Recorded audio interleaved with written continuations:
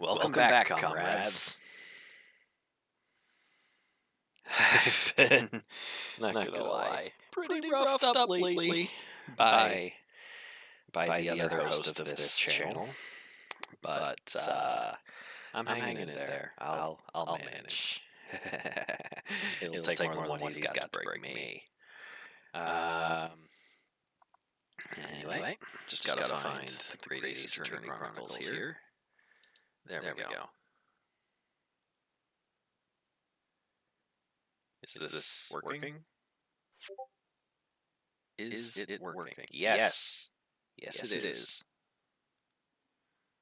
Okay.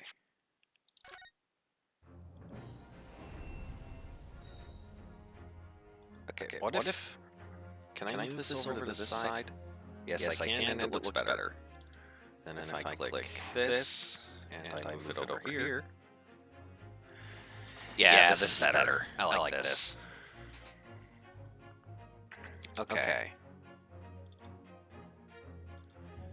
Now let's get the word out.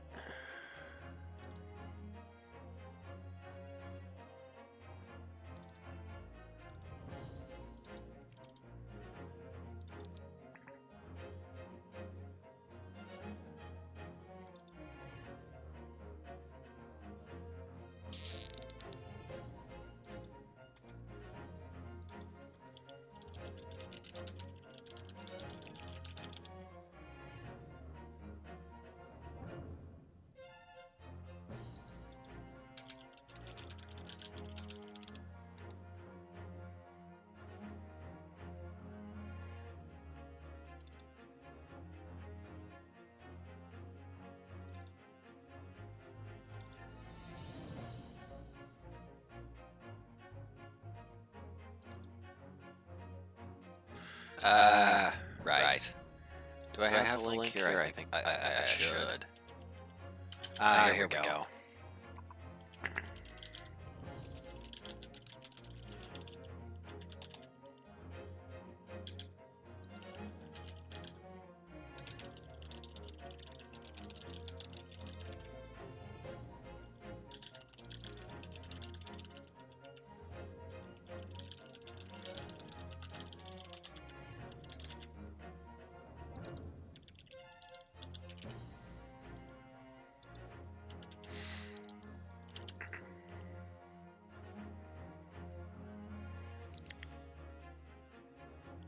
And then it's one place here.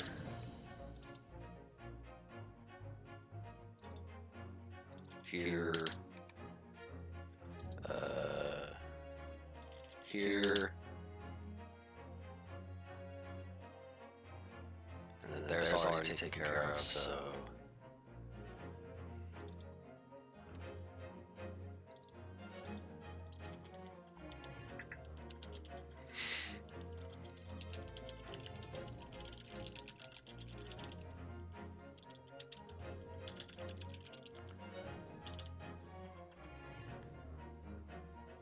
Okay.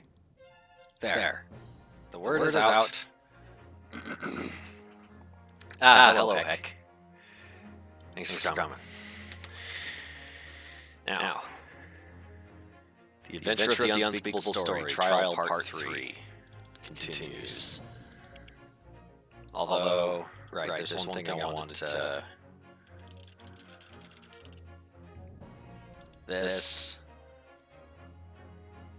Scroll.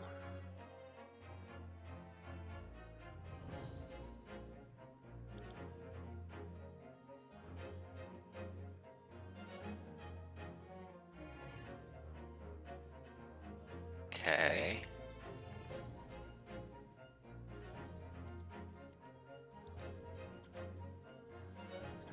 Okay. Resolve. Yeah. Okay, so we're good for achievements in this part. Oh, is there an echo? One second.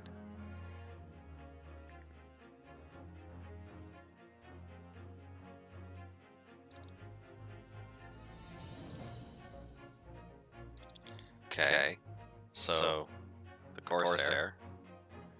That's working. What about this? No. I think it's this acting up again.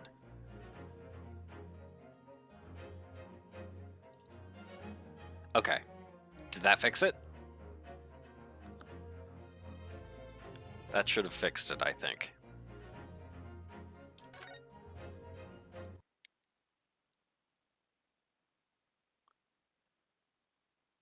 Okay, we're good. Wait, didn't we... Hang on.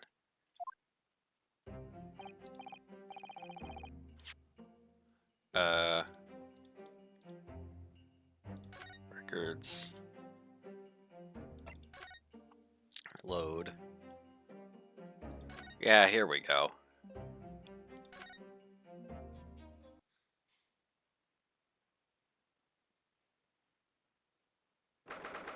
Okay, so this is where we left off last time. Yeah, that's right. I remember now. Yeah, okay. Okay.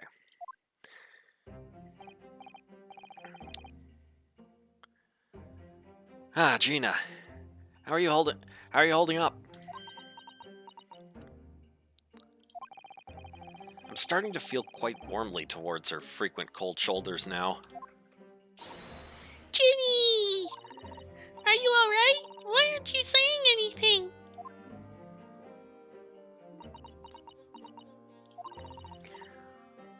What's the point, eh? Why go to all this trouble and fight so hard for the likes of me? What? There you saw it, that picture. What picture? Oh, you mean this? The photograph taken by Hurley's red-handed recorder. Well, I didn't think it would have captured a scene like this, that's for sure. It's hopeless. Anyone who sees that's gonna think I did it, ain't they? Well, I won't pretend it wasn't a bit of a shock when the prosecution first presented it to the court. Surely you've got to have your doubts about me now. You can't still think I'm innocent. Of course I can.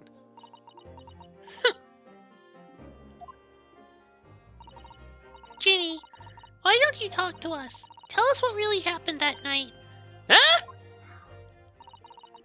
Bruno's cleverly managed to piece together a lot of new information, but still, we'd really like to hear it from you. Alright then. Oh, here we go. Now we're getting the story. It was after we'd had that dinner together at your place, right, Iris? Then we all had a chat up in your office, didn't we? Yes, I remember.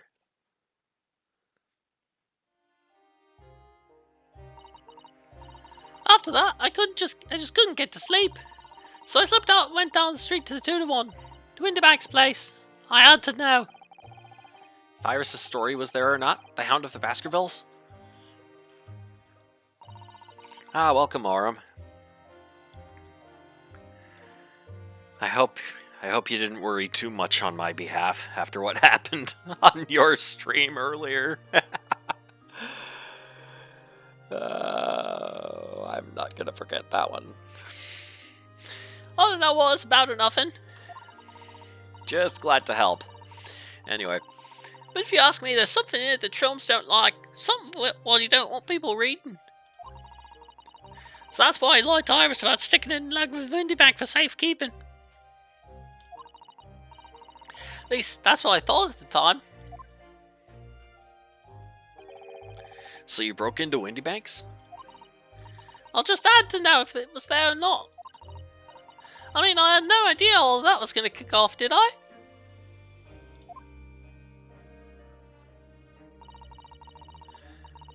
I struck the lock and snuck inside. It was dark as you like in there. So I gave the oil lamp on the counter a bit of wick. And that's when... What do you think you're doing? Ah! I nearly died, I did. Next thing I knew... I grabbed the gun off the counter and was waving it in the air like, I don't know what.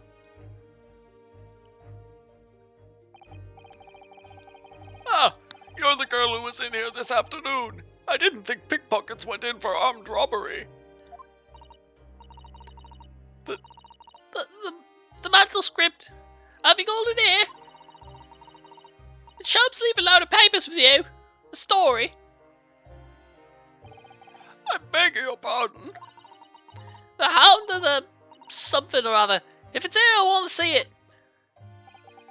I'm sorry, young lady, but I'd sooner die than relinquish an article belonging to one of my customers. I don't want it. What would I do with it anyway? I just want to see it's here. That's all. Oh, you want to see it, do you? I want to know if Sean's really pawned it here or not. Please, just let me see it and I'll go. Oh, very well then. But for pity's sake, stop waving my gun around, would you?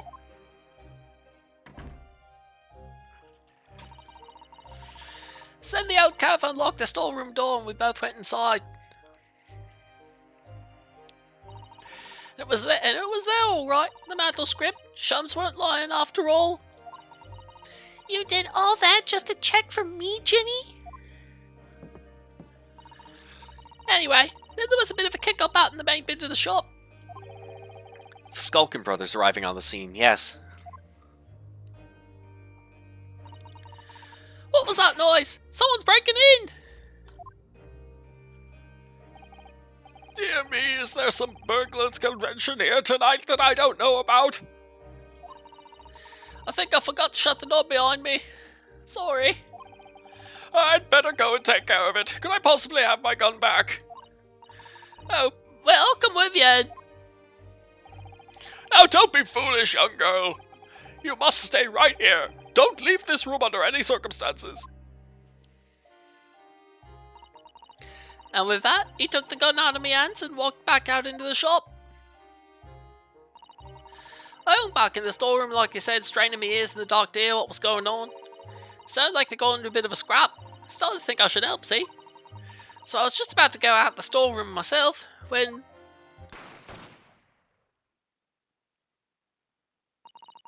I heard a couple of shots go off. 2, I think. Almost at the same time. And then there he was, right at my feet, lying face down on the floor. It was right next to the storeroom door, so I slammed it shut and locked it quick as you like. Because you thought whoever had shot Mr. Windybank might come for you? Yeah. So I went to grab the old cov's gun. I figured I'd put up a fight at least. When I got a better look at him, I knew.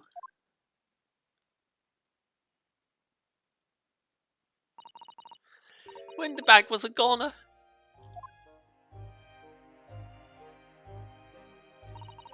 I felt funny in my head all of a sudden, kinda dizzy. After that, I don't remember nothing. That must be when you passed out, Gina. If I hadn't done what I'd done, the old cove might still be alive. Did you tell the police everything you just told us? Of course I did, but they didn't believe a word of it, did they? All they said was if I kept telling lies, it'd make things even worse for me. It'll be alright, Ginny. Don't worry. Just stay strong a little longer. Bruno's about to put the real culprit through the mill. That cove what was in there in the afternoon? That egg at Benedict? I still remember how he looked at me, like I was nothing. He was there that night. We don't know his real name yet, but I'm convinced that he's involved somehow. Anyway, thank you for telling us what happened, Gina. I appreciate your honesty. You what? You can leave it all in Bruno's capable hands now, Ginny.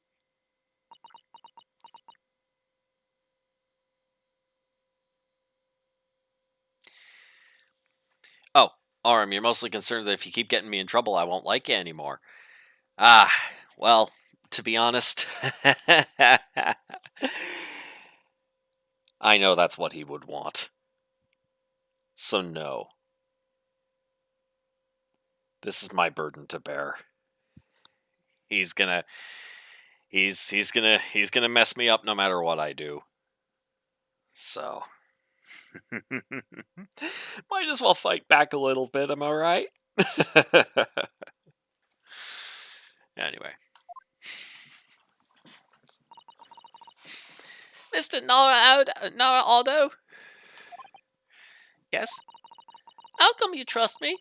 I don't get it.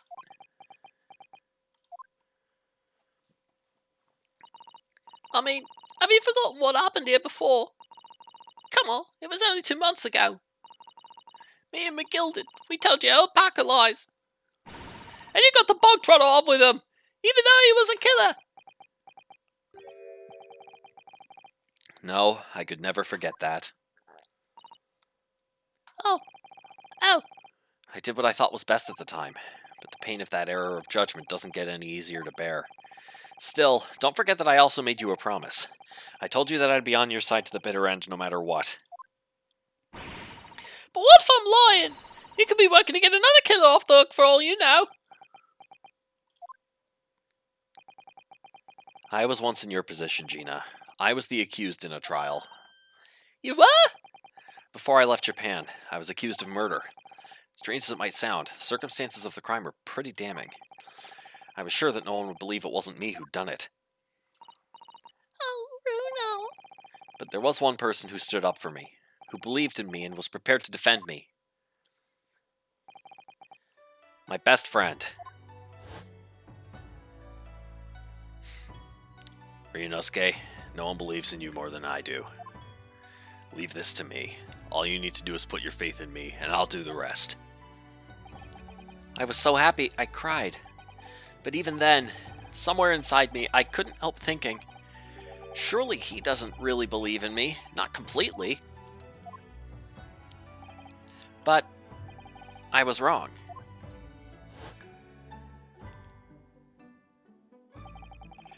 As soon as my trial began, it was obvious that he had an absolute unwavering belief in me.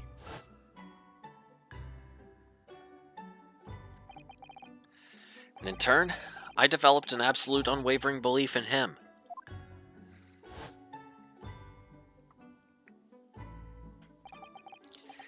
Since then, I came to realize, if you want someone to believe in you, you have to believe in the other person first. What are you saying? I promise you, Gina, that no matter what happens, I'll keep believing in you. So you don't need to worry. I won't let you down.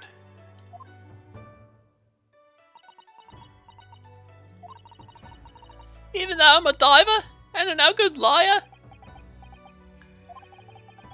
You're not like McGilded. I know that. Huh? That's right. You're our friend, Ginny. Iris? We know you better than you think. And we've come to the conclusion that you're someone we can trust. Yes, That's really all we need to know. exactly. Mr. Naraldo, I...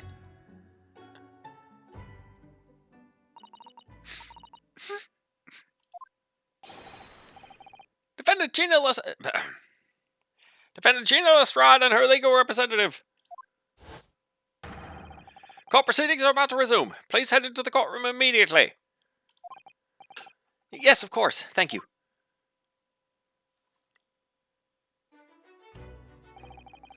I'd been both a defendant and a defending lawyer in my time, so I knew only too well just how hard it was to put all your faith in another. And I also knew just how hard it was to bear the burden of another putting all their faith in you.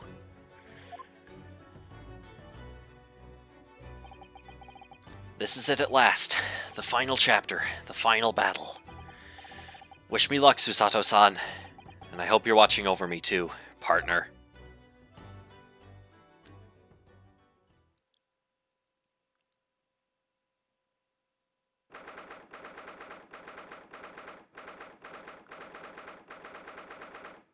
"17th April, 1:41 p.m. The Old Bailey courtroom.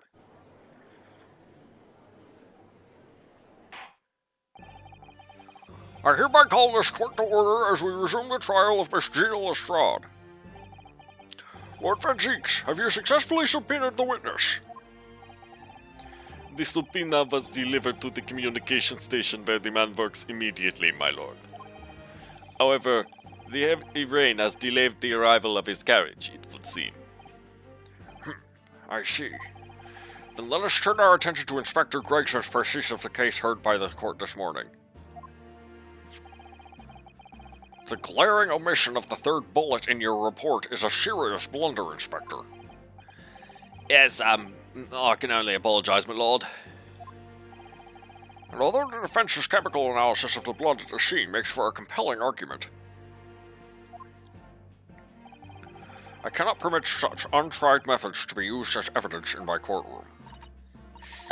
It's a big mistake to cross Hurley and me. A very big mistake. My lord! The subpoena witness has just arrived in the building. Thank you, officer.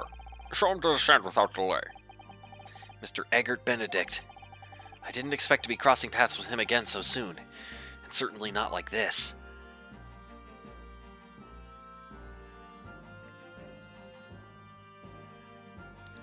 Oh, now there's 4 of them. Thank you for complying with the court subpoena. It's just short notice, sir. But of course, my lord, as an upstanding member of London society, it is my pleasure to oblige. Now, kindly state your name and occupation for the record. Ashley Graydon, Communications Officer. Mr. Graydon and I both work at London's Central Communication Station. Now, perhaps somebody would kindly explain what all this is about. You were apprised of the situation by the court officer on your way here, I presume. Yes, I was. Something to do with a murder that took place at a pawnbroker's on Baker Street. And some nonsense about me having been there on the night in question. That is the accusation, indeed. This really is beyond a joke, you know. Very well. Without further delay, the court will hear your testimony now, Mr. Graydon. You will respond to the accusation made against you under oath. Gladly, my lord, gladly.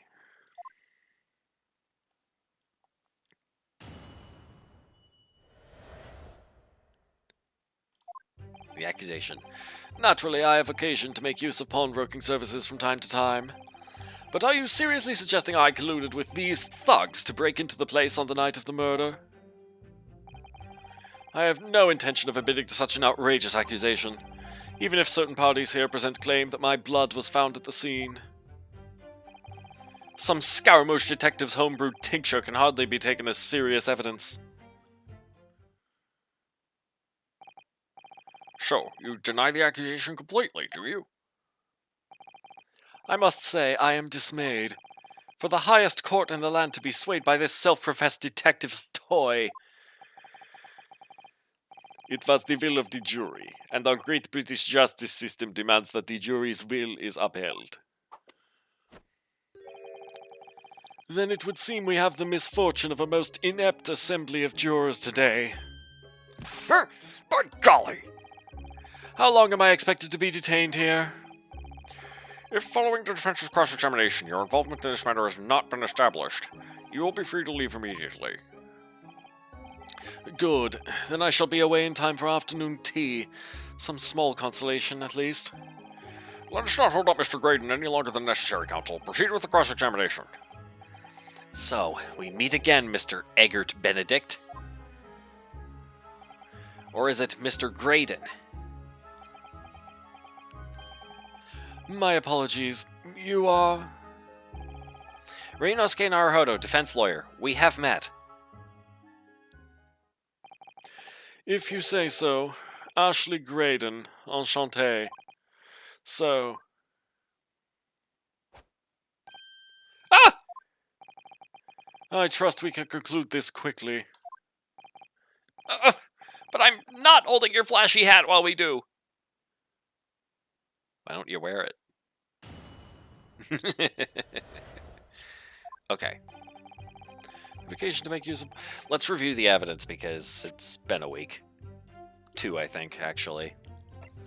Okay, so there's that thing, stereoscope, post-shooting photograph.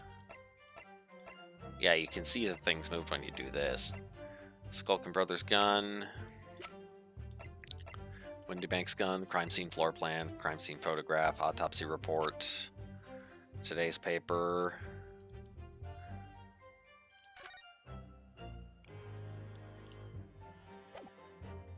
Wait a minute.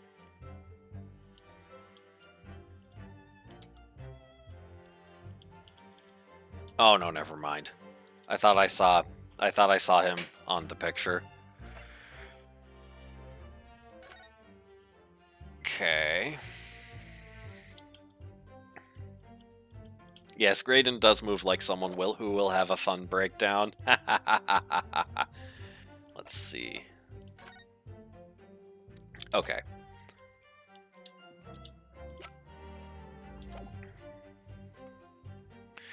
So I guess we're just gonna press the hell out of it. Yes, we even met in the very pawnbrokery where the crime took place on the afternoon of the day in question. Though, of course, you introduced yourself by a different name at the time. It was Mr. Eggert Benedict, I believe. Tell me, what made you... The witness is here to testify about events that took place that night. He is under no obligation to answer such unrelated questions. You can't be serious! Thank you, because I certainly do not feel inclined to answer such an inappropriate question. So he's going to be evasive, is he? In an effort not to give anything away. This could be tricky.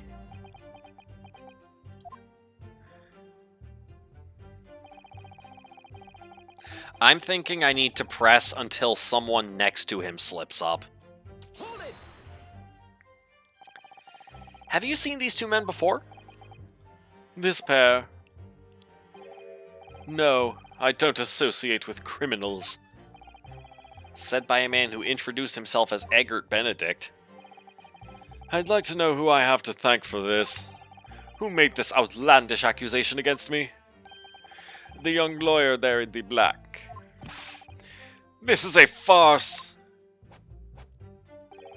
Whose idea was it to permit an outsider to work in a British court anyway? Well, needless to say, I have no intention of admitting to such an outrageous accusation. Where were you at around 1 in the morning on the night in question, sir? That is past the hour at which I would normally retire. Certainly. I was not in the company of these rapscallions. You're able to prove that? Objection! Listen carefully, my learned Nipponese friend, for you appear to be under a gross misapprehension on this point. What do you mean? The witness maintains he was not at the scene of the crime. He has no obligation to prove his absence. If your accusation is that the witness was present at the scene, the obligation lies with you to prove your assertion. You will fulfill that obligation before putting any more unreasonable questions to the witness.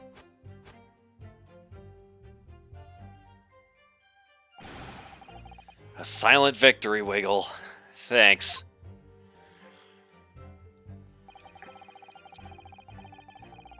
Hold it! Blood was found at the scene of the crime. There's no question of that. Mr. Sholmes' chemical analysis has positively identified the substance as such.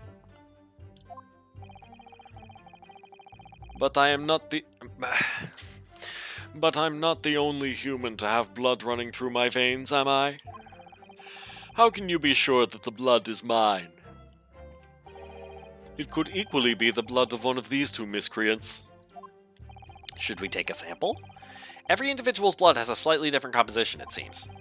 Mr. Sholmes' chemical is able to differentiate different blood samples by... Spare me the science lesson. Who is this Sholmes character, anyway? Oh, I assumed all Londoners would know the name. He's a renowned detective. So even you are unable to bring yourself to say great detective. A great detective, you say? Now we're in the realm of fairy tales, are we? Thank you, Waluigi. Excuse me. Do you have something to say about that, Mr. Skulkin? What? Me? No, the Mr. Skulkin next to you. Right, I've had it up to here with this. How many times have I got to tell you? Yes, I know, you're not Big Bruv Sulky. Mr. Nash Skulkin. God blame me, Governor. Governor, you what? Is it not the case that when Mr. Graydon just spoke, a thought went through your mind? Would you care to share that thought with the court? Me thoughts? I don't have none of them. It must have been him. You what? Mr. Nash Skulkin, answer the question, please. What went through your mind when Mr. Graydon just spoke? Nothing. Honest, Gov, nothing. I was just thinking, if he waves his arm around like that much more, it'll open up the wound again. That's all. How does he know about the wound? What wound? Where he took the bullet, of course. It was only 2 days ago. It ain't gonna be healed up yet. So I was, I was worrying for him, and... Oh, hell's bells! Mr. Graydon, did you hear that? What? Your comrade is worried about you, it seems. On account of your injured arm. My lord. Yes, Mr. Graydon? I have no idea what these two wretches are talking about. Certainly I shouldn't be expected to answer anything in relation to their mindless insinuations. We know that someone other than the victim was hit by a bullet at the scene of the crime 2 nights ago.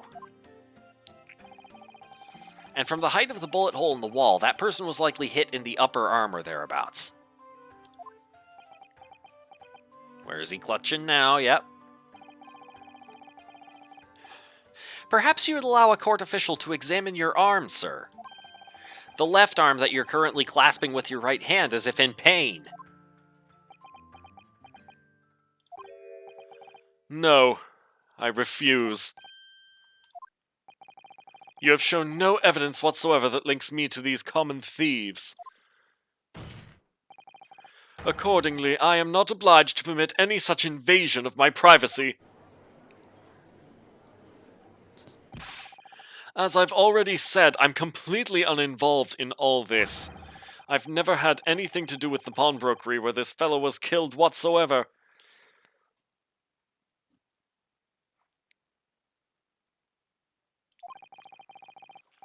I take offense at the insinuation that I was in any way involved. You claim to have had nothing whatsoever to do with Mr. Windybank's pawnbrokery. My lord, the defense would like that last statement to be added to Mr. Graydon's formal testimony. Very well, counsel. Continue with your testimony, Mr. Graydon. Now we're getting somewhere.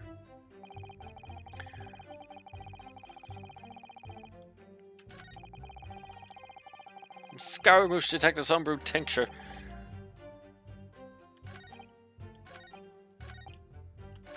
Okay, so I pressed this, and it turned something else over here into this.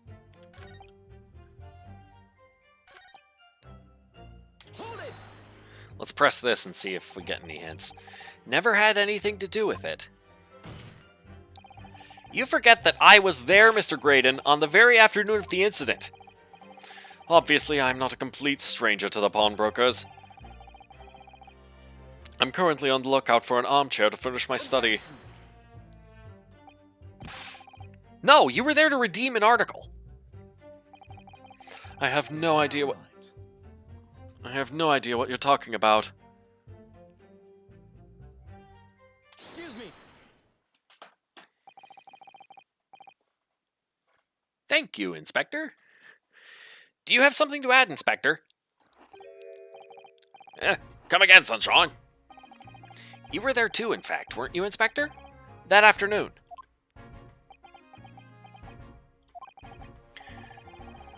Well, yes, I do remember meeting yourself and the pawnbrokers that afternoon. You, your young Japanese assistant, and the accused were all present. Were all present, as I recall. And at that time, this witness, Mr. Graydon, was trying to acquire a particular article. Well, no. I'm afraid I don't remember too clearly. He's under duress. Oh boy. Now we're really in deep. What? But you must! I'm not gonna lie and pretend I remember something I don't. What's going on here? Gregsy showed us a picture before, didn't he? You know, from the cameras that Hurley installed in Windy Banks. Yes, of course. Indeed, and the gentleman pictured bears a striking resemblance to the witness, I must say. Exactly! Which proves that Mr. Graydon was in the shop on the afternoon in question. At no point have I denied that fact. I merely entered the shop to peruse the articles on sale and have a word with the broker. Nothing more. This makes no sense. I understand why Mr. Graydon might be trying to cover his tracks. But why would Gregson be trying to avoid giving testimony about what happened? That's all he's going to say on the matter, is it? What do you think, Bruno? I think he has no intention of telling us anything. He's well aware that the less he says, the less chance he has of giving himself away. The complete opposite of Hurley, then. He seems to think the more he says, the better. Well, at least I managed to prise a little more information from these witnesses' lips. All thanks to the Skulkin brothers. Yes, they were the key to it after all. So he says he had nothing to do with Windy Banks. Well, we know that's not true. Perhaps now would be a good time to have a proper look through the court record. Good idea. You never know what tiny scrap of information could become a valuable weapon. Okay, so they very obviously want me to present something here. Let's see. Never had anything to do with the pawnbroking establishment. One small box. Hang on. Cat photo. Is this the other cat photo? Yes. Okay, one gentleman's overcoat. 15th April. There was the blood stain on that thing.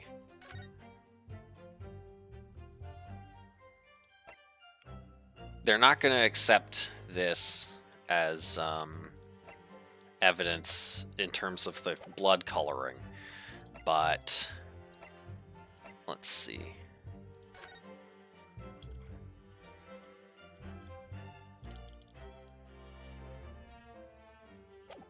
Is there a name on the ticket? There is not. That's what I was looking for earlier.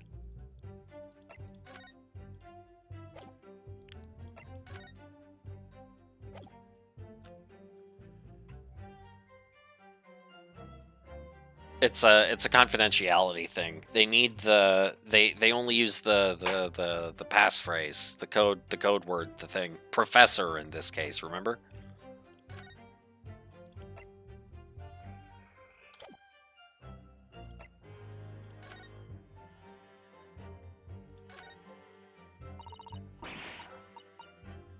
Yeah, we've seen this before.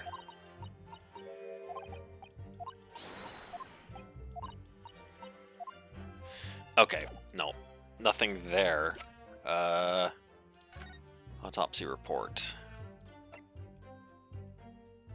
Okay, that doesn't help.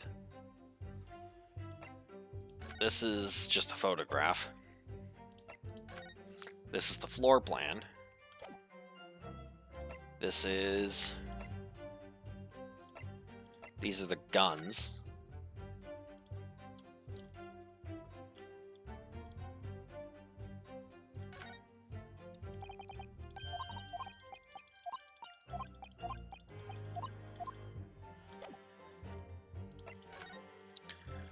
And then...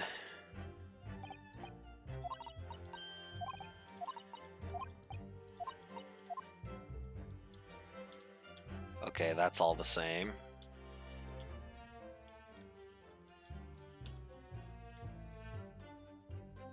Okay, that doesn't help.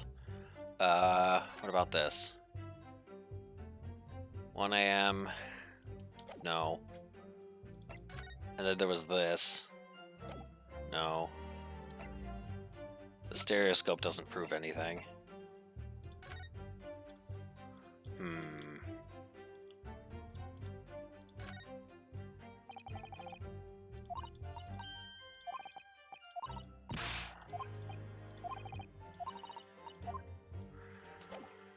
That's not what we want.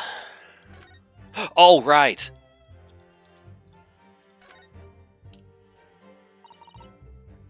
Former gilded. Okay, man, yes. Or rather, mistakenly defended. I wonder...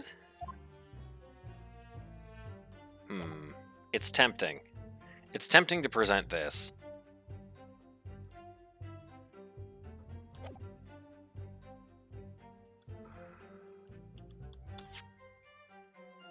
Let's see what happens.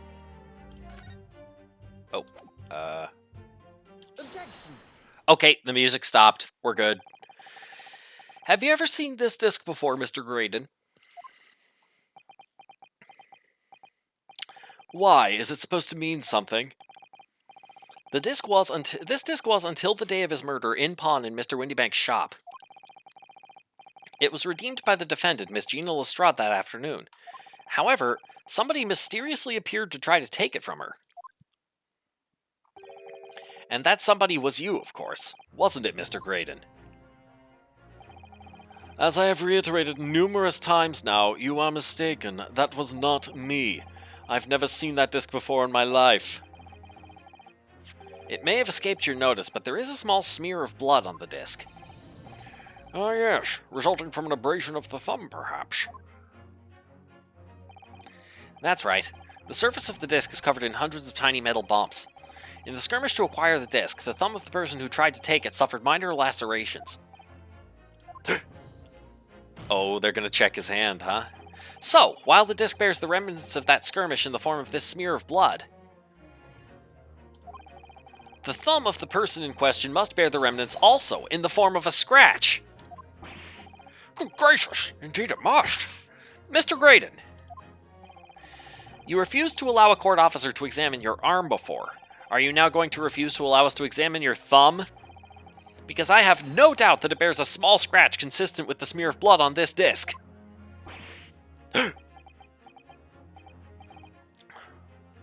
Well, well. It would seem I underestimated you. What is the meaning of this? So you admit it now.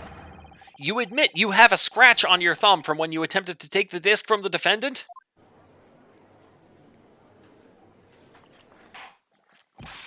Order! Order! Well, Mr. Graydon?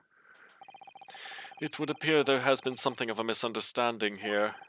I did not attempt to take the disc, as you put it. No, quite the reverse. What are you trying to say? It's really quite simple, you see. The disc was mine from the outset. Is there some crime in taking an item that you own out of pawn? What? It would seem, Mr. Graydon, that in this piece of evidence my learned friend has established a link between yourself and the incident. Accordingly, you will tell the court everything you know about this disc now. As you wish, though I'm quite sure it has nothing whatsoever to do with the pawnbroker's murder.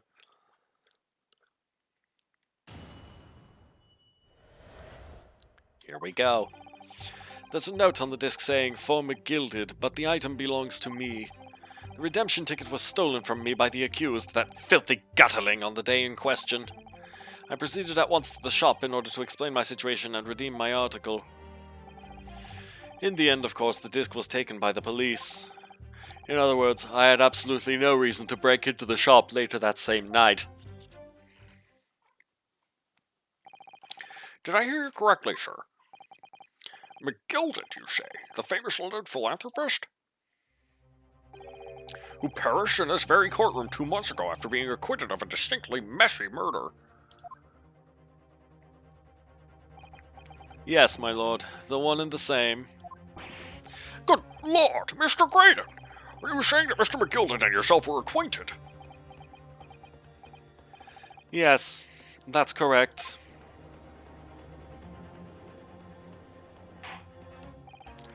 Order! Well, I certainly didn't expect to hear that name uttered here in my courtroom again. According to what Gina told us, this disc was placed in pawn on that fateful night 2 months ago. McGilded himself gave instructions to deposit it at Windybanks. It's funny that Mr. Graydon here is claiming the disc belongs to him then, isn't it? In all likelihood, he's lying. So he appeared that afternoon at Windybanks in order to get his hands on McGilded's disc for some reason. Counsel, you will commence your cross-examination, please.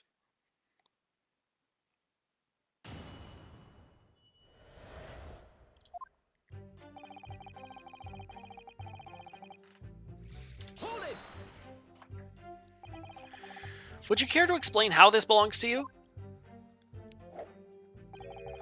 As you will observe, a communications officer such as myself commands a fine salary. You are certainly exquisitely dressed, sir. So you see, I have little need to make use of the services provided by the pawnbrokery trade. However, I did once find myself in difficulties having misplaced my purse whilst on an errand. Which is why I pawned my fine black overcoat to the broker in question. You claim that was your overcoat? Yeah, there's a lot of... That's kind of a running thing throughout the whole series, Arum. If they'll like give people, they'll just be like, it's like perjury is a slap on the wrist in this series for some reason, and I don't get why I don't get how they've managed to keep that up. You know, it just keeps happening over and over and over.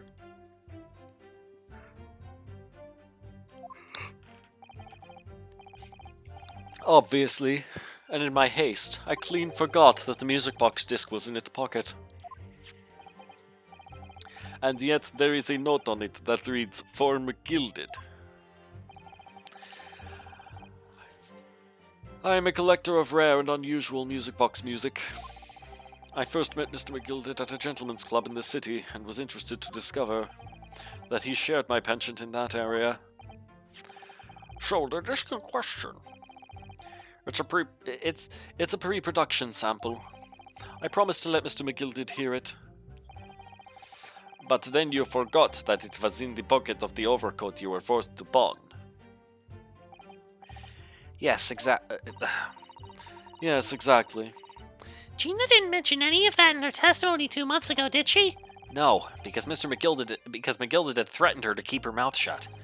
Which means that if we dig too deeply here, it's gonna expose Gina's perjury. Oh dear, this is complicated, isn't it? Let's leave it alone for the time being.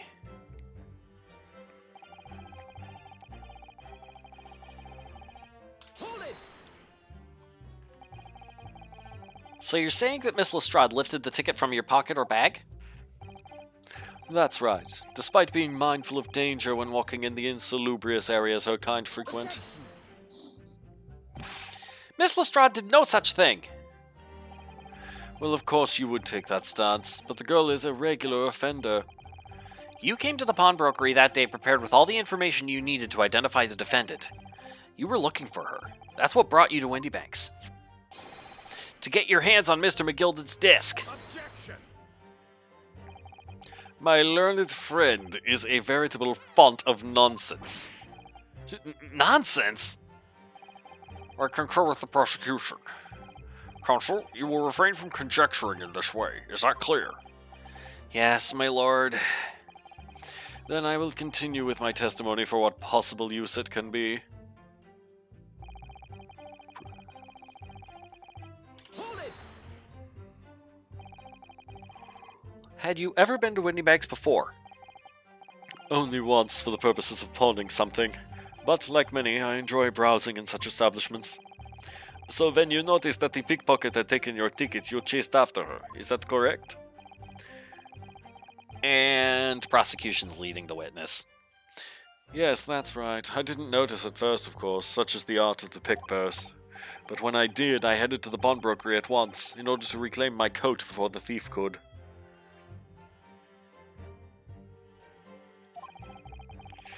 I was merely trying to recover what was rightfully mine in the first place. Ugh, he can say what he likes because he knows we have no evidence to contradict him on this.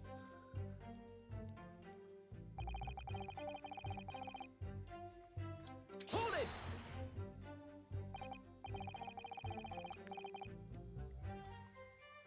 Yes, it was taken by Inspector Gregson here, wasn't it? That's right. This was the very man. Apparently, the police are collecting anything that has a connection to Mr. McGilded as evidence.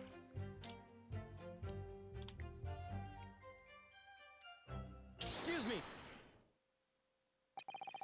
Is something wrong, Inspector? What do you mean? The last remark Mr. Graydon made in his testimony seemed to trouble you in some way. No, it didn't. It's nothing. Leave it alone. Let me ask you this, Inspector. Why is Scotland Yard gathering Mr. McGild's possessions? I can't tell you something like that, Sunshine. What is it, Inspector? What is it, Inspector? Investigative secrets? Yes, exactly. You should know all about that. Magnus McGilded, who died so unexpectedly after his trial 2 months ago. A man renowned throughout the capital for his great contributions to public life. Yet he had a dark side, too. Where you go with this, Van Zeeks? I suppose the police are dealing with the aftermath of his nefarious activities, are they? That's enough! Coppers like me have duties to carry out that we're not at liberty to talk about. That's all you need to know. Duties conferred by Lord Strongheart, I presume. The Lord Chief Justice appears to have great faith in you, Inspector.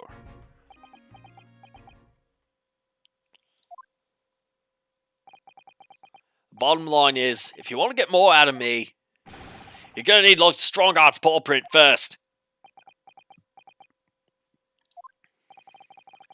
What's all this about? It's like there's something going on between Gregson and Lord Van Zeeks here.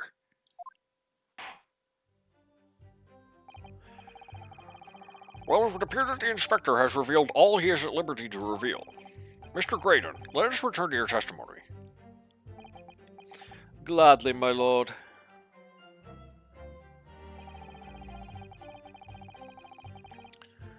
Hold it!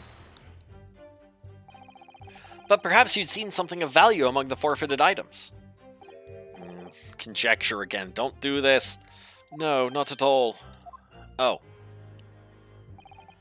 A valuer was brought in by the police to assess everything in the shop. Without exception, every article on the shelves was common or garden bric-a-brac.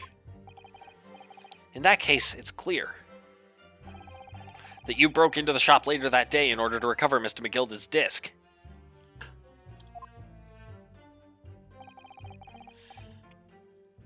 Have you not been listening, man? Even if I had wanted to recover the disc, you may recall that it had been seized by the police that afternoon. It was no more in the shop that night than as I keep saying, I simply had no reason to break in. So there was nothing of McGilded's left in the shop that night. Nothing this man might have been after. Not true. I wonder if that's really true. Bruno, if you have some evidence, then let him have it. I'm dying to see that irritatingly assured expression of his crumble. McGilded slipped the disc into his coat pocket and had it deposited at Windybanks. Then when he realized he was going to be arrested on suspicion of the omnibus murder, he threatened Gina and forced her to take the redemption ticket. There's no doubt about it. That witness is lying through his pearly white teeth. The police were obviously after anything left behind by McGilded as well. That's why Inspector Gregson ended up taking the disc into custody that day.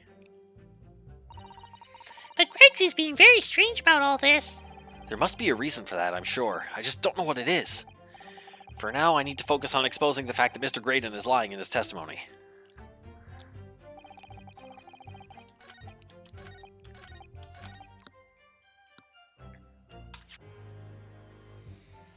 Okay. So something else of McGilded's that was still in the pawnbrokery that night.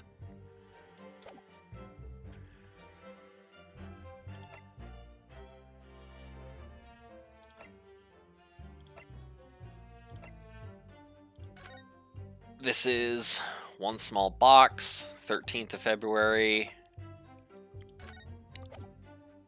Hang on. Where's the autopsy report? Okay, time of death was 16th of April, 1 to 1:30 a.m. So I need to present something that was still in Windy Bank's pawnbrokery at that time. This is the redemption deadline, 13th of April, 9 p.m. That one small box. And then this is one gentleman's overcoat, 15th April, 10:30 p.m. This is what they picked up.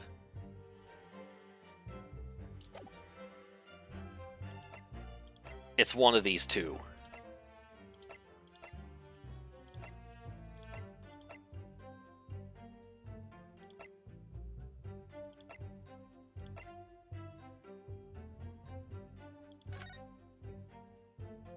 Oh, that's right. There was the small box with the second music disc that's right. Is it this? I think it's this. Objection. Yep, music stopped. It's this. This disc was deposited at Windy Banks on Magnus McGilded's instructions. You knew that, and you went there with the intention of obtaining it for yourself. Conjecture again. And in any case, the disc was taken into custody by the police that afternoon. The witness had no reason to visit the pawnbrokery again that night. There were two music discs. Sorry, my learned friend, but that's not true. What? Mr. McGilded had another article in pawn at Windy Banks, as this second pawnbroker's ticket proves. Ugh! There were two articles belonging to Mr. McGilded in Windy Bank's pawnbrokery, and the reason you broke into the shop that night was to recover the second one, together with your two accomplices, the Skulkin brothers. Ugh! This is the second ticket, is it? What had the man deposited? The article description reads, one small box. A rather vague description, it seems to me. Are you suggesting that I broke into the pawnbrokery with these clowns in order to steal some trinket box?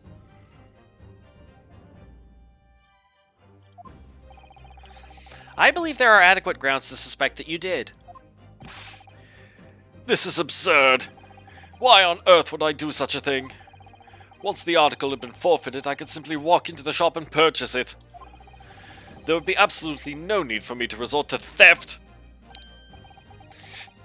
That's a good point. Indeed. The witness makes a solid argument. So that means that for some reason, this Graydon fellow needs the small box that very night, does it? Objection. It's time to put an end to this nonsense, my lord. Could you be a little less cryptic, Lord Van Cheeks? I do hate to ruin my learned friend's argument, but the truth is quite incontrovertible. On the night in question, no small box was taken from Windy Bank's pawnbrokery. They didn't find it. How would they have found it with all that chaos and the fact that there's that many different small boxes, according to Gregson? And rest assured, the prosecution can prove it. What? Good gracious! Inspector, show the photographic prints to the court, if you please. Yes, sir. What prints? These prints were taken from one of the detective's security cameras. Ah, Hurley's red-handed recorders again. As previously explained using this plan of the shop layout. The victim's establishment was furnished with automatic cameras in 2 locations. One was set to capture the counter where Mr. Windyback received his customers, and the other was set to capture the shelves on which articles were placed for sale once forfeited. According to the information on this ticket, Gilded's small box had been forfeited already. 2 days before the incident, 9 PM on 13th April to be precise. Which means it would have been on the shelves of forfeited items in the shop front. Now what I have here is the print taken by one of the cameras about 2 hours before the incident. That's 11 PM on 15th April. The victim certainly had a very full shop, it would appear. And then here we have another print. This one was taken about 2 hours after the incident. I see. So we have 2 pictures to compare. Though I must say that placing them side by side leaves me cold.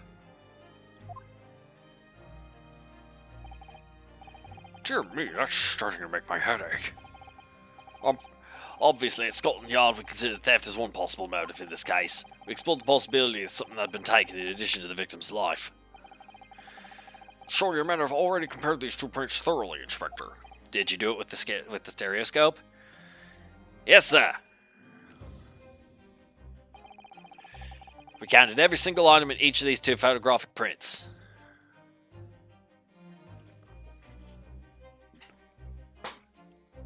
Let's see. Can we spot a difference this time?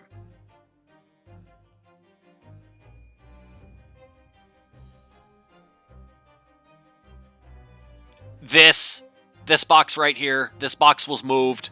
This box was moved. I need to point that out to them, and I can't believe this. This one's actually way more obvious than the first one was. I'm disappointed. I can see why Sholmes is so disappointed in Scotland Yard detectives now, because this is obvious. This is blatant. Yeah, you see it. Counted every single item in each of these 2 photographic prints. Y'all's conclusion is that exactly the same number are present in both. In other words, nothing was taken from the pawnbrokery on the night in question. And my learned friend's assertion is nothing more than a hopeful fantasy. Ah! Don't give up so easily, Ryunosuke. I don't believe it! If I could have just shown that he'd stolen McGilded's pawned box, I might have been able to break him down at last. You know what, Bruno? I've been thinking. I wonder if these 2 photographs really are exactly the same. What? So, counsel, in the light of the evidence put forward by the prosecution, what is your position? It seems that, in fact, on the night in question, nothing was stolen from the victim's establishment. Do you accept the prosecution's assertion? I don't know. Could there be some hidden discrepancy in these 2 photographic prints somewhere?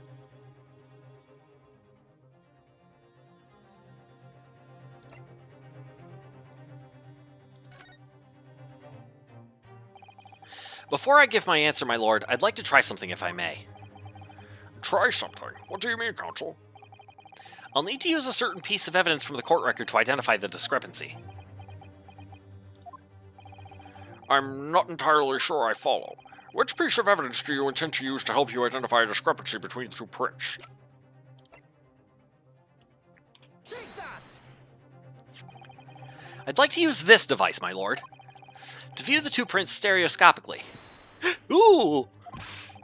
Yes, you've cut the bug at last! You can't resist it, can you? You've got the cross-eyed compulsion! Juror number 3, what a surprise. Come on, Bruno. Let's put the pictures in place and see what this wonderful contraption shows us. There we go. Now look through the eyepiece. There it is. I wasn't sure at first, but there is a clear discrepancy between these two prints. What?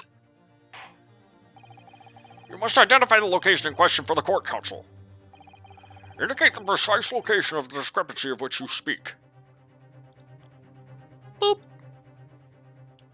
Take that! It's right there.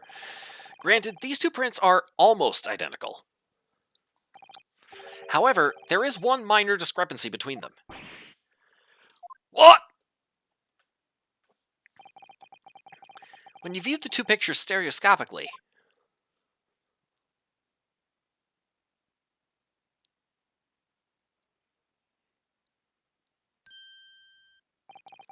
a single area stands out as being different, the location of this small box. Let me... Wait, unbelievable! By Jove, you're right! How extraordinary! Cross-eyed judge. What this tells us is very simple. Mr. McGilda's small box was indeed not stolen from Windybanks on the night in question. However, there can be no doubt that somebody picked up this particular box and then returned it to its place on the shelves. Are you suggesting that the small box originally deposited by Mr. McGilded is in fact... Yes, the very same small box I just identified in those photographic prints. Objection! mindless guesswork? What if it was? So a box was moved on the shelf. Nothing was stolen. Which means quite simply that nothing has changed. That may be true, but... Alright, McGilded's box wasn't stolen then. But doesn't the fact that it was moved like that change things? Someone was after it.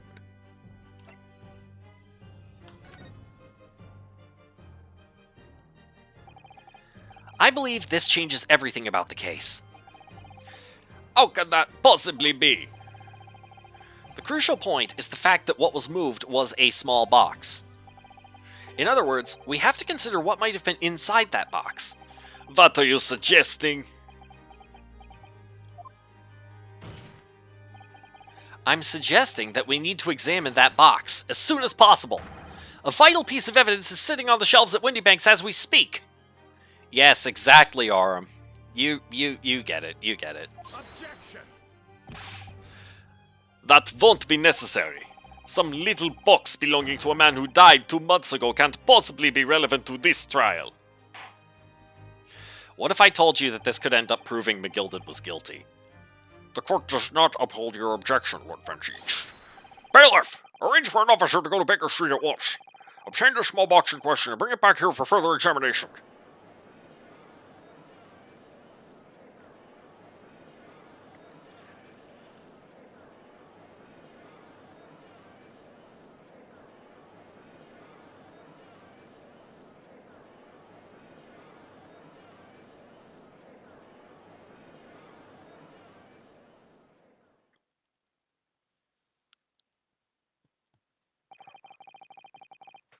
We should have a report within half an hour. I think perhaps we should recess for a short while until the evidence is brought forth. To be hoodwinked by such a farce. Disappointing. I beg your pardon, Lord Van Cheech. This is nothing but a smokescreen. A Nipponese specialty, it would seem. What are you trying to say? My learned friend has persisted with the same line of reasoning from the very beginning. That this witness's intent was to steal an article belonging to Mr. McGilded from the pawnbrokery. Yet common sense tells us that none of the articles have value enough to be worth stealing in the first place.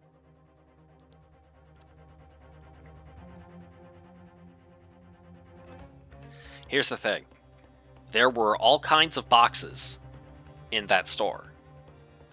They couldn't be sure which one was McGilded's or...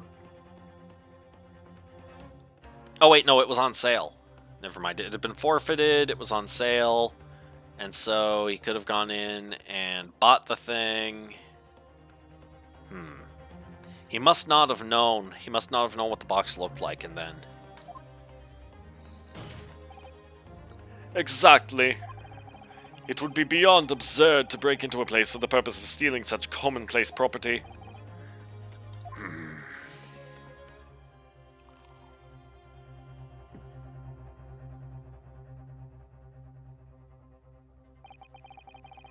If your lordship recalls, Mr. McGilded perished 2 months ago, immediately after the conclusion of his trial. Oh. Actually, I just realized something. So, we're worried about exposing Gina's perjury. And yet, there's been perjury after perjury in this courtroom for this trial already, and nobody cares. What? Common sense can rarely tell a collector's item. Yes, that's another point, too. The box does look pretty fancy. Mr. McGilded perished 2 months ago, immediately after the conclusion of his trial. A trial in which he was found not guilty. A trial in which it was established he was the upstanding member of society his reputation implied, in fact. So I propose a toast to my learned friend and his most insightful defense. Okay. Okay, now we're getting to the low blows.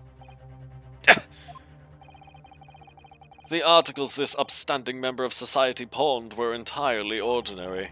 A black overcoat that just happened to have a music box disc in one of its pockets, and a small box. I assure you, I wouldn't accept even if the man tried to make a gift of such things to me.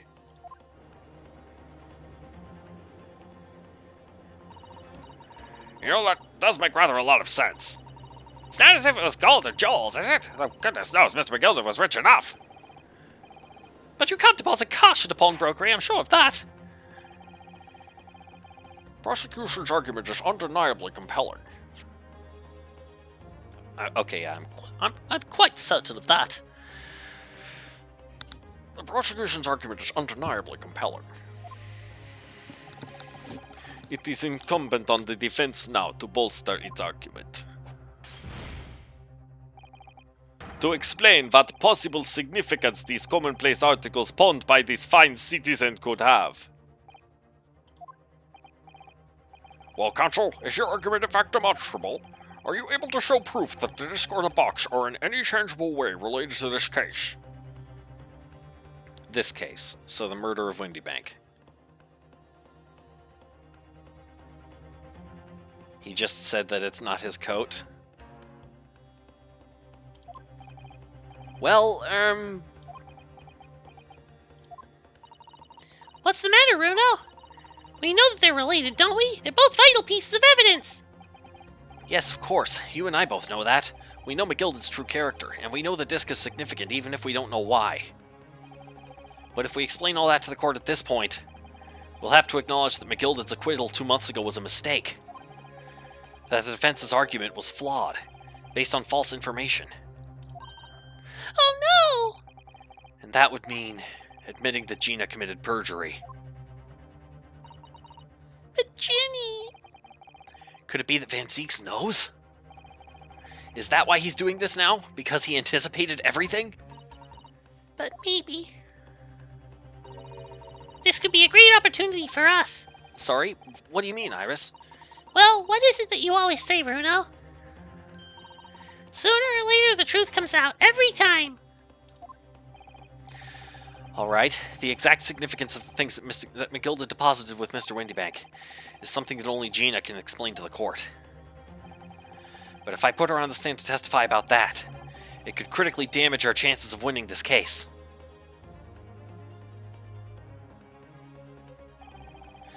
What's the right thing to do here?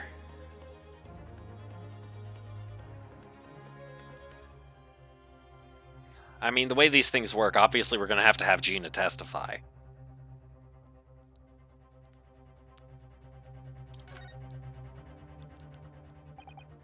My lord, the defense would like to make a proposal. Oh, what proposal, counsel? While the court awaits the arrival of Mr. McGilded's small box, I would like to call the defendant, Miss Gina Lestrade, to the witness stand. The defendant? To what end? It's to do with the various articles deposited at Windybanks by Mr. McGilded, my lord. Miss Lestrade has information relating to them. I believe it would be beneficial for the court to hear what she has to say. It will prove the significance of the articles in question once and for all. Well, well, things are becoming interesting. I presume you've considered the implications of the testimony you're proposing. In particular, the impact it will have on the accused's standing, and indeed your own. I have. Lord Van Geeks, would you care to explain that last remark? The prosecution accepts the defense's proposal. I move to interrupt the cross-examination of the current witness and hear from the accused herself. Very well, if you have no objection. So, the court will now hear the testimony of the defendant, Miss Gina Lestrade. You witnesses currently in the stand may step down until further notice.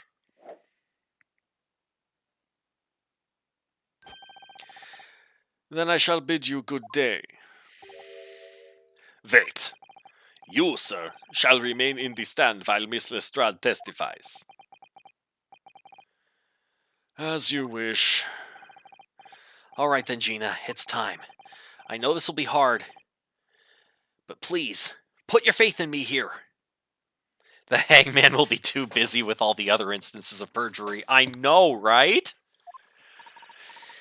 Good luck, Bruno.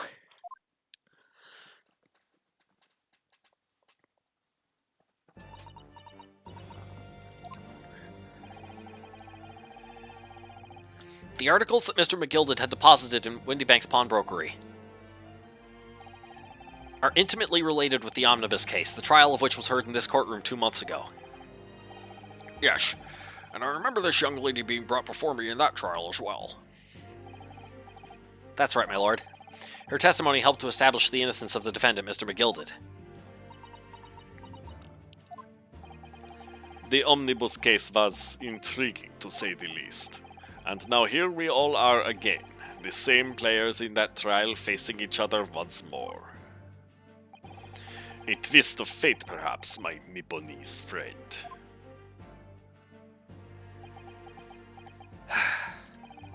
Allow me to recap the events of 2 months ago.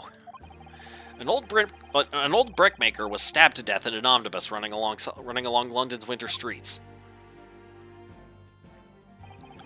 Apart from the victim, there was only one other person in the carriage, Mr. McGilded.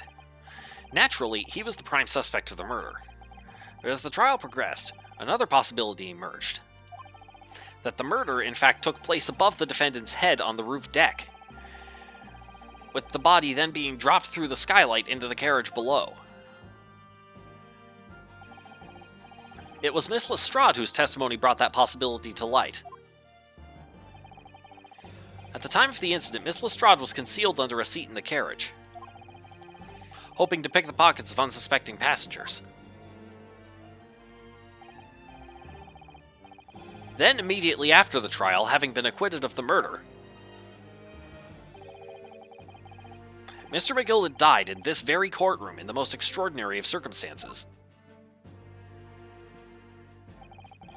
A mystery that remains unsolved even now, 2 months on. As indeed does the omnibus murder itself. Be that as it may, I recall neither the disc nor this small box being mentioned in the course of those proceedings. Miss Lestrade, would you tell the court now, please? What really happened in the omnibus 2 months ago, I mean. I don't know what you mean. I already said all of what I know. And what about everything you told us yesterday from inside your prison cell? Please, Miss Lestrade, this is extremely important. But...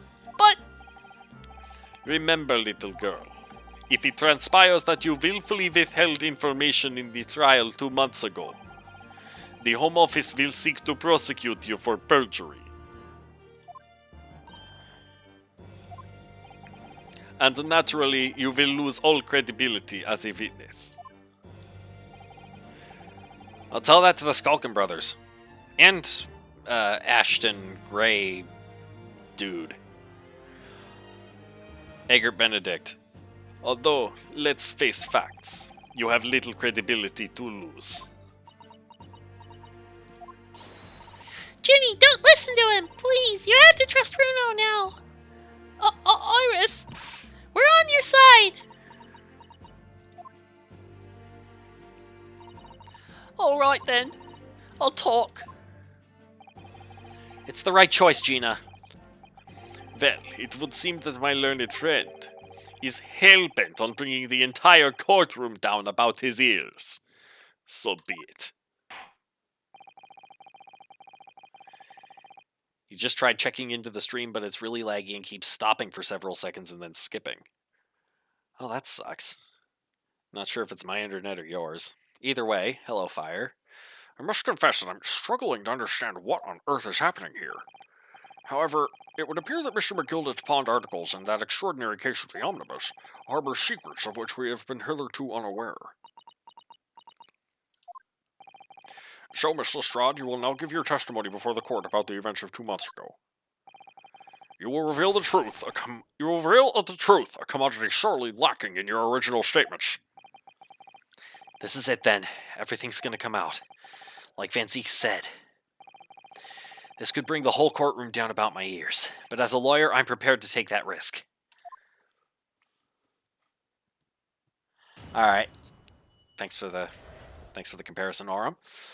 The real truth of the omnibus case. Truth is, that bookmaker cove was in the cabin of the omnibus the whole time. When the Irishman dragged me out from under the seat, I saw that disc on the floor. All of a sudden, I heard a scream from over my head, and that pair on the roof deck went to call the slops. That's when McGill had slipped the driver some tin to do around the pawn shop about. That's when McGill had slipped the driver some tin to do around the pawn shop roundabout. He threatened me not to snitch, not to say nothing now and about all I'd seen or heard. Yeah, see, that's just it. She was under duress. So, you can't really... I mean, her witness credibility is, as Zeke said, already out the window. But, like... Again, she was coerced. Very strongly. Good grief, this is outrageous! What you've just told the court bears almost no resemblance to your testimony 2 months ago. As you say, my lord. That there's every chance I may have adjudicated an error in McGilded's trial. It sounds very much to me as if the man deliberately deceived this court in an effort to cover up the most wicked of schemes. Without doubt, your lordship is correct. A great injustice was done in this courtroom 2 months ago. The actions of the accused in that trial, of this witness, and of my learned friend are entirely inexcusable.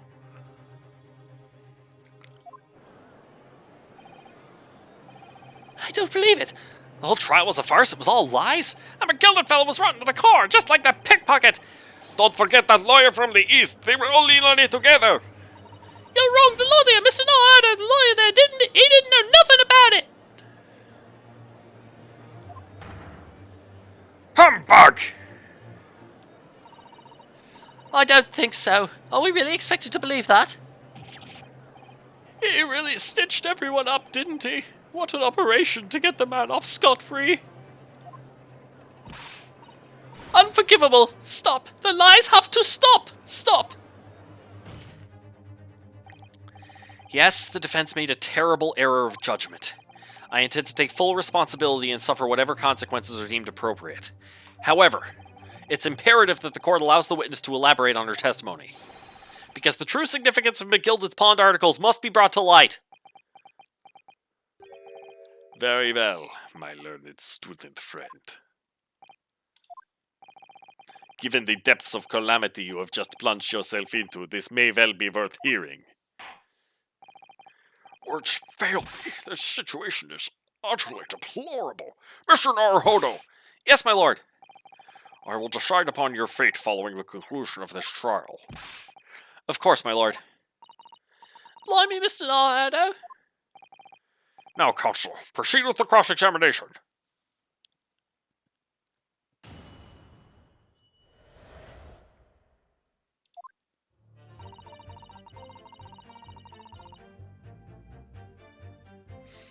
Mm-hmm. Mm-hmm.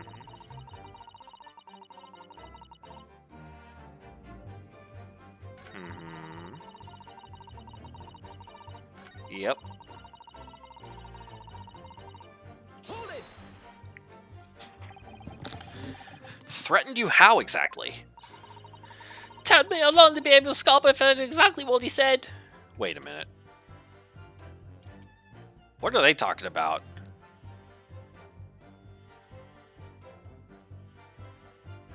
Excuse me. Is there something you'd like to share with the court, Inspector Gregson and Mr. Graydon?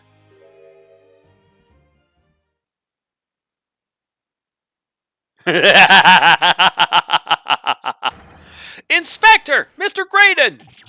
What? Blimey, you're trying to give me an heart attack? You've been whispering to each other for quite some time now. Tell us, what is the discussion about? Discussion? With this fella? Pull the other one, sunshine. You think I've got anything to talk about with a shiny gent like this? And I have nothing to say to this uncouth detective after he deprived me of that disc that was rightfully mine. But they've clearly been talking the entire time I've been cross-examining Gina. It's as if they've been negotiating.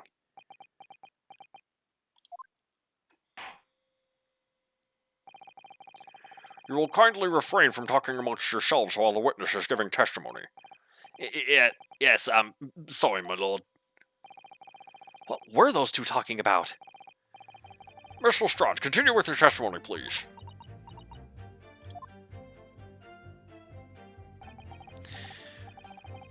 Well done, Gina. It can't have been easy to tell the truth like that. Ginny's really put her faith in you, Runo. Yes, and to thank her, she'll have to face a charge of perjury once this trial's over. So I need to use the time we have now to get as much information out of her as possible.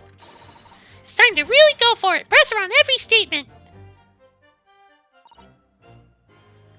Hold it! And you were hiding in the cabin at the time as well, weren't you, Miss Lestrade? If I remember rightly, in the storage compartment underneath one of the seats?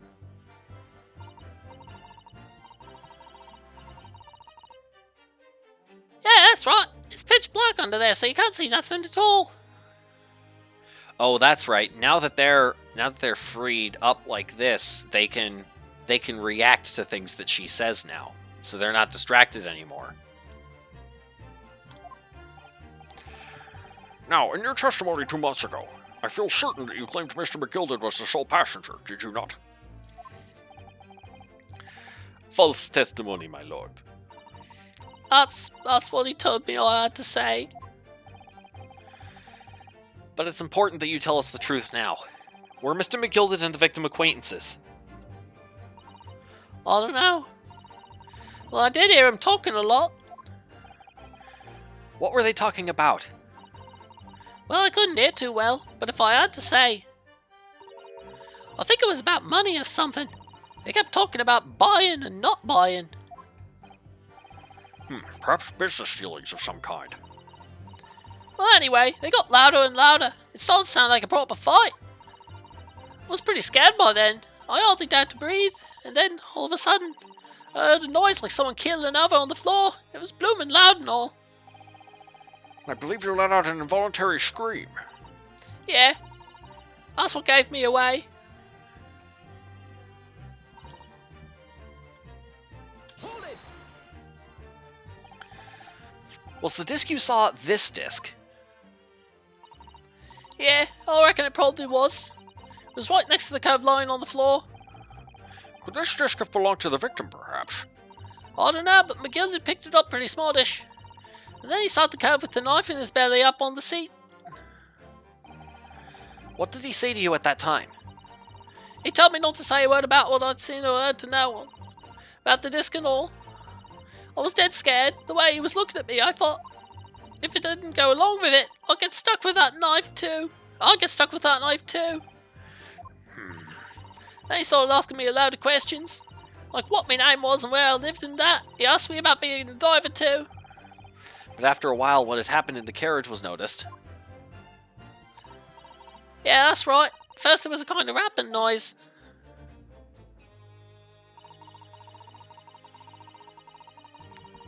Skaboop.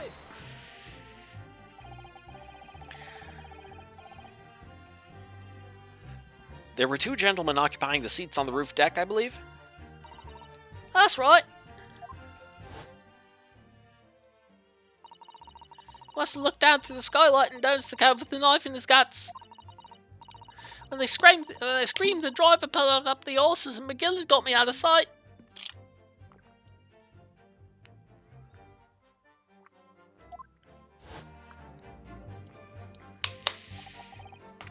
Out of sight.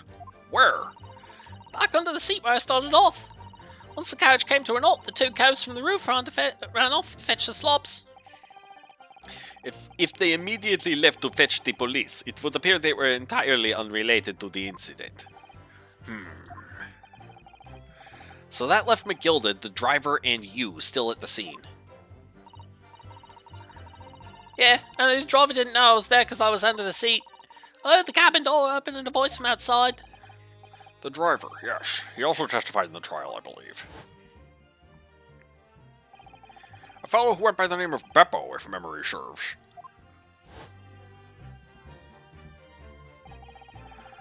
What did McGilded and the driver say to each other? I don't know what happened and stuff like that mainly.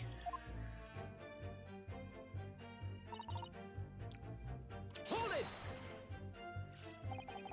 That pawn shop obviously being Windybanks on Baker Street. Just a moment, counsel. Do you mean to tell me that the driver gave false testimony in that trial as well? Perhaps the excursion to the pawnbrokery slipped his mind when he was in the stand. Indeed, Lord Van Zeeks. McGill took off his coat and gave it to the driver. He folded it up all careful like before handing it over. When I saw him do that, I remember thinking, that coat and what's in it has got to be worth a few bob. Yes, Gina was sure the disc must be worth more than Mr. Windybank was suggesting, wasn't she? I remember her quibbling with him over the price that afternoon at the pawnbrokery. The driver looked pretty happy when McGill had flashed some brass in his face. He went running off with a lick. Then the bog trotter called to me and told me to come out from the drag's cabin. And now we're back to this. Hold it! Threatened you how exactly? Told me he'd only be able to scalp if it had exactly what he said. Which included giving false testimony in court 2 months ago. Yeah, that's it. There was one other thing he said. Which was? He told me I'd have to hang on to the ticket from the pawn shop and make sure not to lose it. The ticket? Well, I never. Said that if he didn't show up to get the ticket off me before 2 months passed, I had to go to the pawn shop and pay the money to keep it in lug, to stop it being forfeited. He left me with some brass to pay for it. But really, why on earth would Mr. McGilded have done such a thing? Depositing his overcoat with a pawnbroker before the arrival of the police? It makes no sense at all. There would seem to be only one logical explanation, my lord. What McGilded had the driver deposit at Windybanks was something he didn't want the police to see. Something very important that he needed to hide at all costs. Anyway, after that he let me go, so I legged it before the coppers showed up.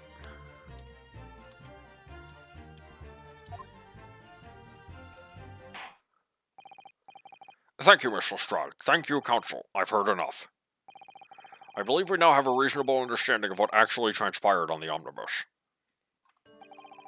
It would appear on that night 2 months ago, a negotiation was taking place on the omnibus. A negotiation concerning this disc. However, matters did not run smoothly. When the parties involved began to quarrel over price, McGilded took what he wanted by force, at the expense of the other man's life. Which proves my point! The disc is clearly extremely valuable in some way. Although I don't understand why as yet. And 2 days ago, precisely 2 months after the omnibus incident, McGilded's coat and its contents were due to be forfeited. I didn't know what I should do with the ticket. I mean, the cab died right after his trial. I knew that. So you decided you would try to claim the articles as your own. Well, why not, eh? They were only going to be forfeited. Why shouldn't I have got them? Anyway, you can't blame me for thinking about it. You think it ain't no crime? Miss Lestrade, it would appear Mr. McGilded was prepared to kill in order to take possession of this disc. Do you know why that would be? I ain't got a clue. But I reckon it must be worth a fair bit of brass. He was probably going to sell it. And you can't blame me for thinking that. Thinking ain't no crime.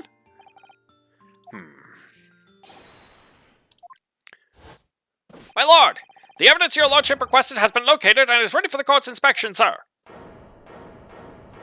It's gonna be empty. Because the contents were already taken. The mysterious little box deposited by McGilded 2 months ago. There's no doubt in my mind that it's a key piece in this far-reaching puzzle.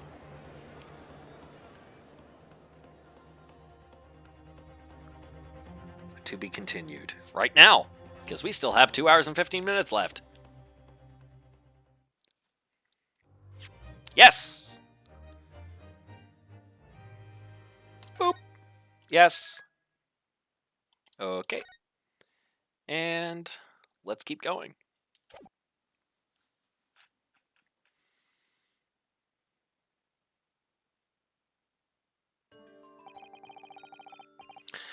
So this is the article in question, is it? A small box deposited with the pawnbroker by Mr. McGilded 2 months ago. And on the night of Mr. Wendybank's murder, the only item on the shelves that was touched by whoever broke into the shop. Quick, quick! Let's open it and see what's inside! Oh.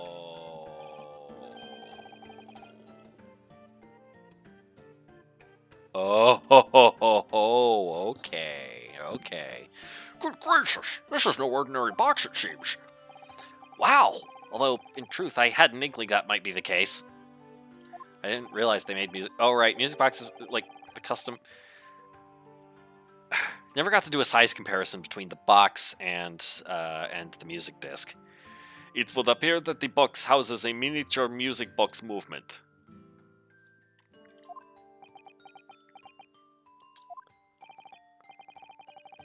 Then, is it too much to expect? I think it would be reasonable to assume that it is a device for the playback of this disc, my lord.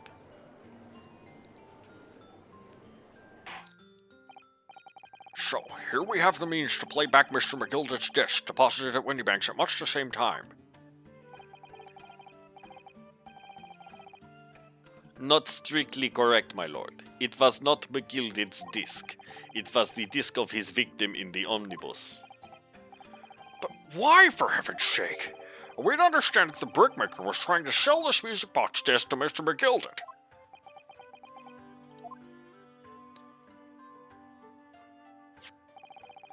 I believe the answer will become clear if we listen to the music on the disc, my lord. Yes, very well.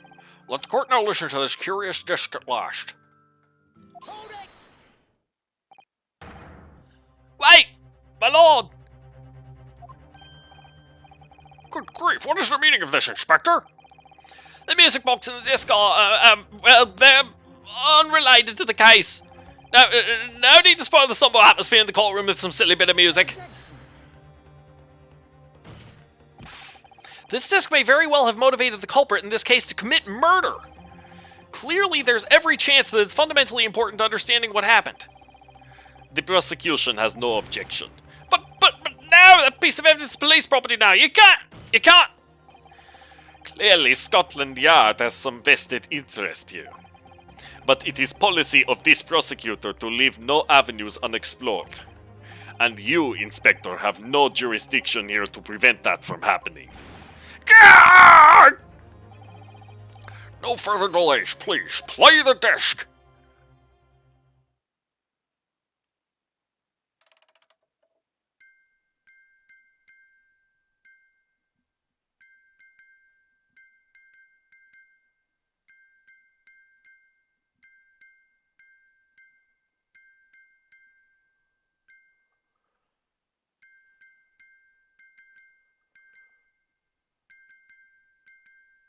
It's Morse code. Ask juror number 5. What on earth? That's certainly not what I would call music. No. It's just the same note playing over and over again in an irregular sequence.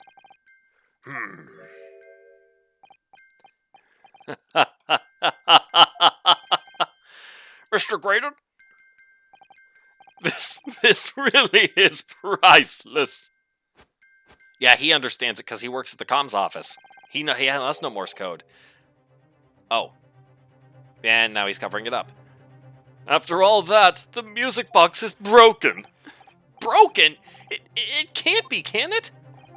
Well, obviously. In fact, I wouldn't be surprised if the officer sent to fetch it didn't drop it on the way back to the courtroom. Well, with much regret, I feel the court must accept that this music box offers little in the way of clues.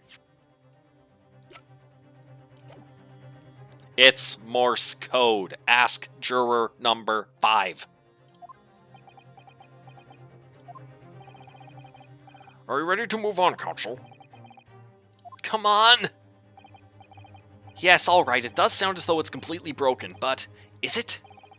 Could this music emanating from the music box possibly be a new clue? Yes. Try checking in on your PC again, and connection seems better. I believe that it could be relevant, my lord. You think you missed a lot? Basically, we found out that the small box that had been left at the pawnbrokery that's come up from time to time throughout the case. It's a music box, and it's the music box to play the disc that Benedict, aka Graydon, Ashty Graydon, whatever his name is. This is him, Ashley Graydon. Yeah. This guy, had been, and Gina here, they'd been fighting over it.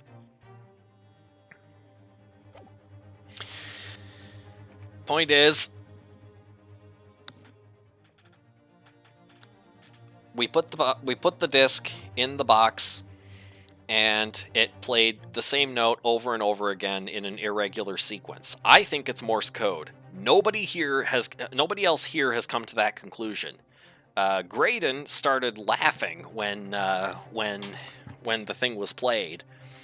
I don't know whether that's because he thinks we're off the track, or whether he understood the message and found something about it hilarious. Possibly both. What I want is the commentary of juror number 5 on this, because she has been doing nothing but tap out the proceedings of this court in Morse code throughout the whole thing, so obviously she'd know what it says. Maybe it was a joke being played in Morse code? Maybe. Good lord, but how can it be? It's an abomination, counsel, mere noise. I fail to see how it can have any meaning whatsoever. It does sound strange, I agree, but there's one thing bothering me. While Graydon stands there chortling victoriously, the inspector beside him has a rather telling expression on his face. It's as if Gregson recognizes the sound, as if he's familiar with it somehow. And that's making him appear extremely on edge. If that's the stance of the defense, my Nipponese friend, answer me this. Oh!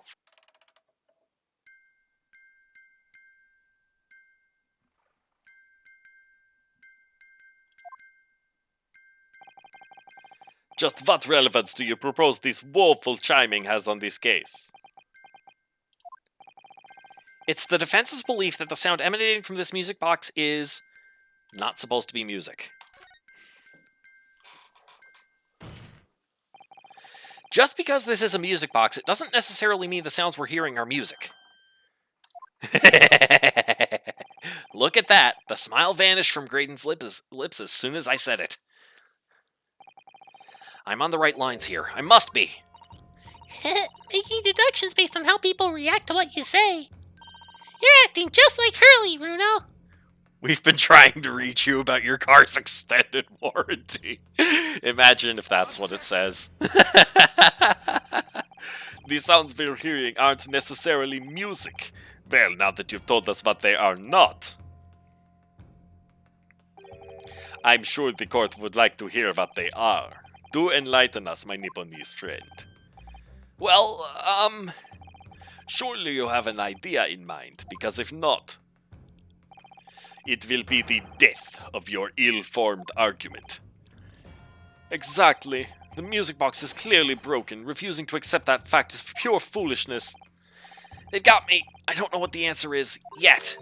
Runo, I've just examined the music box very thoroughly, and I'm fairly certain that it's not broken at all. Really? Really, the way it's been made, it can only produce a single note anyway. Thank you, Iris.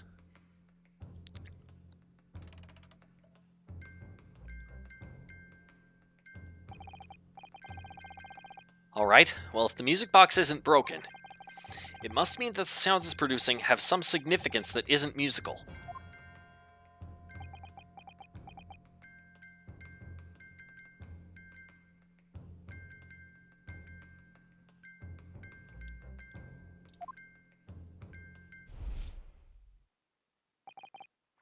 Ah!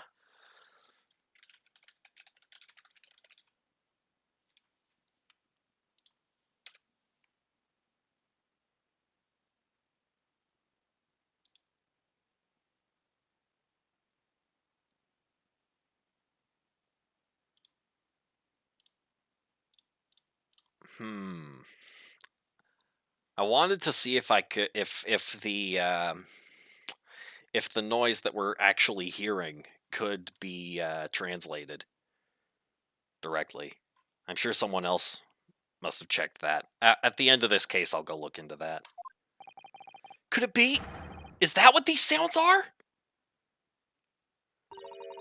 Something's just struck me, Runo. I feel like recently, in the past few hours even, I've heard another sound very much like the one this music box makes. Juror number 5's telegraph machine. Yes, it's a familiar sound. Actually, Iris, I was just thinking exactly the same thing. I'm going to have to press your defense for an answer.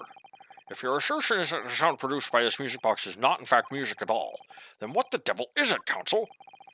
All the evidence we've seen so far, all the testimony we've heard, it's all pointing to one single answer now. The prosecution demands that my learned Nipponese friend presents proof now. Tangible proof of this latest wild speculation. Alright then. This could be the best chance I'm going to get to fight back in this trial. And if I'm right, it's going to join all the dots together. The evidence that explains the true nature of the sounds on this music box disc is...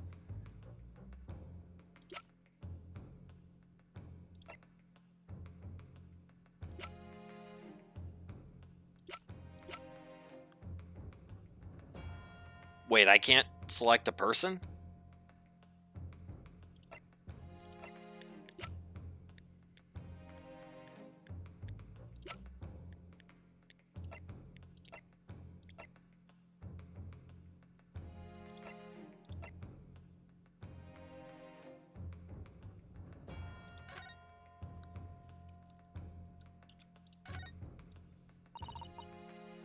Okay, Ministry Mole, classified secrets, yep, Secret communications intercepted.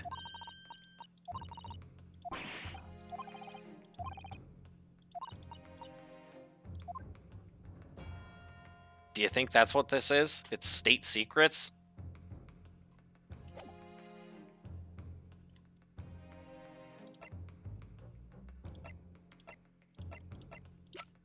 Because I don't see any other thing here that connects to that.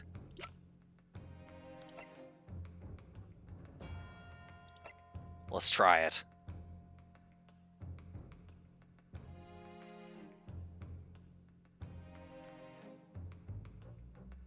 Take that! Today's paper, counsel. Oh my god, it is! It's state secrets! Uh-oh. We may have just compromised ourselves. This may be the last you hear of me, comrades. Oops. The headline is Pawnbroker Perishes in Pickpurse Plunder. Heartily supportive of your cause. No, my lord. I was hoping you'd look a little further down the page. Further down? Ministry Mole. Classified secrets may have been leaked overseas from Ministry of Justice. Yes, this is a very serious matter being investigated at the highest level, I understand. I have heard that international transmissions along supposedly secure lines are somehow being intercepted and leaked to various other countries. And presumably, those transmissions are in the form of wired telegrams? Of course. Juror number 5, your input, please. There it is. Stop. Oh! Me, sir? Whatever is the matter? Yeah, she was distracted. That explains it. You told the court before that you worked at the same communication station as Mr. Graydon, did you not? Yes, that's correct. And the particular station where you work deals with government communications and newspaper reports? Oh, yes. We're not your run-of-the-mill communication station at all. Our work is extremely important. Then tell me, is this not a very familiar sound? Yes, that's fair. I am under extra-dimensional protection, aren't I? Oh boy. Oh no. I'm not going to carry this line of thought any further. I don't want to give him any ideas.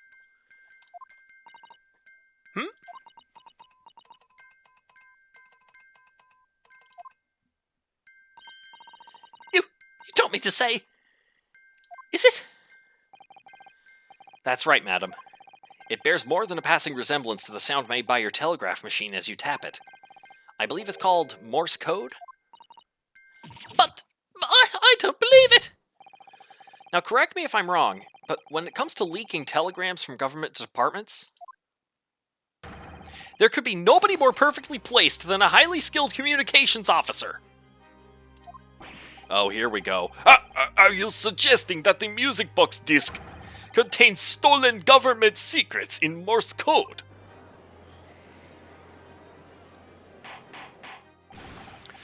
Order! Order! Please, everyone, order! But this is high treason, Council, deserving of capital punishment. Too much new vocabulary. What is this treason, and what is capital punishment? The sorts of words I'd half expect you to know. For our sovereign government's confidential information, hostile nations would surely pay almost any price. Yes, and on that night 2 months ago, that was the very negotiation that was taking place inside the omnibus. But in the end, McGilded perished, and the all-important disc lay unclaimed in the pawnbrokery. My word! In which case, whoever stole that information in the first place must surely have been beside himself with worry. Because if the disc were to be discovered before it found its way out of the country, it would reveal an act of high treason punishable by death. So the culprit had no choice but to retrieve it. And in order to do that, he would have to gain entry to the pawnbrokery illegally in the middle of the night.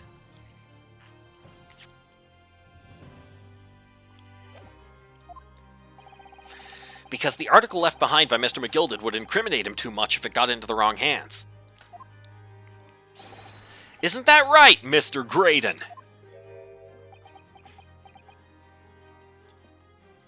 Oh, so this is the spy. You think I've been stealing government secrets? Preposterous! Absolutely preposterous! So, in response to the defense's accusation, you claim complete innocence, do you? Well, of course I do!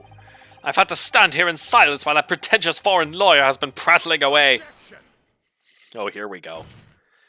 Why would he not retrieve it sooner if it was there for like 2 months? Maybe he didn't know that was where it was. Oh, yeah. Yeah. Okay. Yeah, it's possible he didn't know that that's where it was. Or maybe it was labeled for McGilded. So it was to be... How did it get into Thrice-Fired Mason's hands, then? What I'm thinking is that Graydon didn't know that the disc was at that the disc and the music box were at the pawnbrokers, until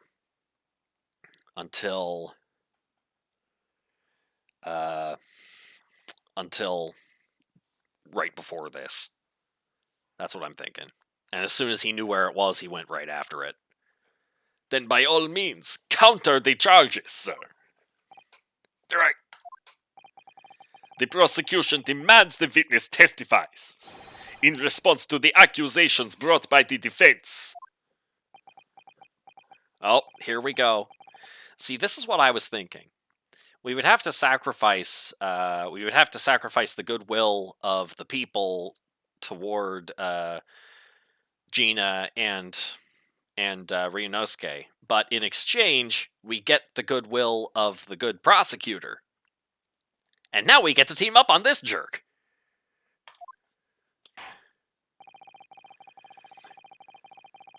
The witness... The witness is reminded that the crime under scrutiny in this trial is the murder of the pawnbroker, Mr. Windybank. That being a most flagitious offense, for which the law of this land sanctions a capital punishment. Only Van Zeeks gets to insult me.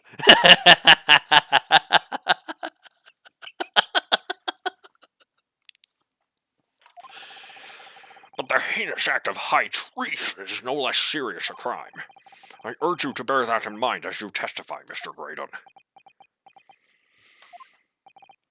So then, let us proceed. You may... That was... them? You gotta let us have a rabbit and pork here, Governor. We got things to say. I beg your pardon. Who do you think you are? Name's Nash Skulkin. Occupation is professional baddie. Name's Ringo Skulkin, but we ain't baddies enough to sell out our motherland. That's right. We're what they call the Three Skulkin Brothers. Now he's on this side. Bad timing, fellas. Very bad timing.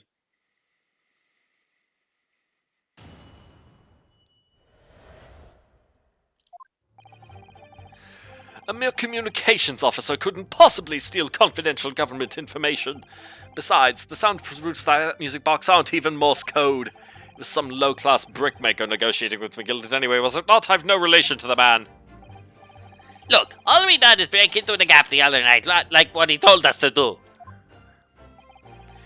If we'd known there was dodgy government secrets involved, we wouldn't have touched it. Oh, here we go. Now the Skulkin brothers are teaming up on him, too.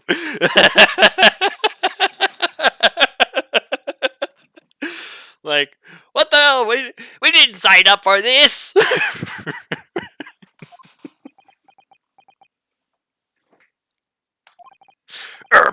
Mr. and Mr. Skulkin. One Mr. Lou, Governor. What's up? Do I take it that you now admit to the crime, that on the night in question you did indeed gain entry to the premises illegally? And moreover, you did so as a party of 3 in collaboration with Mr. Graydon here?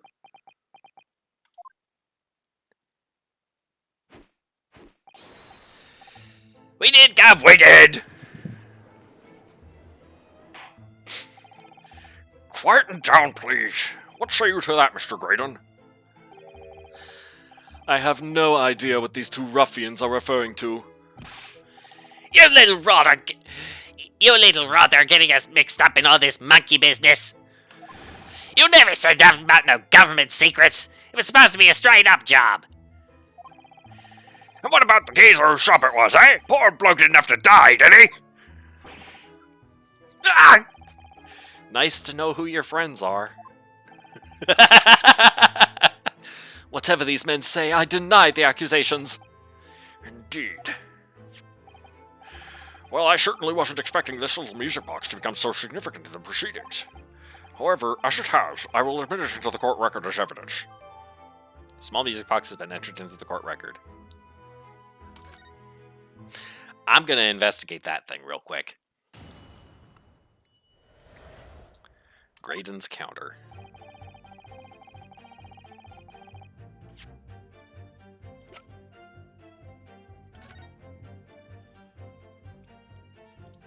What's this? Oh! What is it, Bruno? I've just noticed something about this music box. It looks like the bottom of it opens up as well. Ah, you're right. Well, come on then. What are you waiting for? Let's open it. Alright then, here goes. Look at that. There's another movement on the underside. So, does that mean you can set another disc to play back on this side? Yes, I think so. And it looks like the two movements are linked together. They're linked? So if you had two discs, they would both play back at the same time. Interesting. Who'd have thought there would be a second movement on the other side of the box? This movement is like the other one. The comb's teeth are all the same length. So this movement also only produces a single tone like the other one? Yes, it must do. Except that the length of the teeth of the two combs isn't the same. Yep, basically fire. You are a bad guy, but that doesn't mean you are a bad guy. That sums this up pretty well. So the single tone produced by this movement will be different to the single tone we already heard. What? Basically, each movement can only produce a single note. But the notes they produce are different. A music box that can only play two tones.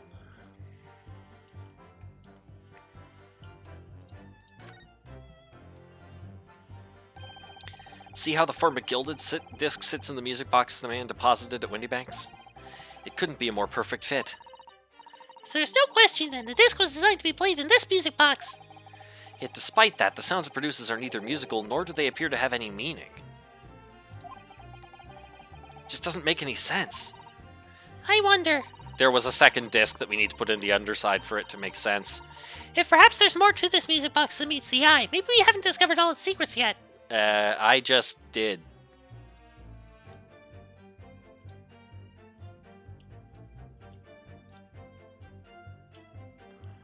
Okay, so it opens on both sides. We know that now.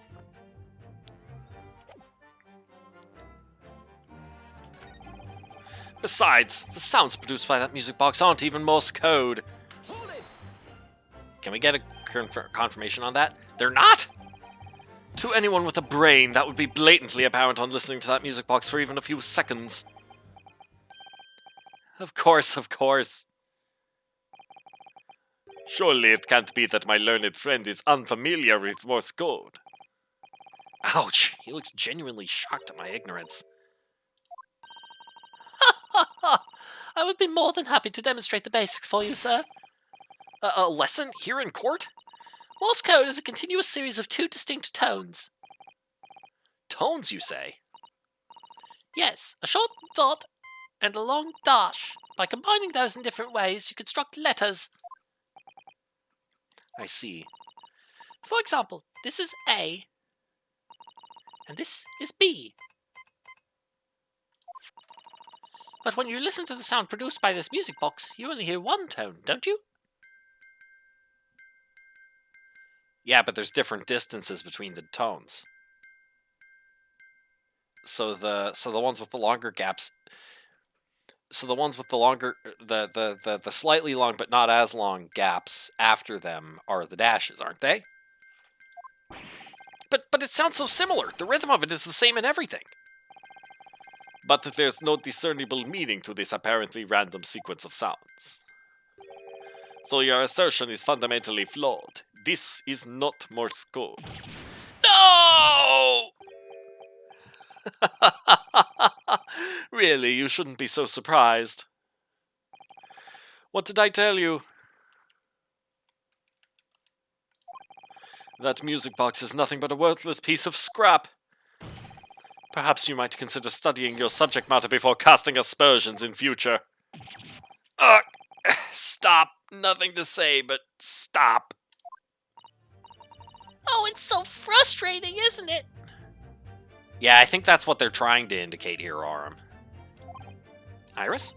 I mean, if the government secrets were somehow being leaked using the music box, so many other things would slot into place so nicely. Could there still be something I haven't considered? Would it really be impossible to use this music box somehow to play back Morse code?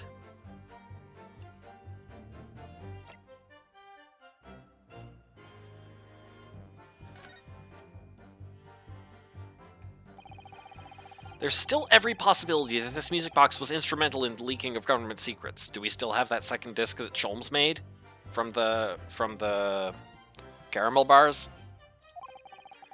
That's the belief of the defense, at least. Does it please you in some way, my Nipponese friend, to repeat the same line of argument ad infinitum? It's already been established that to be Morse code, 2 tones are required. Dots and dashes. Yes, I'm well aware of that. Then what? Well, it would appear the defense has a hypothesis to put forward. You would better present your idea at once, Counsel. How do you propose that this music box, which appears to produce only a single tone, could have been used to cipher secret messages into Morse code?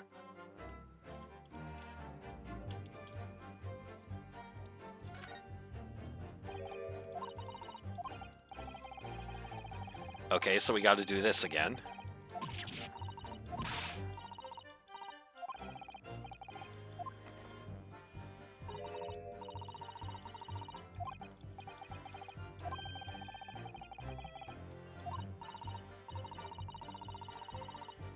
Yeah, we've seen this already.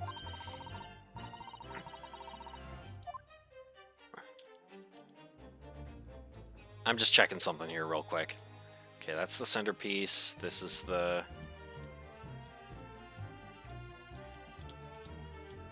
Does this reach all the way across? Oh no, yeah, it's all the way across.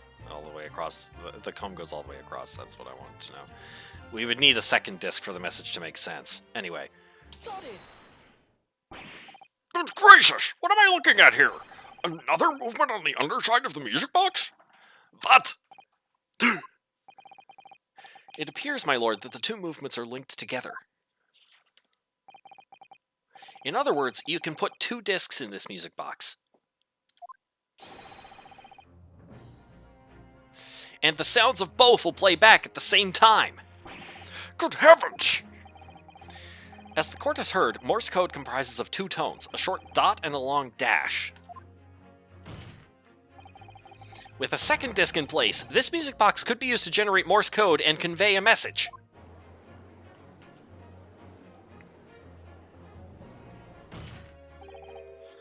This is beyond a joke!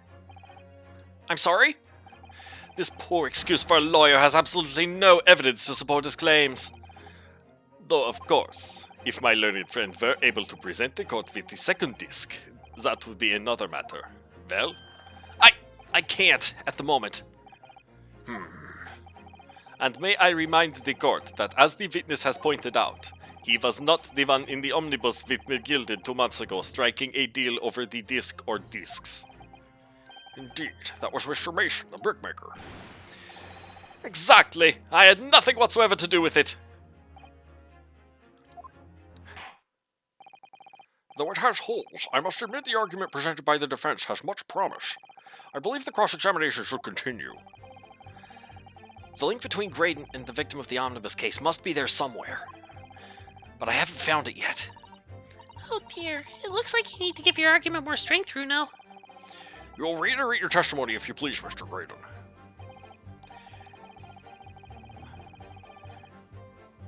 If I must, though I maintain exactly what I did at the start of this pointless cross-examination.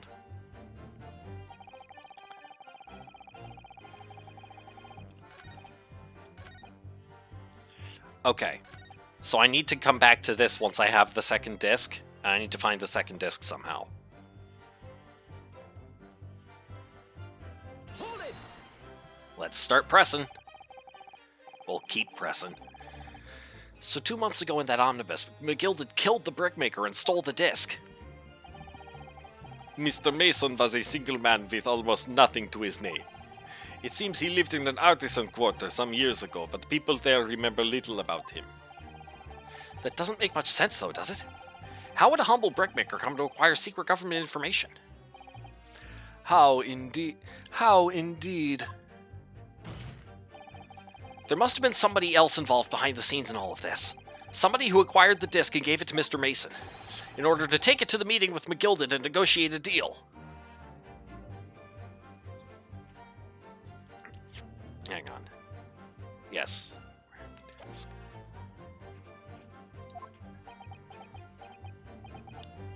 Dear me. You may have it in for me, sir, but I assure you I have far more class than that. An old brickmaker from an artisan quarter and this well-to-do communications officer. If only I could find some evidence to link the two of them together. If you have nothing more to add on that note, let us return to the witness testimony. Let's see if the Skulkin brothers can help. Hold it! Like Mr. Graydon told you to do, you mean? That's it, yeah. Well, say. Silly me thought he was just popping over for an adder after all them years, but the runner had a dodgy job for us.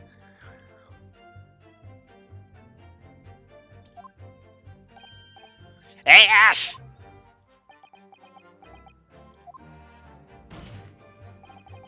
Let me stop you there, Mr. Skulkin. After all them years, you say? Oh, they've been affiliated for a while. Do you mean to tell me that Mr. Graydon is an acquaintance of yours? We're the sociable kind of baddies, you know? Sure, let's say Graydon's an old China. Oh no. Is he Sulky Skulkin?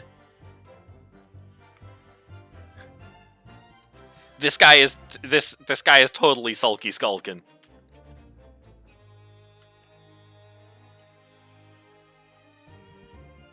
Excuse me. Is something wrong, Mr. Skulkin?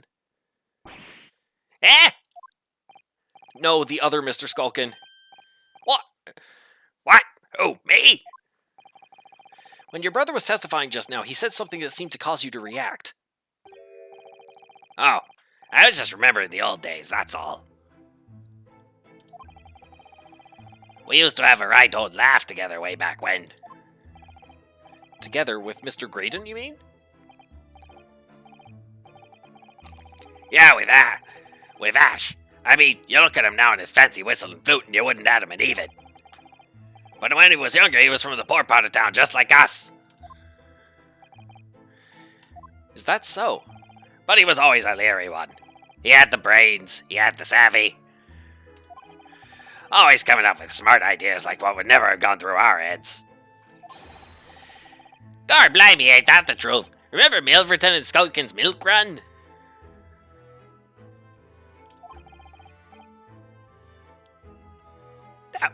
That was a corker, eh? Oh, this is the relation. This is what we wanted. Save it until after the trial. Your reminiscing has no place in this courtroom. And neither does your fruit. Oi! The geezer asked us a question, didn't he? And we was answer it. Yeah, we ain't done nothing wrong. Nevertheless, the court is not prepared to accompany you on your trip down memory lane. Counsel, can we turn our attention back to the testimony, please? I don't know. Could that sentimental story be relevant somehow? Add it to the testimony. Steam is pestering you about an unread message and you don't know how to check it? You may just need to open the window, the Steam window, because something's come up in it. Or you could go to Steam and then Friends, and it'll show you who has messaged you. I think. My lord! Yes, counsel? The brother's last sentimental statement could hold vital information relating to this case. Very well, counsel.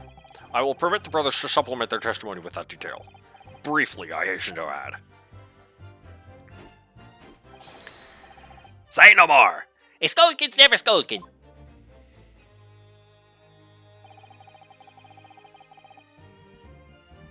Milverton and Skulkin's Milk Run. Milverton. I remember seeing that name somewhere. Do you remember seeing that name somewhere? Anywhere? Maybe,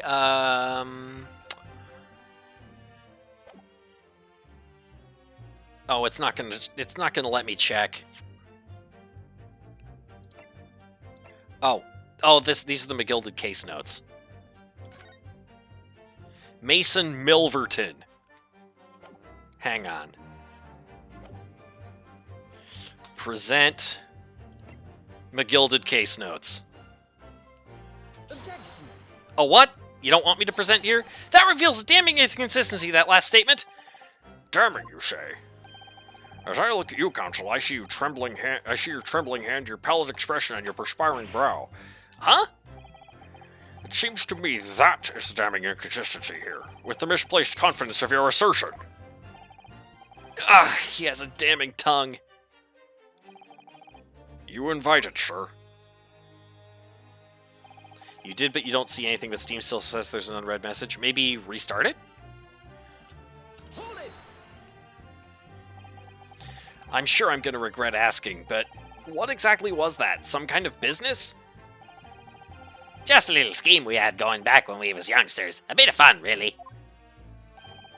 Delivering fresh milk to the locals, that's what it was all about. Sorry, that was the judge's voice. Delivering fresh milk to the locals. That's what it was all about. That sounds alarmingly legitimate. There must be a catch. I suppose since we're here, I should ask them to elaborate, but on what? The business name. So this business was just a bit of fun, you say? It was just yourselves and Mr. Graydon involved? Yeah, that's it. Milverton and Skulkin's Milk Run, was it? Yeah, that's it.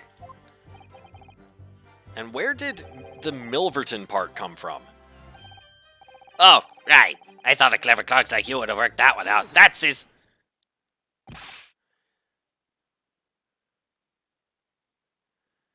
Enough of this!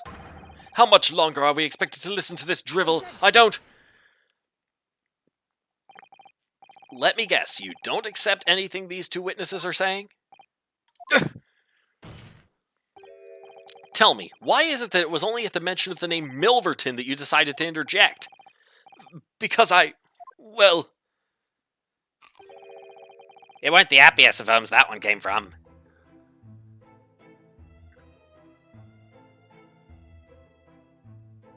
Oh, here we go. Now we're starting to find out how he got from rags to riches. And he had to do it by climbing atop thrice-fired Mason's corpse.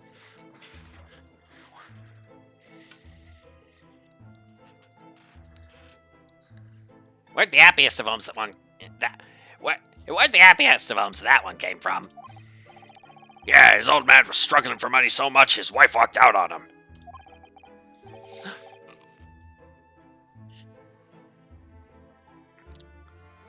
She took the name Graydon then, see. But Ash will always be Milverton to us. Milverton. So that used to be your surname, did it? Of course not. This is all bunkum. I've been a Graydon since I was born. Do you really think you can rely on the testimony of these two thieves, You're a communications officer attached to the civil service. As such, your personal details will have been thoroughly checked at the time of your appointment. It will be a very simple matter indeed to subpoena those records, Mr. Graydon. Well, it would appear that Mr. and Mrs. Skulkin's testimony has been reliable, for once. You were born Ashley Milverton, then. Is that correct? Very well, yes. So Ashley Graydon was once Ashley Milverton. That information could change things, and could turn out to be extremely important. Ashley Graydon's personal profile has been updated in the court record.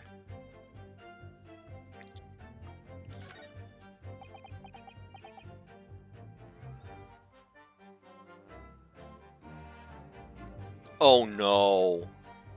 Oh no. Oh no, oh no, oh no, oh no, oh no, oh no, oh no. No, my initial hypothesis was wrong. I was close. It's even worse. This guy?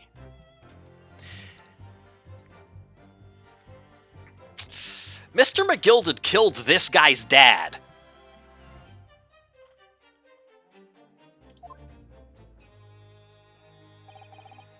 All of a sudden, we seem to be up to our necks in a serious matter of national security. Although, all this talk about interception of secret government messages is still just conjecture at this stage. It would explain a number of things, though, wouldn't it? The negotiations you overheard on the omnibus 2 months ago and the break-in at Windy Banks. But the trouble is, it wasn't Mr. Graydon in the omnibus with Mr. McGilded. No, that was Mr. Mason, the brickmaker, who was so horribly murdered, and who was Eggman's father.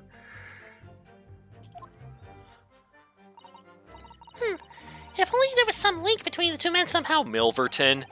I know, but Mr. Graydon's testimony seems to be as watertight as ever. I wonder if the key to us making headway with the cross-examination here could be those two brothers. I'm your communications officer. Couldn't possibly steal confidential blah-blah-blah-blah, some low-class whatever. Press. Big orphan energy, yep. So 2 months ago in that omnibus, McGilded killed the brickmaker and stole the disc. Mr. Mason was a single man with almost nothing to his name. It seems he lived in an artist quarter some years ago. People there remember little about him. That doesn't make much sense, though, does it? We've seen this before. How did a humble brickmaker come to acquire secret government information? How indeed. Must have been somebody else. Somebody who acquired the disc and gave it to Mr. Mason in order to take it to the meeting with McGilded and negotiate a deal. Dear me. You may have it in for me, sir, but I assure you I have far more class than that. Old brickmaker from it, blah-blah-blah-blah-blah. Some evidence to link the two of them together. Oh, is this the part where I present the... Okay.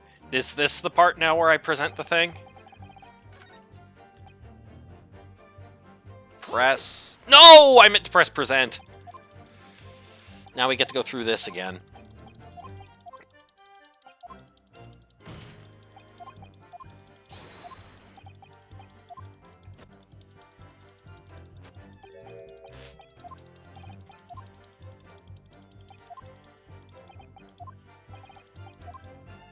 Let's try this one more time.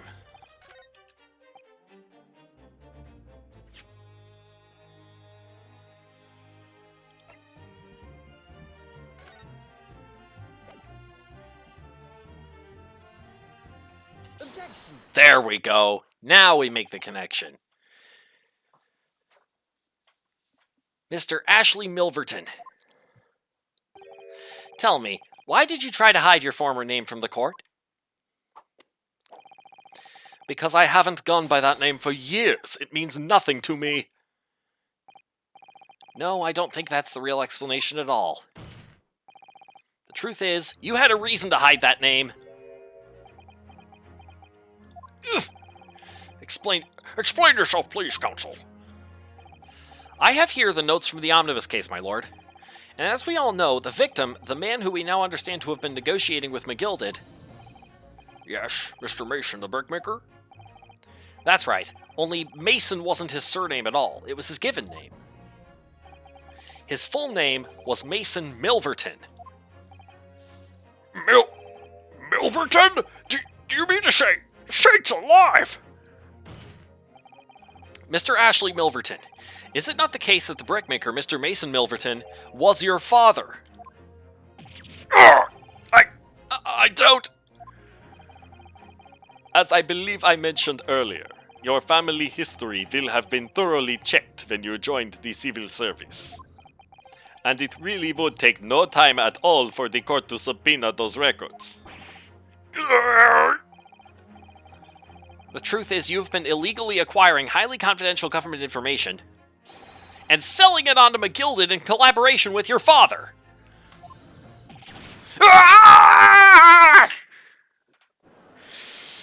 Here we go. Here we go. The new facts and evidence unveiled by the cross-examination of this witness all come together to reveal the truth. The truth, you say? That you collaborated with your father, Mr. Mason Milverton, in illegal dealings with Magnus McGilded. By dint of this music box, you mean, Counsel? Yes, stealing information being sent in secret government communications and selling it on to McGilded. Mr. Graydon concocted this elaborate scheme of using 2 music box discs to encode the information, as presumably a safety measure against the information falling into the wrong hands. And a very effective one. I shouldn't have given the scheme any credence whatsoever. But the deal with McGilded went sour, and the brickmaker met his end. Yes, but before he was arrested, McGilded managed to temporarily dispose of the stolen disc at the pawnbroker. Then, having learned of the situation, you appeared at Windybanks 2 days ago. In an attempt to recover the 2 articles McGilded had placed in pawn there. But that attempt failed. One of the discs was seized by the police, and the other you never found. So that same night, you enlisted the help of the Skulkin brothers and broke into the pawnbrokery.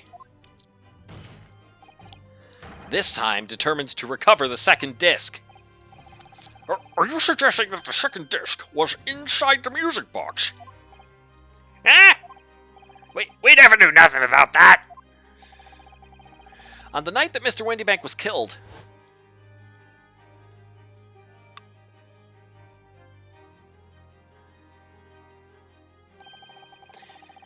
the intruder to the pawnbrokery touched one item and one item alone, the music box.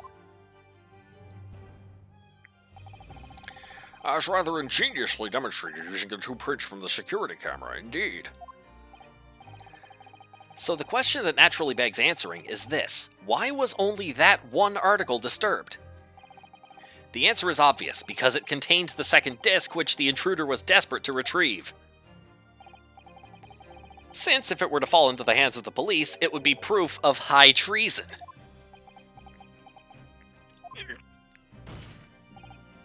Well, Mr. Graydon, do you deny that all of this actually began on that fateful night 2 months ago? Here we go. I refuse to accept any of this nonsense! And his arm's bleeding. Oh, you spotted that, Arum? Good eye, good eye.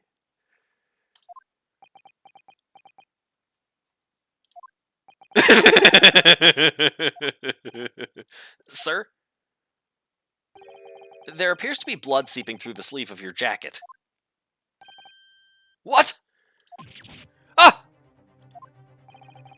2 nights ago, we know that 3 shots were fired at the scene of the crime in Windybank's pawnbrokery. One took the life of the pawnbroker himself. One struck the pouch around Mr. Sholmes' waist. And the final bullet struck the calendar on the wall of the shop, having first pierced the arm of one of the intruders. Mr. Graydon, that wound on your arm that you seem to be trying to hide, it's a bullet wound, isn't it? He's got you now, me old China. Time to call it quits and croak, I reckon.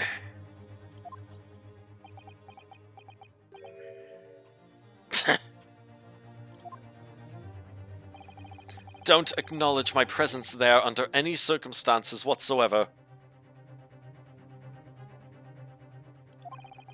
Those were my terms, remember? And I paid you handsomely to comply. Clearly I was a fool to think I could trust some common backslum thieves. Fine. I admit it. I was there in Windybanks that night. I paid this pair 10 guineas to accompany me, and as you've noticed, I sustained an injury in the course of my adventures. But that is all. I admit to nothing more. Stealing government secrets, negotiating with Mr. McGilded.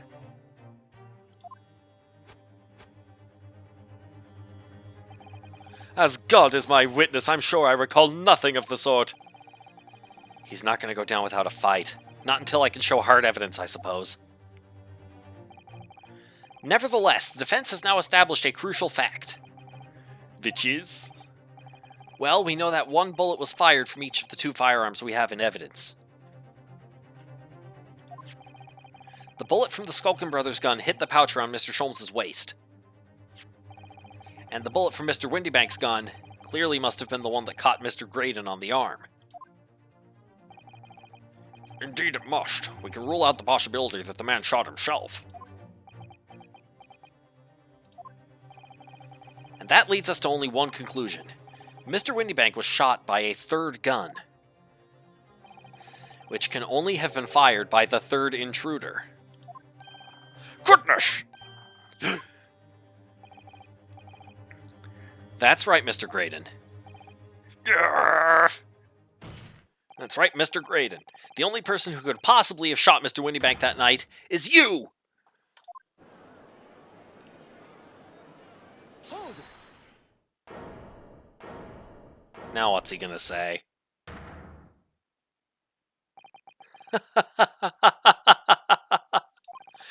You little upstart!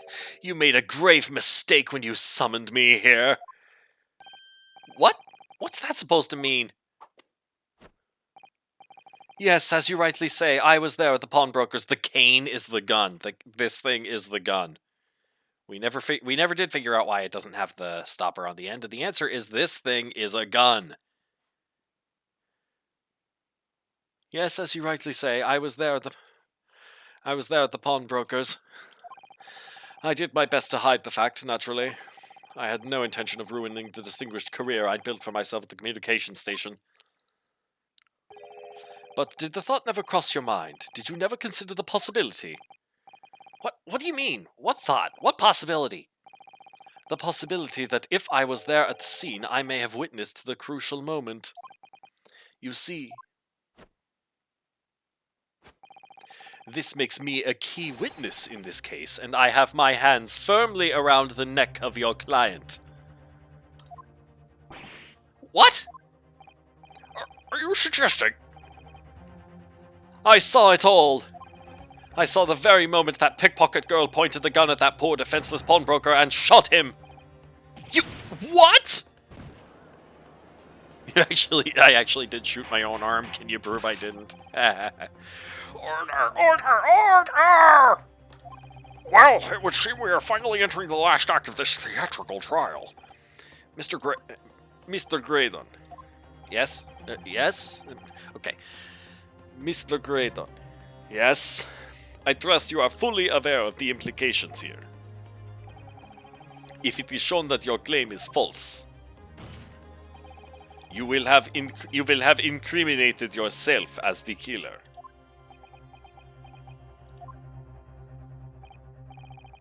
Oh, I understand fully. Then I must ask you to give your formal testimony once more. You will explain to the court precisely what you saw at the moment the defendant allegedly shot the victim. Nothing would give me greater pleasure.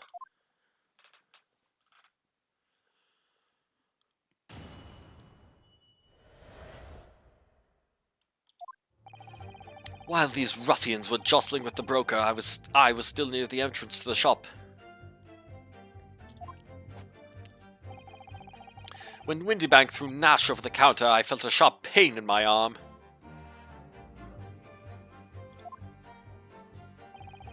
I pursued the man, but he shut himself in the storeroom. I could see him through the peephole in the door, though. The accused in a black coat shot the man in the back as he was trying to flee to safety. I saw the blood spatter all over that wretched girl. Then she tossed the gun out of the peephole, so I picked it up and made my escape. Good gracious! This is quite extraordinary testimony. You claim, sir, under oath, to have clearly seen the defendant pulling the trigger.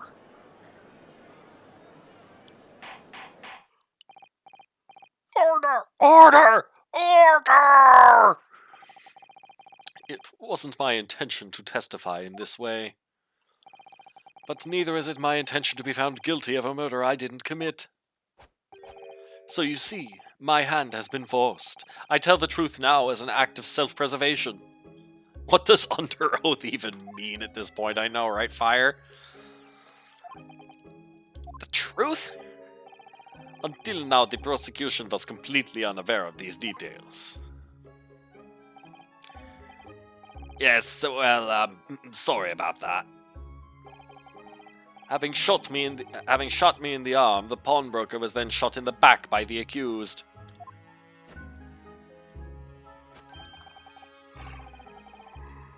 And as I said, she was showered in his blood. You'll say the blood spattered over the accused's coat. Are you sure on that point? Oh yes, quite sure. All over the black overcoat that pickpocket girl was wearing at the time. Really? If her coat could somehow be shown to harbor vestiges of blood, that would be conclusive evidence here. Uh-oh. Such an investigation is entirely possible, my lord. What? Only very recently, a German scientist has developed a technique to identify human blood. Yeah, you'll trust him, but not Sholmes, huh? So here's to true science, not some amateurish detective's dubious foray into the world of chemistry. And just like that, I was just ready to put the stake away. Come on, man. There's nothing dubious about Hurley's work. His ideas are all sound. Ideas are no use to us here. In science, as in law, theories must be proven before they stand. In Germany, the technique has already been employed in the courtroom as the basis of evidence. Scotland Yard has a small quantity of the chemical reagent used. With your lordship's permission, we could shatter all vestiges of doubt within minutes. This doesn't look good, Bruno. Why not? Well, we know, don't we, that there's blood all over the front of Ginny's coat. If they test it with their chemicals... Oh, help, you're right! I was forgetting what happened yesterday. Don't move, Ginny. I'm gonna shoot.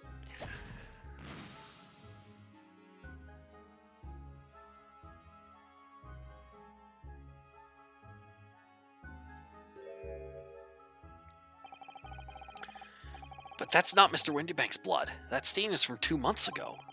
That's Mr. Mason's blood from when he was stabbed by McGilded, who was wearing the coat at the time.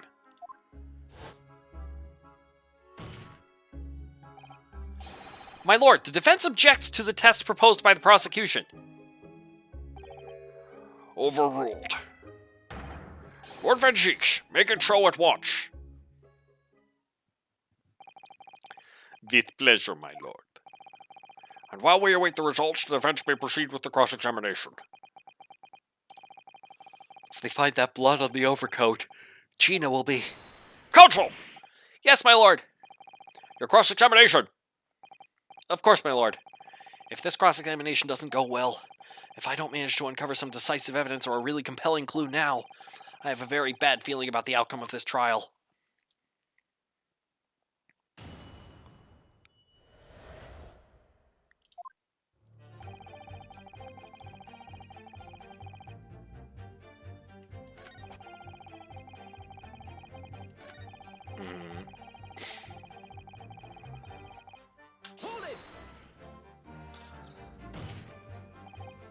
You mean you chased after him? I don't recall the reason why, but I ran after him to the back of the shop. What about this peephole in the door you mentioned? Well, unsurprisingly, the storeroom door's a solid job. Made of stout wood. There's a small opening in about head height. Lets you see what's in there. What's what in there from the outside. Actually, I should know that, shouldn't I? I looked through it myself that night.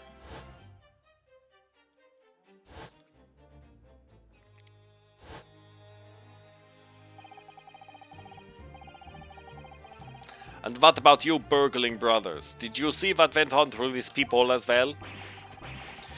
Not likely, Gov. Didn't say nothing of the sort, Gav. I doubt these two buffoons were even aware of the peephole's existence.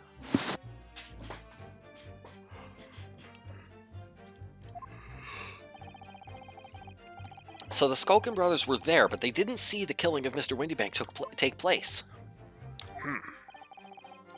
Inside the storeroom, I could see the broker and that young girl standing there.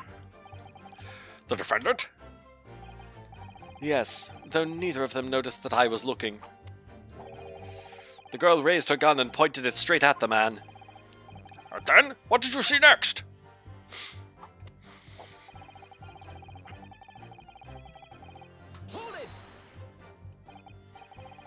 Yes, when the crime was discovered, the defendant was found with a gun in her hand.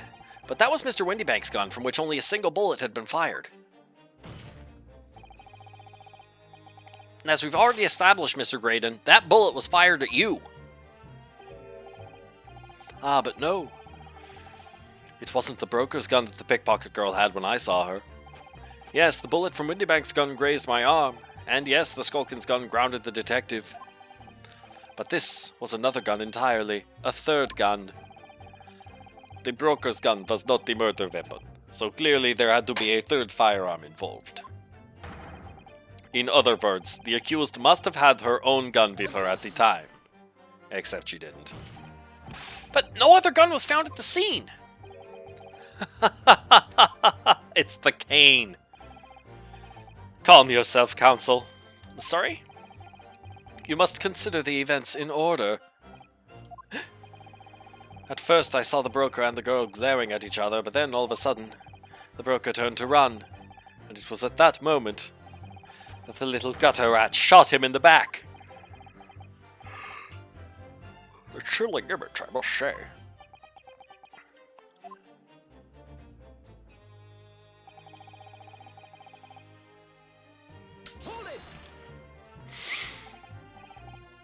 All over her? Yes, through the peephole I saw it clearly. Of course, the stains are invisible now, what with the coat being such a dark color. But I assure you that garment is sullied with the victim's blood. Well, it is sullied with blood, that's for sure. But it's not Mr. Windybank's blood, is it? No, that's right. It's Mr. Mason Milverton's blood from when McGill stabbed him 2 months ago. It's so annoying. If they'd only accept Hurley's chemical analysis, we could prove that. But they won't, so unfortunately we can't use it as evidence to support our case. Bother. Then she tossed the gun out of the peephole, so I picked it up and, the peephole is the peephole big enough for a gun to go out through? Did I hear you correctly? She threw the gun out of the room? That's right. After the broker fell to the floor, she started walking over. Over where exactly? In the direction of the storeroom door, to where I was watching.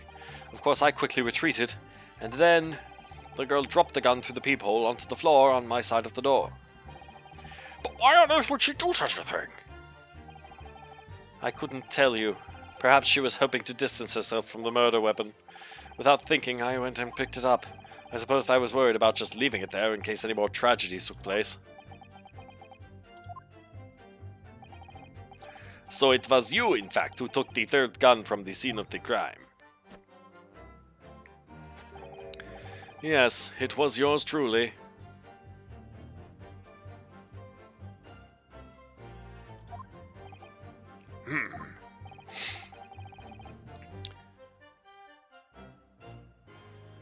I left the clear up to my lackeys and left.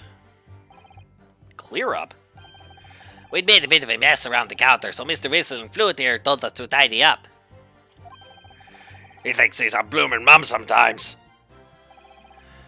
Well, I was paying you enough, by God. Ugh. Tell me, Mr. Graydon, when you left the pawnbrokery that night, was it by any chance with the second disc in your jacket pocket? You're like... Uh-oh. Oh no! Oh no! Oh no, oh no. I wasn't expecting this.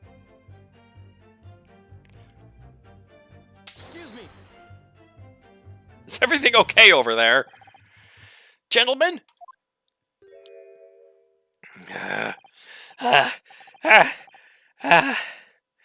One of them called another a toe rag.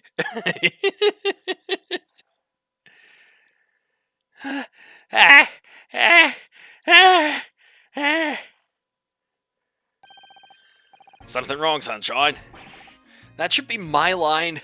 You do realize you were just violently shaking Mr. Skulkin? Blimey, this dude's a bit of an hooligan, ain't he? This dude's a bit of an hooligan, ain't he? What was going on just now? You saw him. He grabbed me whistle. Why the blazes, he said. Didn't you mention the third gun when we got down the station? And why didn't you? 'Cause we didn't know nothing about it. Or that flaming peephole in the door. Sorry about that. I can be proud of losing my rag sometimes. Not hurt, are you? God blimey, see the way he's looking at me. I'm telling you, this dude gives me the willies. That was strange. The inspector doesn't normally get quite as worked up as that. He wouldn't normally grab someone. No, that wasn't like Gracie at all.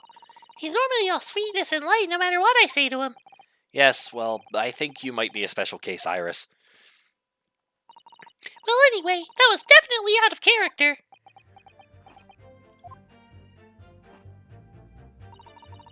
What's your feeling, Bruno?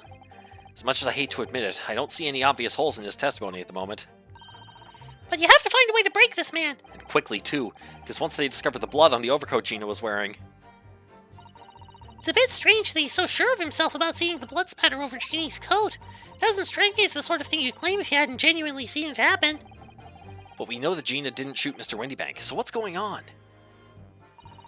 All I know is that it's very unfair. Why should some German scientist's test be acceptable as evidence when mine and Hurley's wasn't? Detectives can use test tubes too. Never mind that. I have to find a really stark inconsistency in this testimony somewhere, and I have to find it before the prosecution discovers the bloodstain on Gina's coat.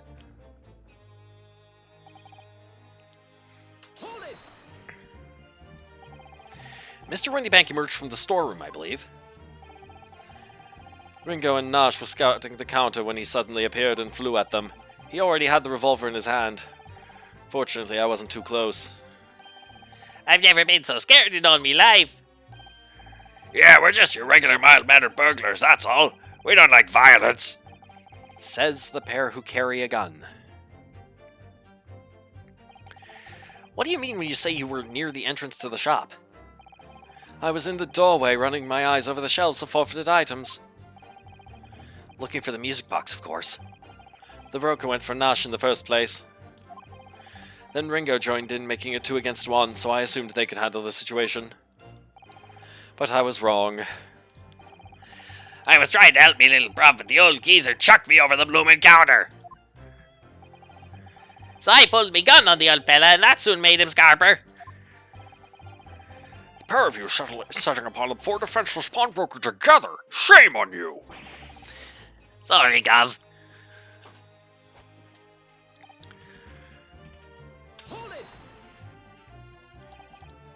You mean that's the moment you were shot?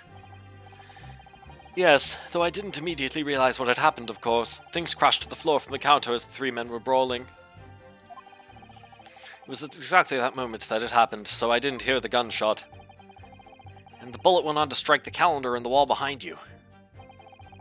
So it would appear. When I looked at my arm, I saw it was bleeding badly, so I wrapped my handkerchief around it. Seeing as I couldn't explain what had happened to a doctor, I had no choice but to wait for it to heal. I didn't imagine it would still be bleeding 2 days later. Did Mr. Windybank intend to shoot you, do you think? Well, now, I don't imagine he even noticed I was there, to be honest. Perhaps the gun went off accidentally. Anyway, it didn't quite strike home. When I pulled me gun on him, he tried to shove me out the way. And then he scampered through that door out back. At which point, what did you do? Okay, I've pressed everything, and now the blood thing's here. My lord! Requesting your lordship's permission to interrupt the cross-examination. Explain yourself, officer. I have the results of the test that was ordered earlier, my lord. Ah, the blood on the accused's overcoat. Thank you, officer. Very well. The cross-examination is hereby temporarily suspended. I presume you have no objection, counsel? No, my lord.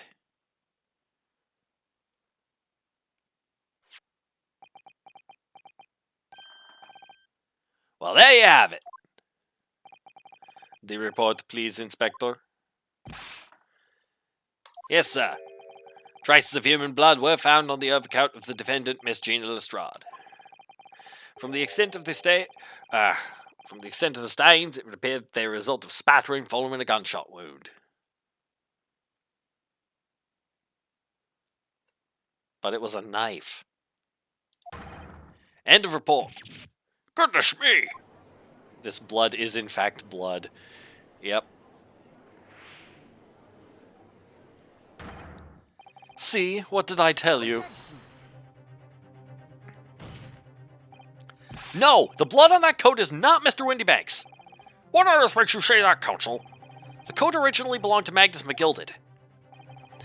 Just before his coat was deposited at Windybanks, McGilded had fatally stabbed Mr. Mason Milverton.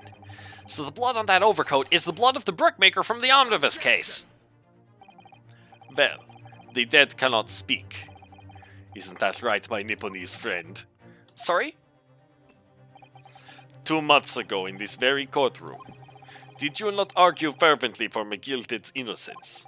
And yet, now that the man is dead, you brand him as a murderer? Your conduct shatters any shred of respect you may have earned for yourself in this country. Ah! But that was... I call it a bally disgrace! Treachery, that's what it is! How to determine whether the blood on that coat is 2 months old or not? Even a stereoscope couldn't help the answer to that problem pop out. It can't be done! But... We used Mr. Sholmes' specially formulated chemicals. Mr. Sholmes is a detective, not a chemist! Would you put such faith in a chemical formula devised by me, for example, when I'm a communications officer? I held out piroshki to a starving boy, and he ran away crying.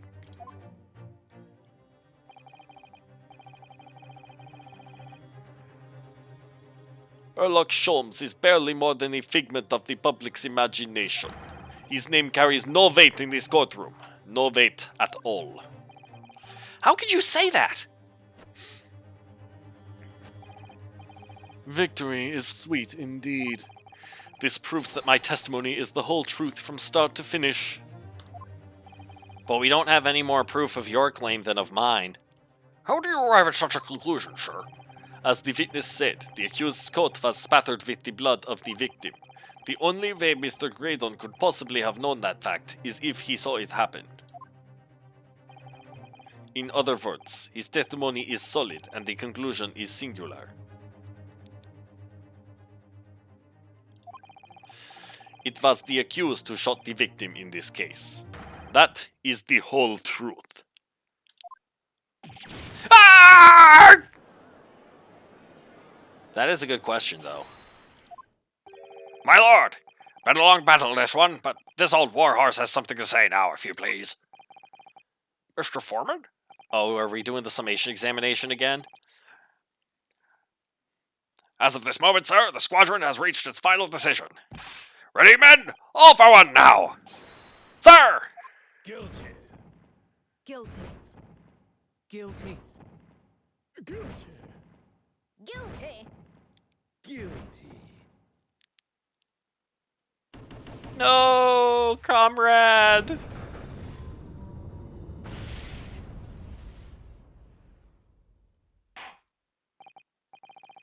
Well, it would appear, ladies and gentlemen, that the jury have reached a unanimous verdict.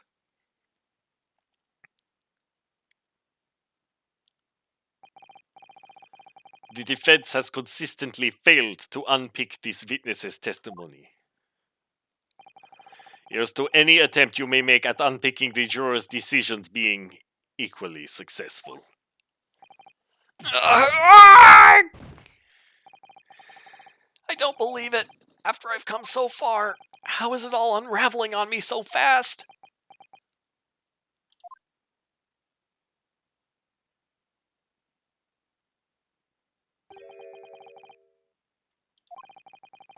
How very distressing to be held in such low esteem.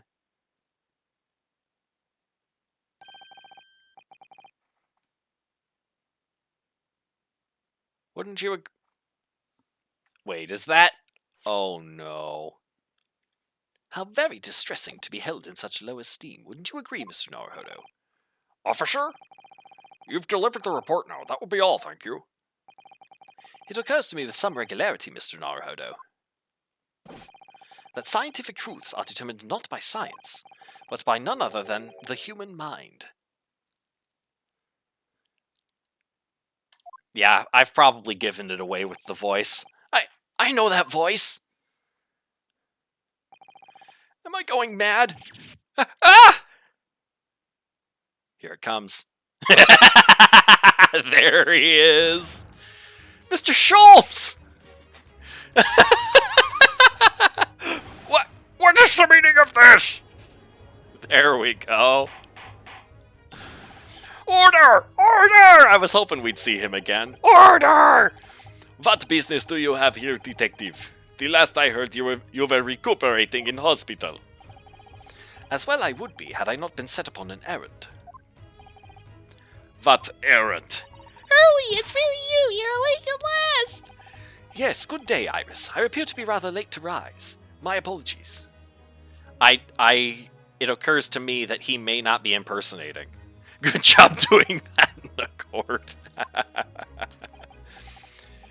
Now, my lord, if you will humor me. In what manner, sir? I have something of great importance I wish to give to the young lawyer over there. I need no more than 5 minutes. Would you be so kind as to spare us the time? What say you to this, Lord Van Zeeks? This trial has taken many hours of the court's time, having spent so long already. Exactly. Haven't spent so long already, we don't want to go wasting any more precious time. As I was saying, having spent so long already, it would seem churlish to deny the defense a mere 5 minutes. Yeah! Very well then. Counsel, you have 5 minutes. My dear fellow, I apologize for my tardy arrival. Mr. Sholmes, are you alright now? Alright, I'm all wrong! Sorry. I've only just managed to strengthen some of the strength to stand, man. I asked the judge for 5 minutes. But I fear even that may prove too much for me. Pray forgive me should I pass out. Let's make this discussion as short as possible. Hurley, this place is full of idiots. None of them can see how wonderful your chemical blood analysis is. Ah well, that concoction of mine was really just a bit of sport to assist me in my investigations. I never took the trouble to refine it for appraisal by the scientific community. An oversight on my part. Right. Modesty? Surely not. Get wrecked, Chip Man. Yep. But enough of that. I'm here to give you this, my dear fellow. What's that? A lavender furoshiki wrapping? A leaving present from Miss Susato. From Miss Susato? If possible, matters were to be settled without me giving you this. Those were her instructions when she asked me to do her this favor. I don't understand.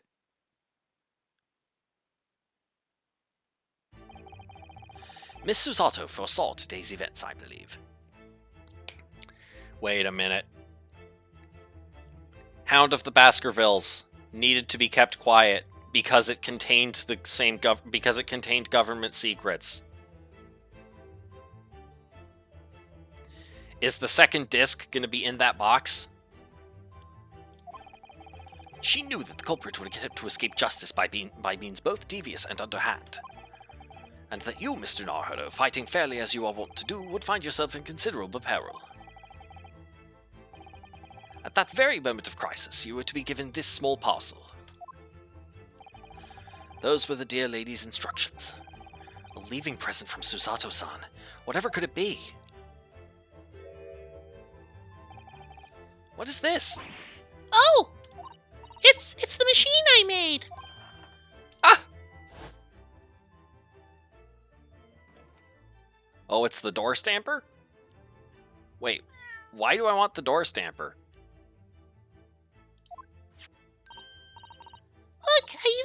It's my latest invention. What is that? I call it the cat flap-o-mat. It can make a cat flap for a little furry friend like Waggy in seconds. I need to punch a hole in something? Dead Sholmes is still better than the Inspector. Honestly, yeah. What's Susie up to? Miss Susato muttered the following words before she left. I'm a failure. I don't deserve to be a judicial assistant. What? Didn't she say something like that? You really are the best judicial assistant in the world. Well, that's extremely flattering. But I'm sorry to say that I've been a complete failure. To allow cats into the courtroom while the judge is distracted by the cats, take his gavel and declare your client not guilty. Oh man, imagine. Whatever did you mean by that, Mr. Sholmes? That night, when you left Windybanks in pursuit of the thieves, Miss Susato made use of this contraption for a certain purpose. That is your answer, dear fellow. Not at all cryptic, then. Susato-san used this cat flap-o-mat that night, but why? Cat flap-o-mat has been entered into the court record. Punch a hole in the door to the storeroom? Why? To move a gun through? The manuscript? Your 5 minutes is over. We're out of time already?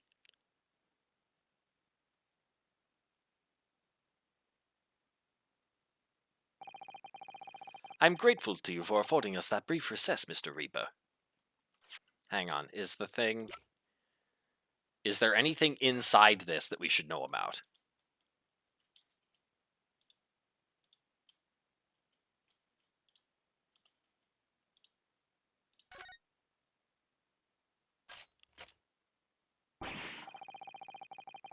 Those vicious teeth look like they could rip through almost anything. They're good, aren't they? They're made of a special alloy I developed just for this job. The cutter rotates 10 times per second so it can get through any kind of door in no time at all. And what are the 2 parts at the top there? Those are for attaching hinges to the section of door that gets cut out. Right, of course. Nothing can match this machine for power. It can make mincemeat of even the toughest of doors. It sounds so charming and friendly when you say what it's for, but it feels like the reality of the cat flap-o-mat is that it's a grim weapon of door destruction.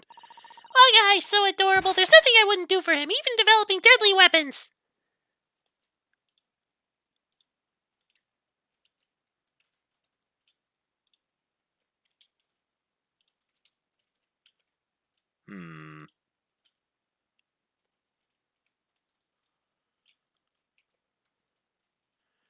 Is there anything to notice about the teeth? Or the hinge attachers?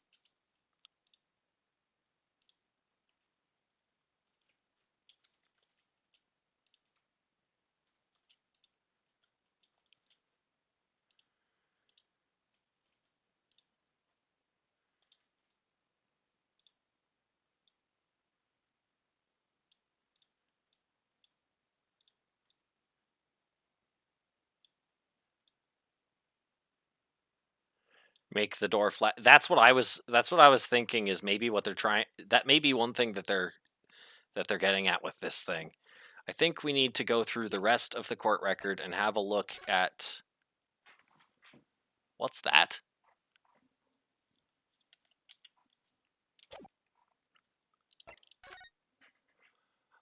Oh, okay, so look, there's no outline here. But there is one here. See that? Yeah.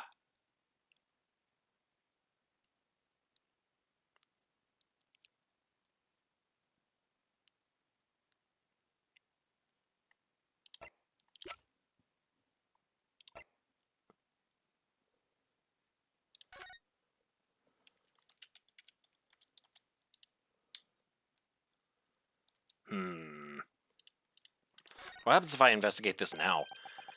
The Hound of the Baskervilles. That's right, I used Daddy's notes to write it. I think it's a great story. I don't know why Hurley's forbidden me to publish it. No, it's strange, isn't it? Perhaps it's a problem with the title? Perhaps Mr. Sholmes is a family friend of someone who has that name or something? Well, it doesn't have quite the same ring to it, but I could change it to the Hound of the Naruhodos. I'm fairly sure that Mr. Sholmes is a friend of someone who has that name, too.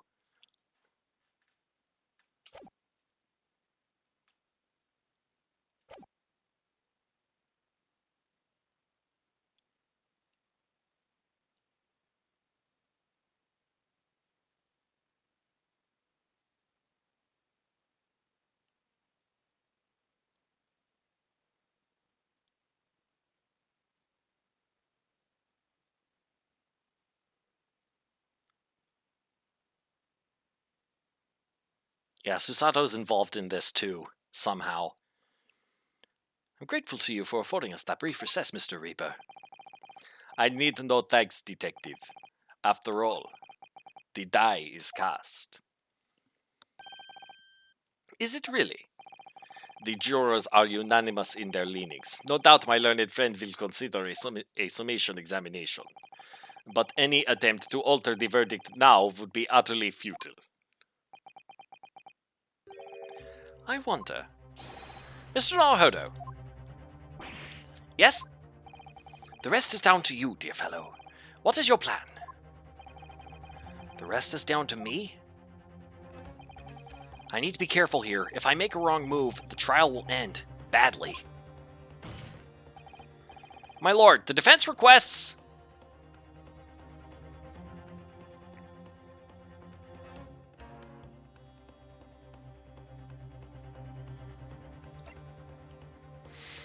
I didn't know I could request further cross-examination. They're not gonna give me this.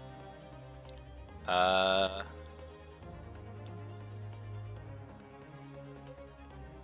more minutes, please.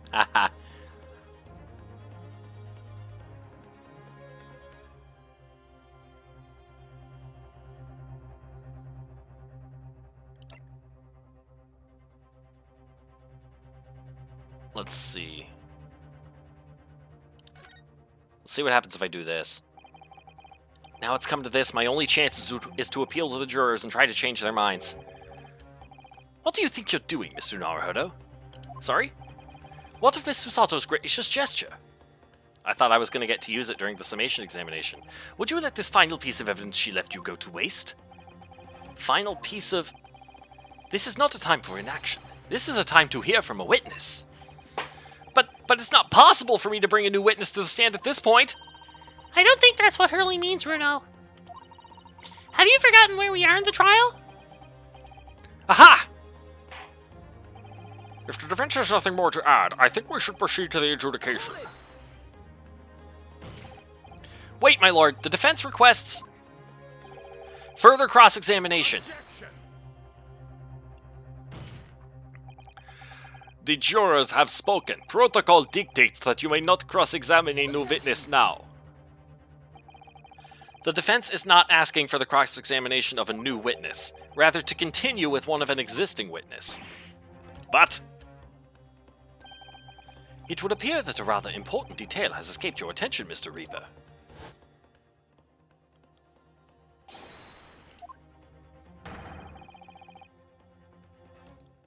Oh, yes. Requesting your lordship's permission to interrupt the cross-examination.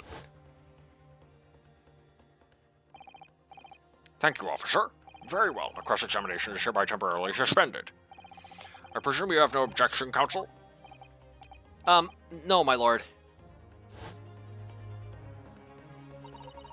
So nobody can say anything then. If Runo asks to resume his cross-examination of Mr. Graydon... The court is obliged to allow it. This is absurd!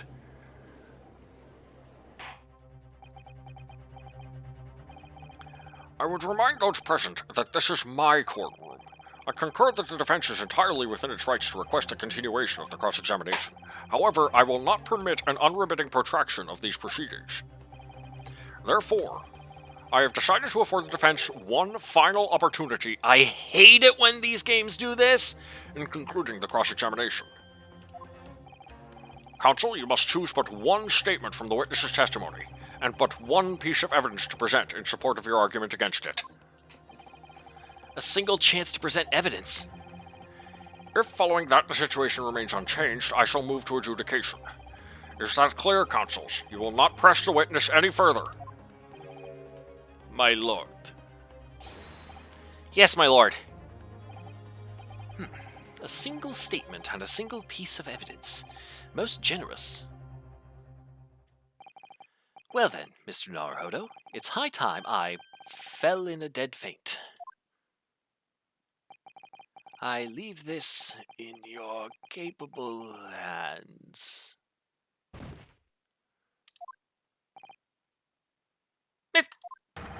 Mr. Sholmes!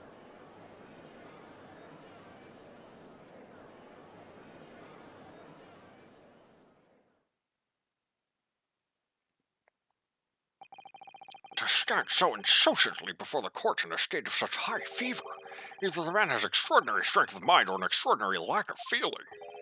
I imagine he's feeling very little now.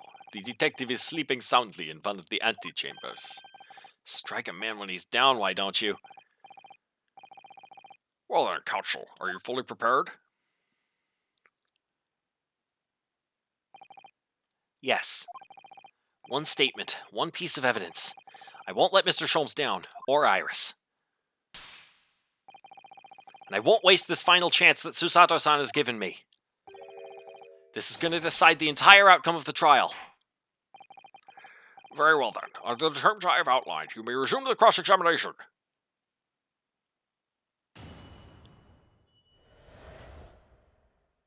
The moment of the shooting again.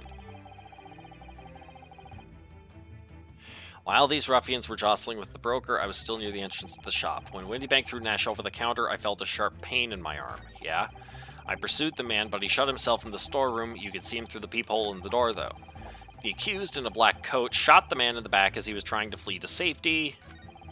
I saw the blood spatter all over that wretched girl. Then she tossed the gun out of the peephole, so I picked it up and made my escape.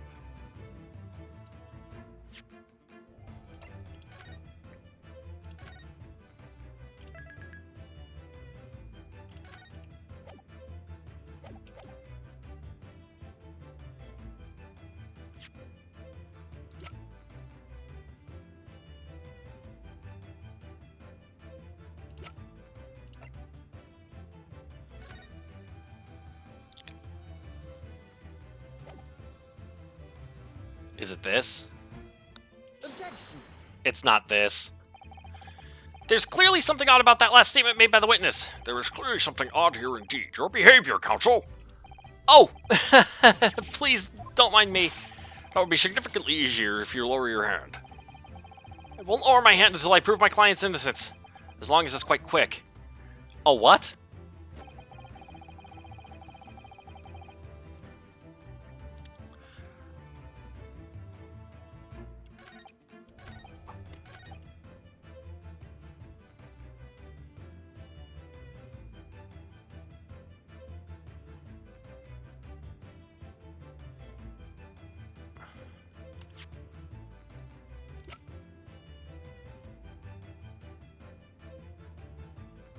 Objection. What on earth is that eccentric contraption, counsel? Oh, it's my cat Flap-O-Mat, my lord. It makes a way for cats to get in and out of a room. It can cut through any door you can think of, and make a new little door in the middle of it. That's right, my lord. It's a device for creating so-called cat flaps. Small doors for cats to come and go as they please without their owners having to open the main door. I'm sure we can all work that out for ourselves. Ah! But that cat lover's contrivance has no possible relevance to this case. Oh, really? Of course it doesn't. To start with, there was no cat flap in the pawnbroker's door. You can see it in the picture. Not being a keeper of cats myself, I'm afraid I failed to see what this has to do with the matter at hand. Perhaps it would help if I described its function another way, then. This contraption is able to create a peephole in any door you can imagine in practically no time at all. I beg your pardon. A peephole, you say? 2 nights ago, we arrived at the scene only minutes after the murder of Mr. Windybank had taken place.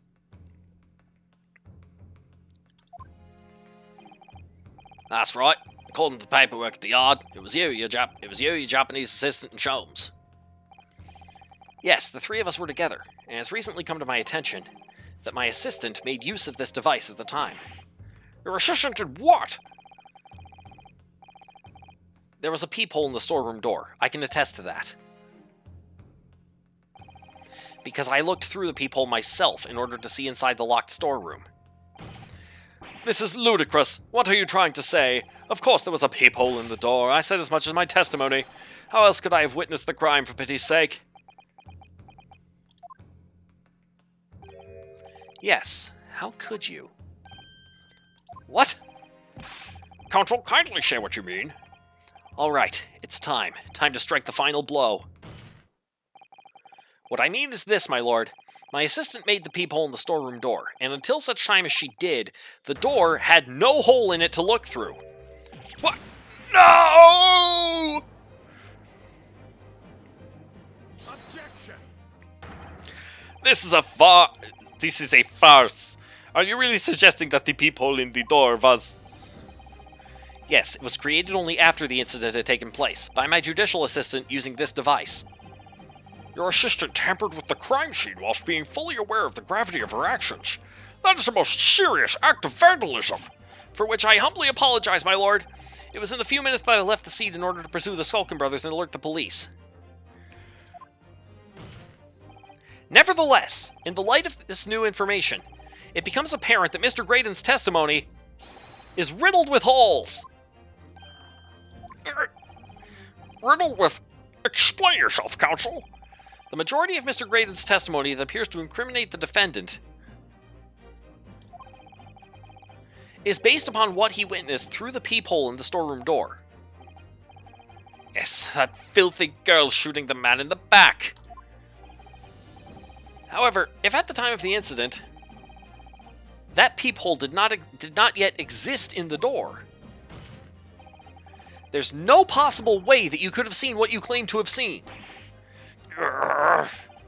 In short, your entire testimony is a pack of lies.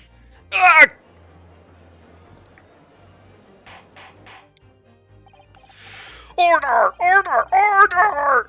Is there any credence in this revelation? He's gonna demand proof. And I have it. It's those pictures. None whatsoever, as my learned friend must surely realize. Exactly. This is just some cheap trick designed to discredit me. I'm afraid not, sir. Of course it is. Do you seriously expect people to believe that that plaything can cut through a solid wooden door? Oh yes, I designed it to be very powerful. It can cut through even the toughest of doors. That's absurd. I don't believe it for a second. I had a feeling you'd say that. What? Waggy, go eat. Time for dinner.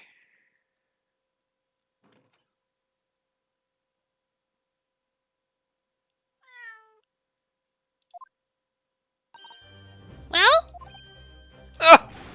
Young lady, this is the Old Bailey. What does not make cat flaps in the oak paneling at the Old Bailey? I'm not done yet. Don't worry. This doesn't mean that the peephole in the storeroom door at Windybanks was made by your machine. And there's no way you can prove that it was. No, but it's easy. What? The cat flaps my Flapomat creates are all of a fixed size. And the dimensions of the peephole at Windybanks are an exact match. Old Silky's lost for words. Excellent work, Iris. Thank you. And now it's my learned student friend's turn to be lost for words, I feel. I believe your judicial assistant has already left the country for your Eastern Island home. Well, yes, that's true. Then you may have some difficulty in establishing all of the facts. For the sake of argument, let us assume the peephole has dimensions that are a perfect fit for this contraption. In that case, when was the peephole cut? The prosecution demands proof of your answer. What is the purpose of your line of inquiry, Lord Van Cheeks? It's very simple, my lord. The defense argues that the peephole was created after the incident using this device. But now that the perpetrator has returned to her native land, she cannot testify to the fact. There is no proof. And for as long as the defense remains unable to prove when the peephole was made, and yeah, I was just thinking that she just casually vandalized a courtroom door.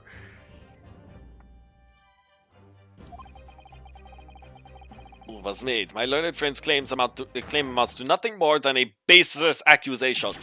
What? Indeed that is so, Lord Van Cheeks. Well, counsel? Don't give up now, Runo! This is the time to create your own opening and force your way through! Just like with the cat flap thing. I don't know if I can do this, but I do know one thing.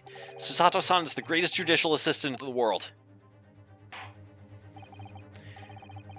Very well. The counsel for the defense will present evidence to support the claim made. Proof that the peephole in the door of Windybank's storeroom was created after the event and not before.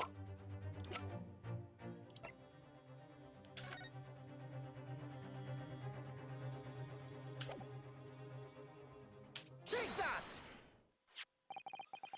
What are you? A print from that detective's infernal cameras, again! My judicial assistant, Miss Susato Mikotoba, is an extremely intelligent and capable woman, which is why I never had any cause to doubt that she would have considered this scenario and made sure I had the necessary proof. And the necessary proof is this photographic print, counsel? This print shows a scene in the shop moments after the defendant entered the premises. Agreed. And it also shows the accused mercilessly wielded a gun in the direction of the defenseless broker. But more to the point, my greatest judicial assistant in the world slightly vandalized a crime scene. Yeah, that's why she's all guilty and such, it seems. But like, why would she do it? That's what's bugging me. It wasn't to pass a gun through.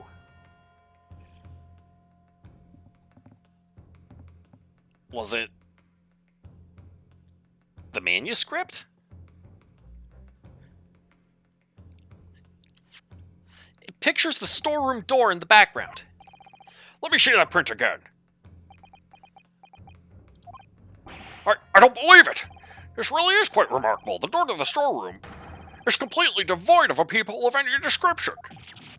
Ah! Mr. Graydon, you couldn't possibly have witnessed the crime as you claim to have done, because at the time it happened, there was no peephole in the door. In other words, your testimony is a catalog of lies. Here we go. You're thinking. Ah! Ah! Susato was the real murderer all along. Imagine. Order! Order! Order! I am satisfied that the defense has substantiated its claim beyond all reasonable doubt. This witness's testimony was entirely fallacious.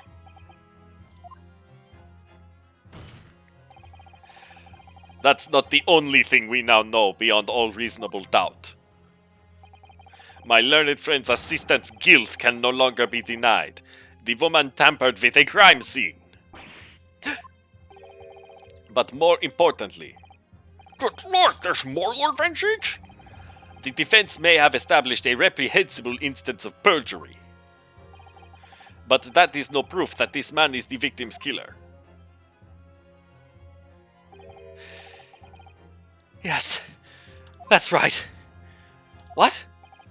I was there at the scene. It's true. And I was shot in the arm. It's true. But that's all. Yes, in fact, if you look at the circumstances, I am the victim here. Oh, please. No! I don't believe this. But they're right. As it stands now, I don't have any definitive proof that he is the culprit. Still, he can't worm his way out of it now. Iris? You know what they say? There's no point locking the cat's door. after the cat is bolted. Isn't that right, Bruno? As Hurley always says, one lie begets another. No, wait. That might have been a line I wrote for him in one of my stories. Well, no matter who said it first, you're right. Mr. Graydon, not only did you give false testimony to the court, but the lies you told make no sense. Make no sense? What do you mean by such a remark? What you said in your testimony reveals that you know something you shouldn't have known. In other words, there is a fundamental inconsistency in your statements. What? Objection!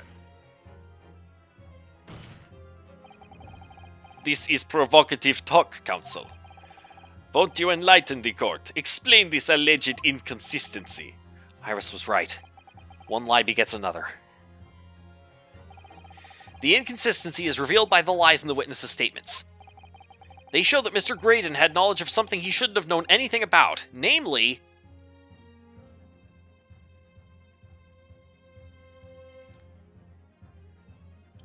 the bloodstains on the coat. They told us that before, remember? The bloodstains that were present on Miss Lestrade's coat. That's right. The victim's blood spattered all over her when she shot him. But how could you possibly have known that? Obviously because I saw her do it through the peephole in the...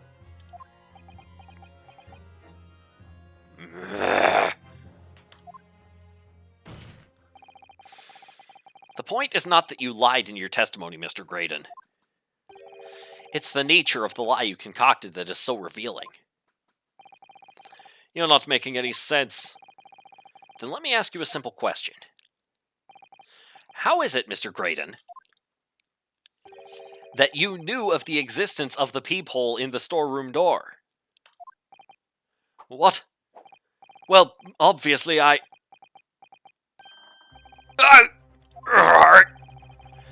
Has the cat got your tongue, witness? The peephole in the door was made after the incident occurred, and once I returned to the shop having failed to catch the two burglars, Scotland Yard's investigators arrived immediately. Since that time, the police have been at Windybanks constantly carrying out their investigation. Isn't that right, Inspector Gregson? Well, yes, of course. The place is chock full of pawned articles, and my lads have to thoroughly examine them all. So I gave the order to have officers working around the clock in shifts so we get through it all. And consequently, there's no way that you, Mr. Graydon, could have gained access to the shop. Therefore, you should have known nothing about the peephole in the storeroom door. So the fact that its existence forms the basis of your testimony is completely inexplicable. Objection! And yet, the fact remains that Mr. Graydon did maintain that he witnessed the crime take place through the peephole in the door. How on earth is that possible? Could I have a word, please, Lord Van Zeeks? Speak, Inspector. It's just that I really ought to be getting back to the station now to put in my report. There's really nothing more I can add to this testimony, so if it's all the same to you. Permission denied. It's not all the same to me, Inspector. Not at all. You will remain exactly where you are until this trial concludes. Of course, sir. He's been complicit in the cover-up, and that's coming out now, too. Mr. Graydon, you shouldn't have known about the existence of that peephole.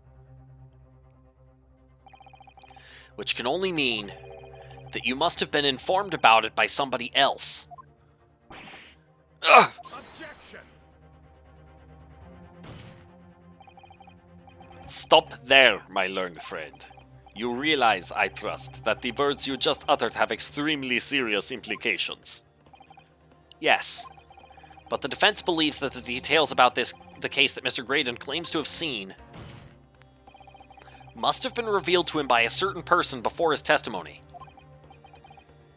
And in fact, considering a particular clue we have, there's really only one person that could be. Who is the person in question, Counsel?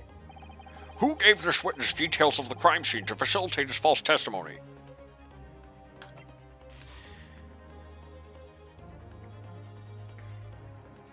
Eat it, Inspector. The truth is, it can only have been you, Inspector Gregson. Huh? Me? Objection. You had better have some proof to substantiate such a rash claim, my learned friend. Consider the fact that we have only been aware of Mr. Ashley Graydon's identity for the last few hours. We learned of it only during the course of the trial today. Indeed, preparations for his testimony were made with great urgency during our hour-long recess. While the police executed the subpoena and brought the man here from the communication station. Yep. And until that time, Mr. Graydon would have had no idea. No inkling that he would suddenly be required to appear in court. Are you suggesting that until such time as he was summoned? Yes, my lord. Until then, it's reasonable to assume he knew nothing of the peephole. And we caught them whispering to each other, remember? Yeah. It was only once Mr. Graydon was in the stand that he realized his position. That he would have to defend himself against the accusation that he was the third intruder. You're suggesting to the court that it was while this trial was in progress that he received the information, so that he could commit perjury in order to save his skin. Exactly. And the only person with knowledge of the investigation that he had any contact with is you, Inspector Gregson. This is a blooming outrage! Why would I be giving away details of our investigations of this fella, eh? I was summoned to his lordship's chambers during the recess in any case. Have you forgotten that? Yeah, his... Oh, right. This lordship. Never mind. Quite true. I had a number of questions regarding the events that transpired at the pawnbrokery. Which means It wasn't during the recess. the first time these two laid eyes on one another was after proceedings resumed following the recess. Since then, they've been in full view in the stand, where such illicit discussions couldn't possibly have occurred. Except they did, and we caught them in the act.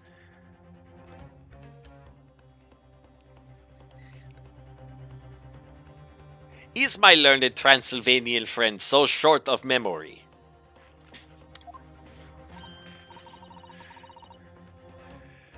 Oh, I've just remembered something, Bruno.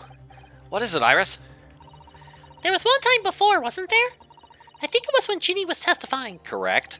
Oh yes, now that you mention it. When the bailiff was dispatched to retrieve McGilded's music box from the scene of the crime. That's it! It was during that testimony! I remember finding it strange at the time. Mr. Graydon and the inspector seemed to be having some kind of secret discussion.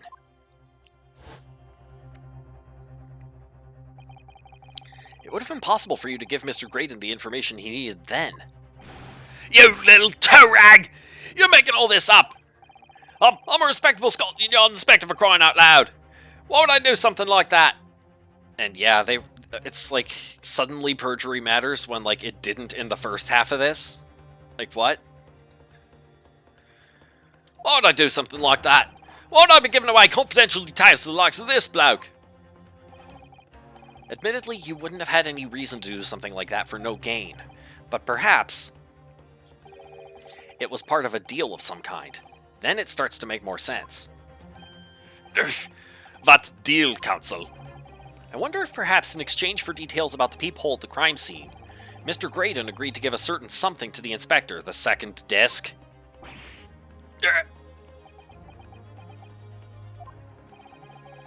I'm sure I need not remind the inspector that if found to be true, striking a deal of any kind with a witness would be considered a gross case of malfeasance. Well, I... Objection. It's becoming clear that jumping in with accusations is this Nibonese student's specialty. I don't do that! But with the stakes so high, the prosecution is not prepared to listen to baseless charges. It is incumbent on the defense now to present evidence in support of this diabolical claim. Evidence? Just what are you proposing that the inspector demanded of the witness in return? The court must see proof of this alleged deal.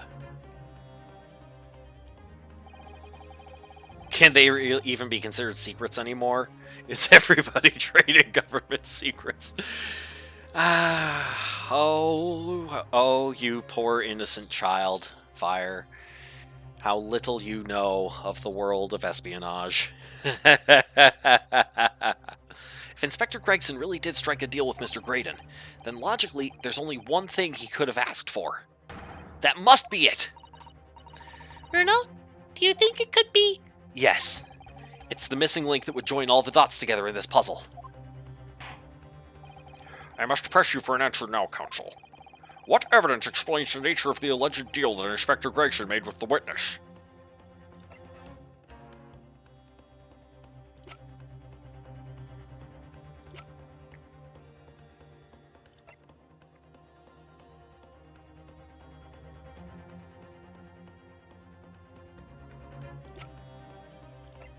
Let's try this first, and if it's not this, we'll try the manuscript. And yes, we do know that the inspector can be bought. Let's see. Take that! Ha! Here we go. Inspector Gregson. Besides this murder, is it not true that you've been working on another very important case?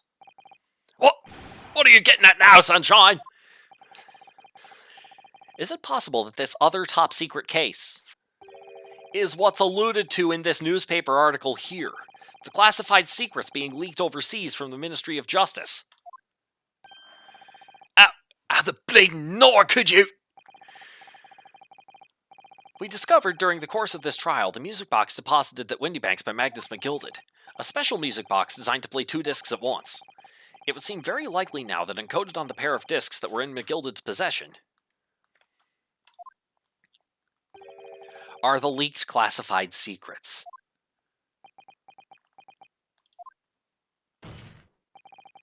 So I put it to you, Inspector, that in order to recover the second of the discs containing those secrets, you covertly made a deal with Mr. Graydon in which you exchanged the disc for details of the case.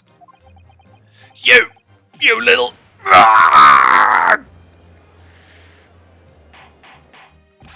Order! Order! Order! On the day of the incident, when we met you at Windybanks, you said this. I'll be taking that whatever it is in McGilded's down to the yard, thank you very much. So hand it over. No, don't give it to him. It's mine, that is mine. I'm sorry, miss, but anything belonging to McGilded has to be taken in as evidence now. Scotland Yard already knew at that time, isn't that right? That Magnus McGilded was involved in the stealing of government secrets. My orders were, recover the medium used to convey the secrets leaked from the Ministry, and do it on the QT, strictly hush-hush. And that explains why, when I presented this disc as evidence to the court, you objected so heavily, I presume. Because you knew that it contained highly confidential information. Blimey, not likely. I mean, I wasn't that sure of it myself. I realized there was a possibility, that's all. Inspector, surely you're not saying that in order to acquire the second of these music box discs, you did indeed reveal confidential details of the crime scene to the witness? To aid and abet this man in giving false testimony? There's no other way that Mr. Graydon could have known of the existence of the peephole. It's the only explanation. A deal was struck between these two men. No! Objection! If, and I stress, if, this sobering assertion turns out to be founded in truth, it would mean that the second disc is, as we speak, here, in this very courtroom. Wait, what? In this room? How could you possibly make a claim like that? Because Inspector Gregson is a Scotland Yard detective. What? What's that supposed to mean, eh? As a seasoned policeman, the inspector will have approached this alleged deal with caution. Certainly, he would not have accepted a gentleman's agreement in this matter. Yep. It must be on Gregson's person now. No, he would have insisted on having the article agreed upon in the palm of his hand. Good gracious! Then you mean to say Inspector Gregson already has the item in question in his possession? He has the second disc actually on his person? Yes! The defense demands that the inspector is searched at once. Definitely! They can only have struck a deal with each other when Ginny was testifying before. And Gregsy hasn't moved from the witness stand since. My lord, please, order an examination of his personal effects immediately. Well, Inspector.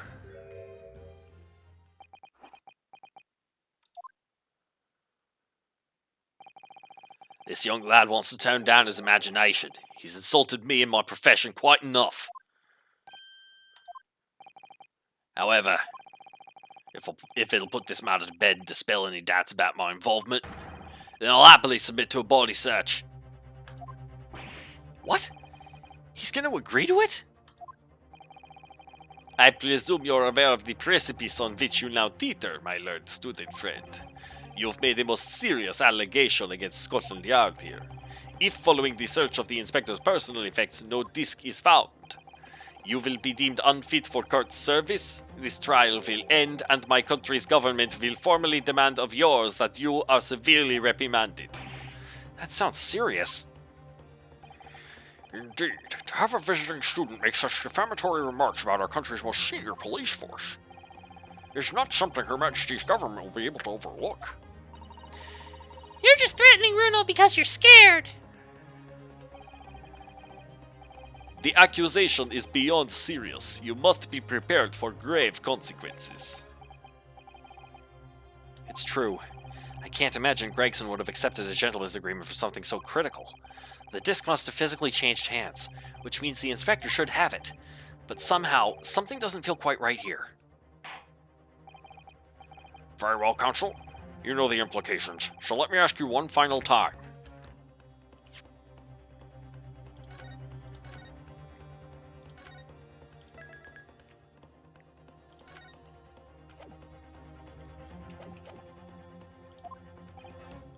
Yes, my lord. Do you still persist in formally requesting a search of the inspector's personal effects?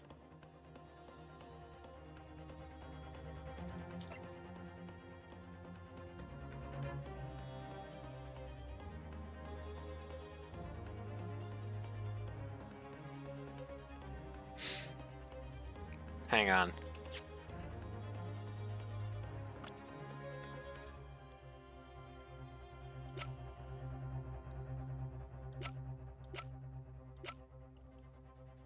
Okay. So Gregson is quite confident that they're not going to find the disc on his person. Are they going to find it on Graydon?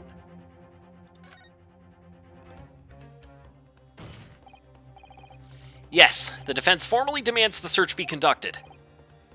Whoa! Don't say you weren't warned, but your typical Nipponese stubbornness may well land you in hot water this time. Perhaps the lesson will do you some good. Fair enough. I've got nothing to hide. Very well then. Bailiff, conduct a search of the inspector's personal effects, please. Objection! Yes. The defense demands a search, but not of Inspector Gregson. What? Oh, hello, Malcolm. Now what's all this? I'm the one you're accusing, aren't I? I thought you wanted to search me. No, Inspector, not you. Somebody else. What's the meaning of all this, eh? Lost it at last, have you, sunshine? Of course, shouldn't have to put up with this nonsense. You're being completely irrational.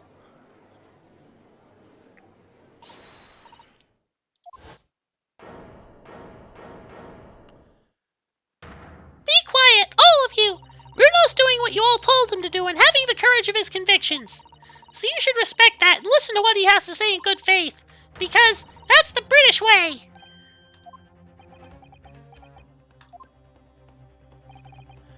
Well said, young lady. Indeed, this court is in awe of the defense counsel's conviction and eagerly awaits his next words. You what? Now don't be hasty, my lord. If I'm not mistaken about the things I've seen in court today, I'm fairly sure that I know who has that disc at the moment. There's only one person it can be. Counsel, of whom do you request a search now?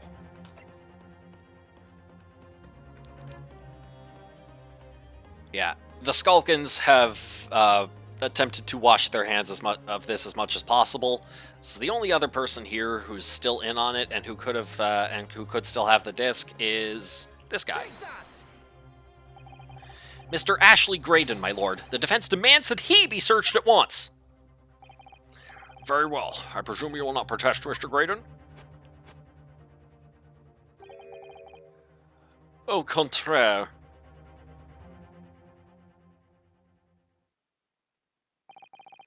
And so a brief body search was carried out by the court bailiff. A few short minutes later, it was revealed that Mr. Graydon had nothing unusual on his person at all. What? How is that possible? Gah! Well, counsel? If I'm not mistaken about the things I've seen in court today, I'm fairly sure I know who has that disc at the moment. There's only one person it can be. Counsel, of whom do you request a search now? So it's not Graydon. It's not the Skulkins. It's not Van Zeeks.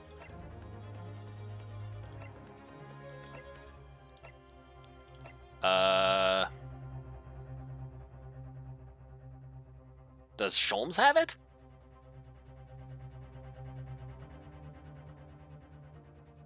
No, it can't be this guy, because he was dead before the thing. We know that the music disc has to be in the courtroom right now, and it must have been in the possession of Graydon and Gregson.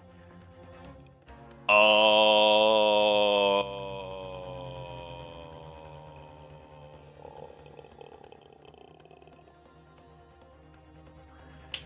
Yep, like a second before you pressed enter there, Aram. Yep, it occurred to me. Good grief, what possible relation could exist between that person and the case, counsel? Objection.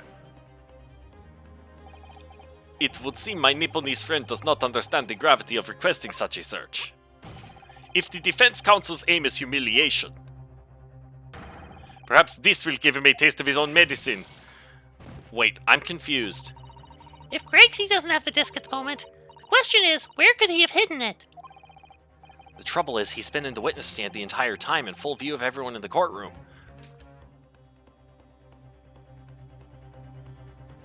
Oh, wait, that's right. What was it? Yeah, I was thinking Gina might have swiped it on her way out. But nope. Trouble is, he's been in the witness stand the entire time in full view of everyone in the courtroom. Not an easy situation in which to go about hiding anything, really. So there's honestly only one place he could possibly have hidden it then. Perhaps in another person's pocket? Someone with him on the stand? Oh, did he... Oh, he did a reverse pickpocket. Yeah. Then it's Waluigi. Search Waluigi. Take that! Yep, you're right, Fire. Of, my lord, Mr. Nash Skulkin. Well, I never! Eh? Blimey! Me? Me?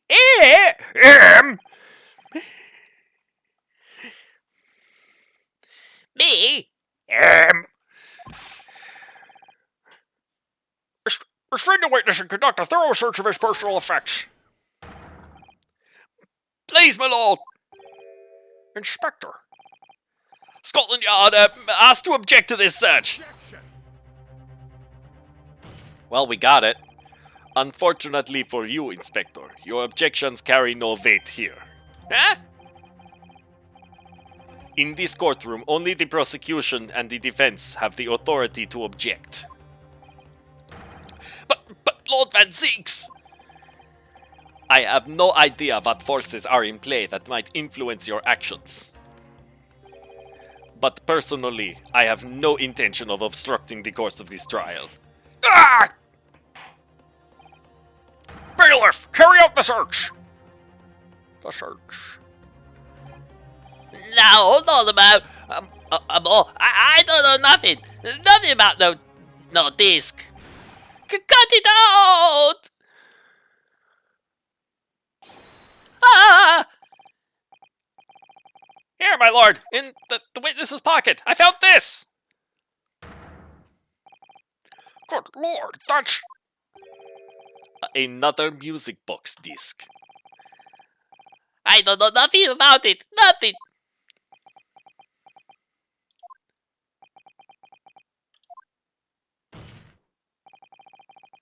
That is the second music box disc left behind by Magnus McGilded. Is it not, Inspector Gregson? Ah!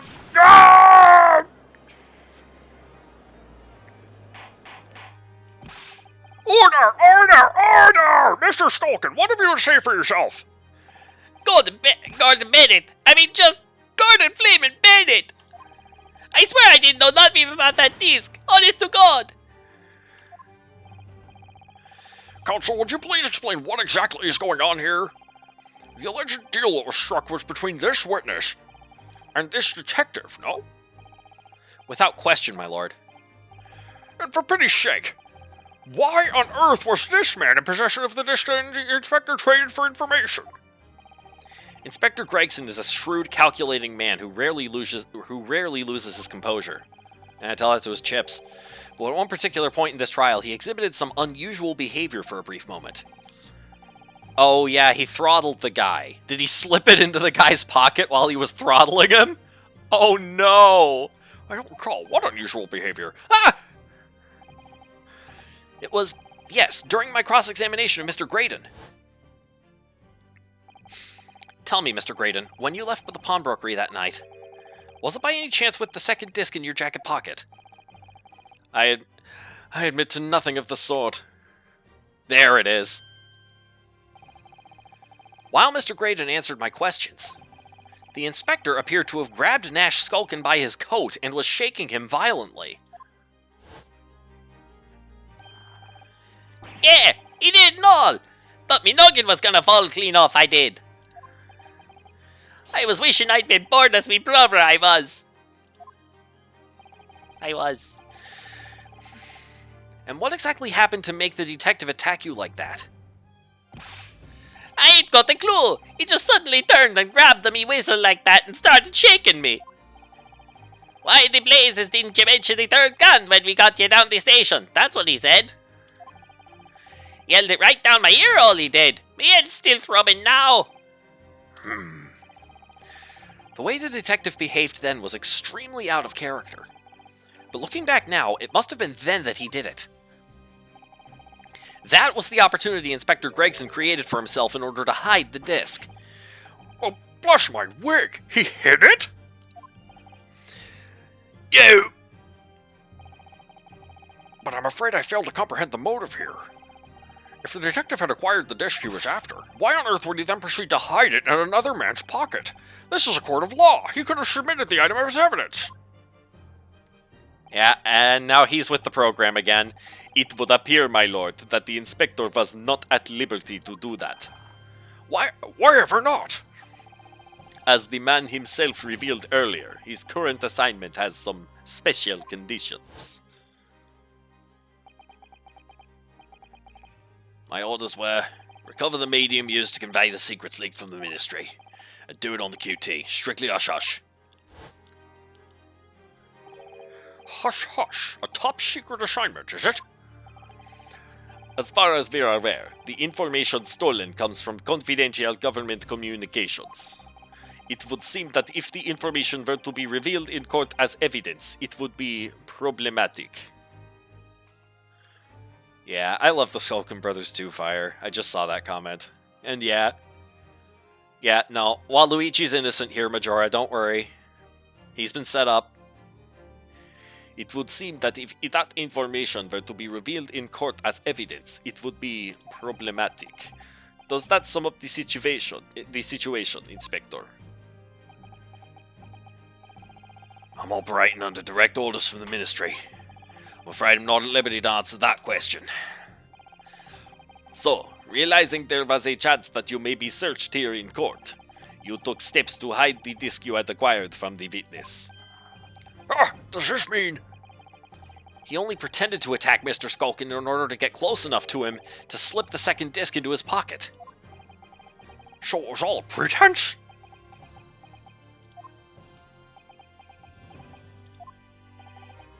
Well now, Inspector Gregson, and you, Mr. Graydon. Are you prepared to admit to the accusation made against you of this alleged deal?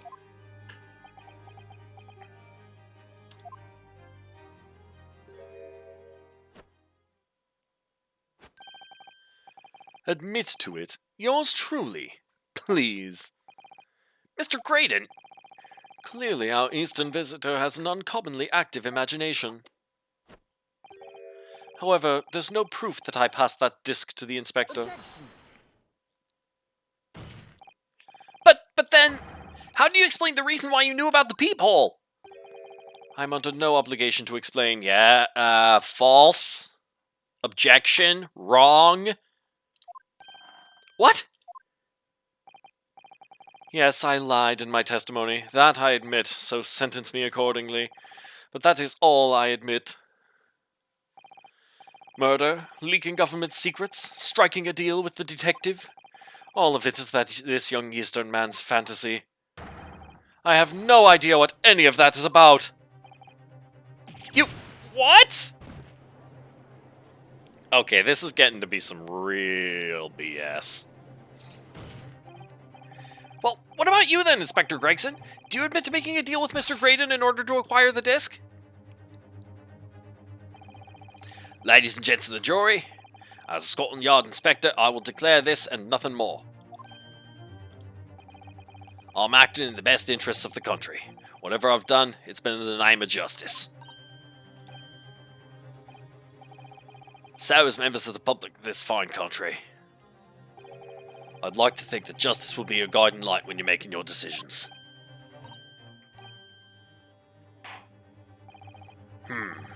This is quite a quandary indeed. Rarely have I encountered such extraordinary tumultuousness in the concluding of a trial. Nevertheless, in the absence of any further evidence to be presented, I believe it is time that we put the matter to the jury for their final leanings. Well now, as a fellow servant of Queen and Country, I must say I sympathize with the old inspector. Yes, he's a dependable man, I'm quite sure. In service, one becomes a good judge of character. Even crossing your eyes doesn't help when it comes to looking at this case. It's all blurred to me. Well, as a fellow professional, I'd like to put my faith in the detective, really. Graydon is highly skilled operator. Stop. Currently in presence of idol. Stop. Detective has very much trust in eyes. More than this, I cannot say. I don't believe it. These 6 jurors are... they're gonna believe Gregson. If they declare their decision now... Is Ginny gonna be found guilty? If I don't manage to produce some definitive evidence right now, then we're gonna lose. Either some proof that Graydon killed Mr. Windybank or stole those government secrets. Or some evidence to force Gregson into admitting that he struck a deal with the witness.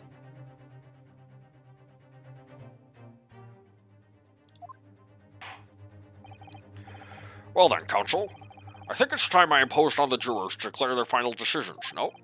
That is, unless you have some compelling evidence you have thus far not presented to the court. If I let the judge call on the jurors to announce their leanings, Gina will be found guilty. So there's no choice then, Bruno. You have to throw some more evidence at them. This is it now. It all comes down to this. Who do I present evidence against, Gregson or Graydon?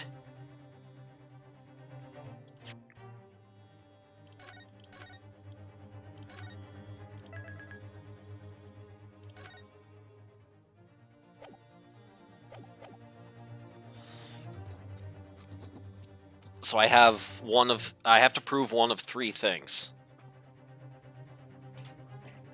Graydon killed Windybank. Graydon has been trading in government secrets, or Gregson has been conspiring with, or that Gregson struck a deal with the guy.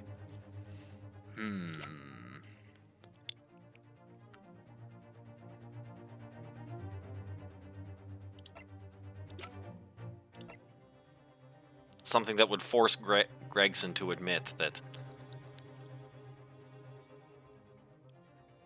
What if it's this? What if I present him this? I want to see what happens if I present him that. Gregson. Inspector Gregson, there is one final piece of evidence I would like you to see.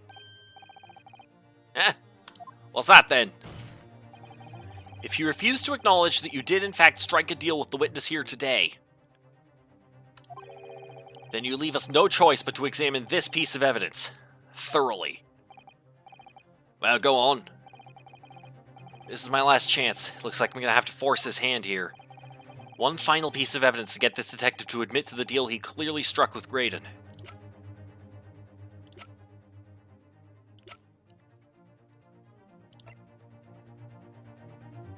Take that! What on earth is this, Counsel? Irrefutable proof, my lord, of the corrupt dealings that went on between these two men. Or perhaps, irrefutable proof of the corrupt workings of my learned friend's mind. Okay, that's not right. Really, Counsel, at this stage in the proceedings, I would have expected a more considered argument. The defense will be duly penalized. Ah!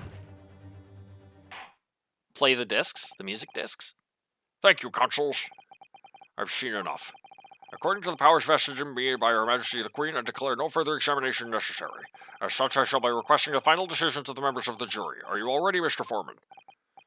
Absolutely, my good sir. My good sir. Then please announce your findings to the court. Guilty. Guilty. Guilty. Guilty. Guilty. Guilty.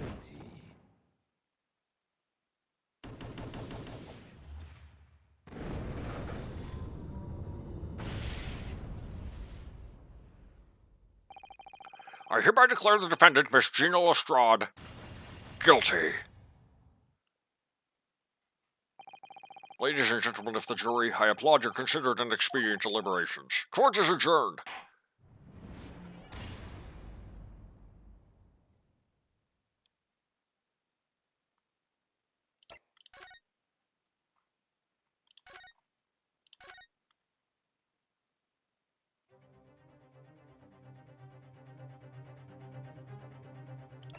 So they want me to inspect, they want me to present something to inspect thoroughly. It's not this, it's not that. It wouldn't be that, or this.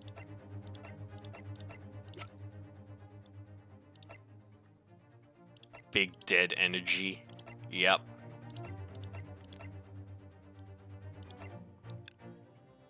Okay. What if it is the music box? Let's try that.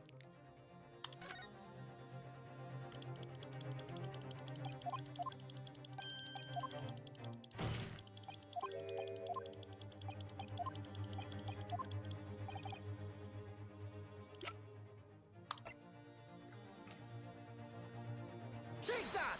Oh, you're right, Aram. Is that Mr. McGilden's peculiar music box, Counsel?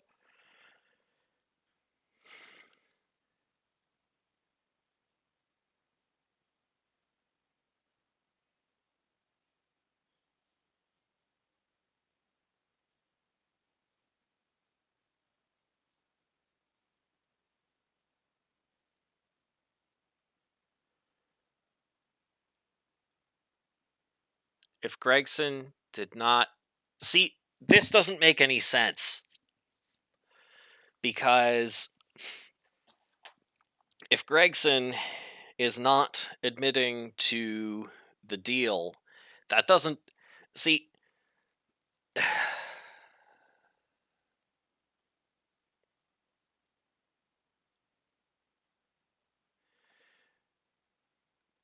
let's see. So Gregson. Okay, I'm trying to think of the path that the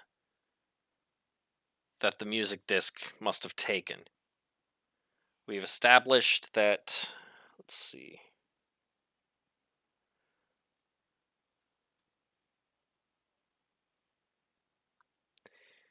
Have we proven that the second disc? Let's see. It's an ultimatum. Give me what I want, or I play it.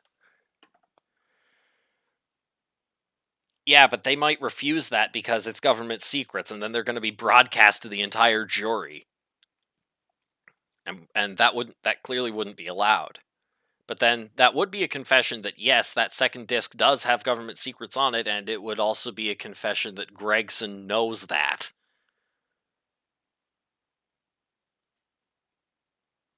And then why else would he have tried to hide the thing on Skulkin's person? Wait. No, we already have it that no, this doesn't add up. This doesn't add up as like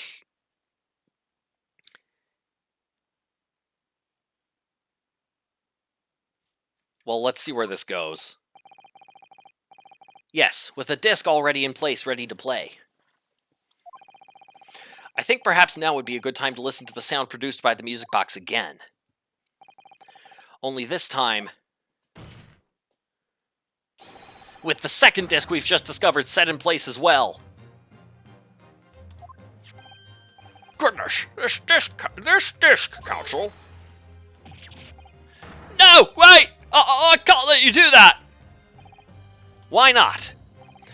Because, well, because it's got nothing to do with this case, that's why. Objection. Not true, Inspector. Huh?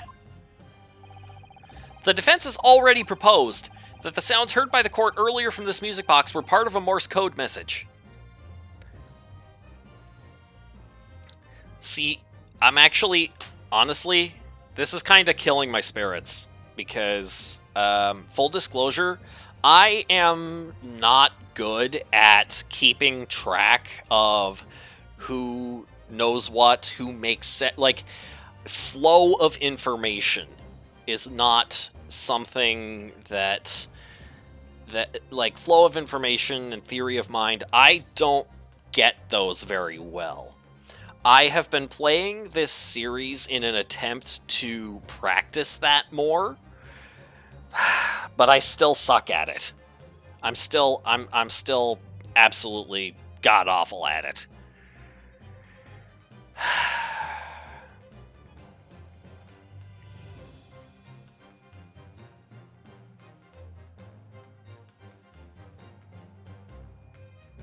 I guess I'm just not cut out for this kind of thing.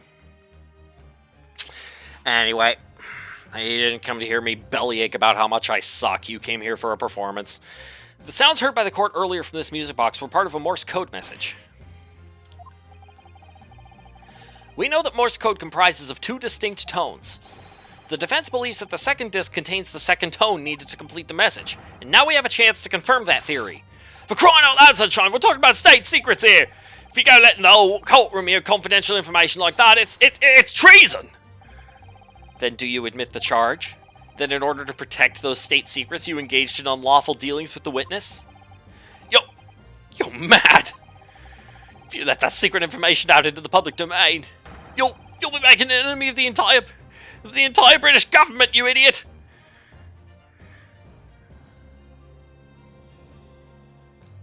Okay, so you're just resorting to the blackmail option for its own sake, Orm. Is that what you're saying? Ace Attorney series doesn't make it easy to remember everything, though. But I can remember everything in contexts that are not this. Why can't I remember everything in contexts that are this? That's what fouls me up. Felt obvious that Eggman was guilty for ages now, but everything is kind of dragged on for so long because of government secrets, and yeah. Objection. Let's not forget, Inspector, that you, a Scotland Yard officer, leaked confidential case details to a witness. that you continue to lie to the court, and all because, by fair means or foul, you're determined to do your duty. Well, by fair means or foul, I'm prepared to do mine. Don't you dare! I will stop at nothing to protect my client. I don't care who I make an enemy of. He's just there, getting the line. My lord, if you please, the court must hear the sounds made by that music box. Come on, Van Sinks, for Pete's sake, stop him! Inspector, you should know my methods by now. I'm a prosecutor. I'm no Scotland Yard puppet. In this courtroom, my duty is to the law, so let me propose a toast to uncovering the truth, by fair means or foul. No! Very well, the defense's stance here and that of the prosecution has been made very clear, I feel. Therefore, in accordance with the defense's request, the court will now listen as this music box is set in operation once more. Okay, everybody listen. See if this actually makes any sense. This time, with the second disc in place, and both discs playing simultaneously. Yeah, Vampire Man is fun. Yeah, but like, how do we know that the discs have been positioned in this thing at the same rotation relative to each other? Like, the dashes could be set wrong relative to the dots, you know what I'm saying? How do we know? How do we know that the alignment is right here?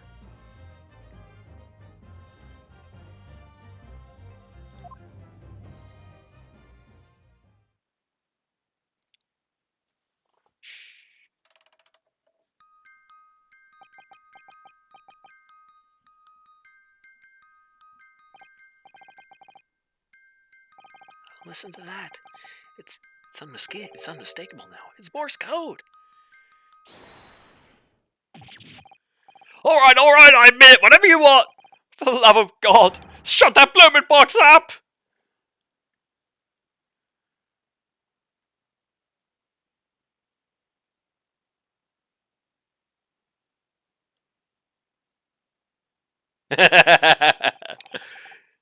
Let me ask you it again then, Inspector Gregson.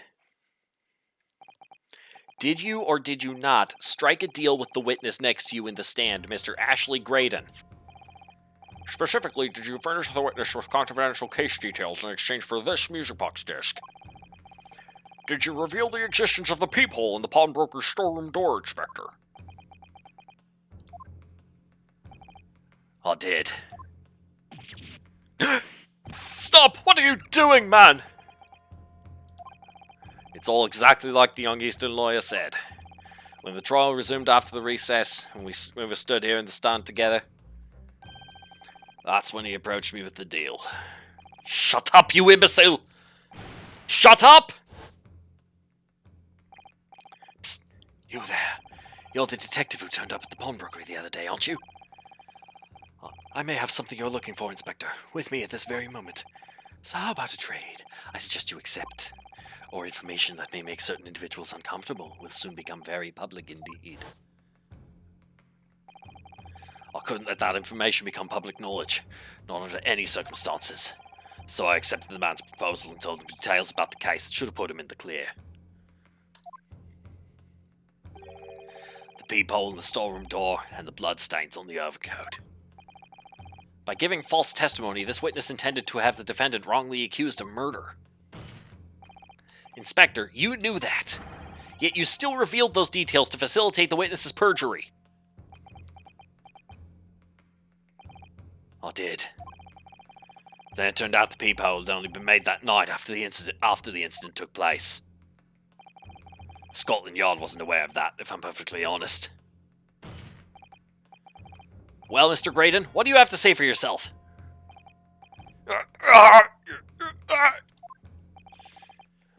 There's nothing and no one left for you to hide behind. You struck a deal with the inspector in order to escape conviction of a very serious crime, namely this. You are the third intruder who broke into the pawnbrokery on the night in question, and you perpetrated the murder of the proprietor, Mr. Pop Windybank. You! You! Traitor! Oh, here we go. Uh-oh. Oh, that ain't good. Oh, he spit out a chip. Bailiff! Bailiff! Restrain that man at once!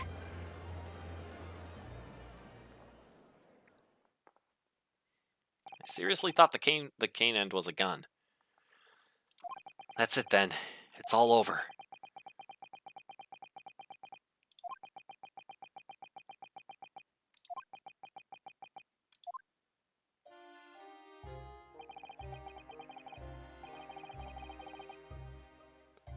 Bailiff kill a man. Yep. I despised my life growing up. Those slums are vile places. I was cursed from birth. Born into poverty, the son of a penniless artisan. My parents did nothing but quarrel all day long. What little money they had was never spent on me.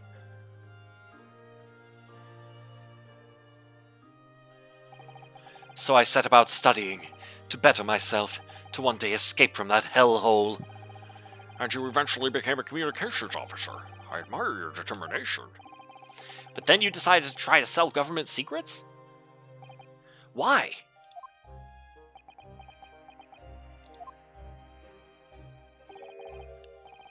Isn't it obvious?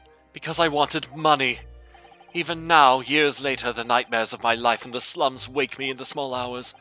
I wanted to drown them out, with more money than anyone who lived in that squalor could ever imagine. Then one day I met him.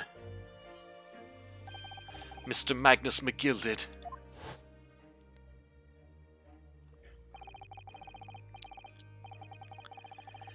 You're a fiend with a queer talent, so you are. I've money to throw your way if you're interested. All you need to do is go along with me little plan now. I was to steal the Ministry's telegraphic message logs, and McGilded would buy them for a handsome sum. I lost track of the voices there. I was to steal the Ministry's telegraphic message logs, and McGilded would buy them for a handsome sum. As I was responsible for inspections of the Ministry's communications office, it was a simple enough task.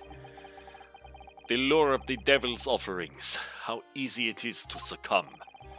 But you must truly have realized the seriousness of the crime you were committing. And for that reason, I took great lengths to ensure that my actions were untraceable. By using the music books.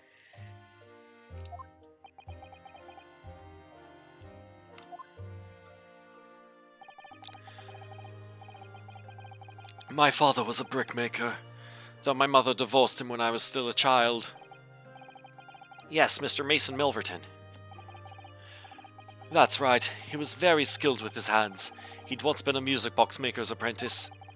I imagined his skills would be sufficient to create a machine that could generate Morse code. So I sought out my father again, to employ his services. It was the first time I'd seen him since I left the slums 10 years earlier.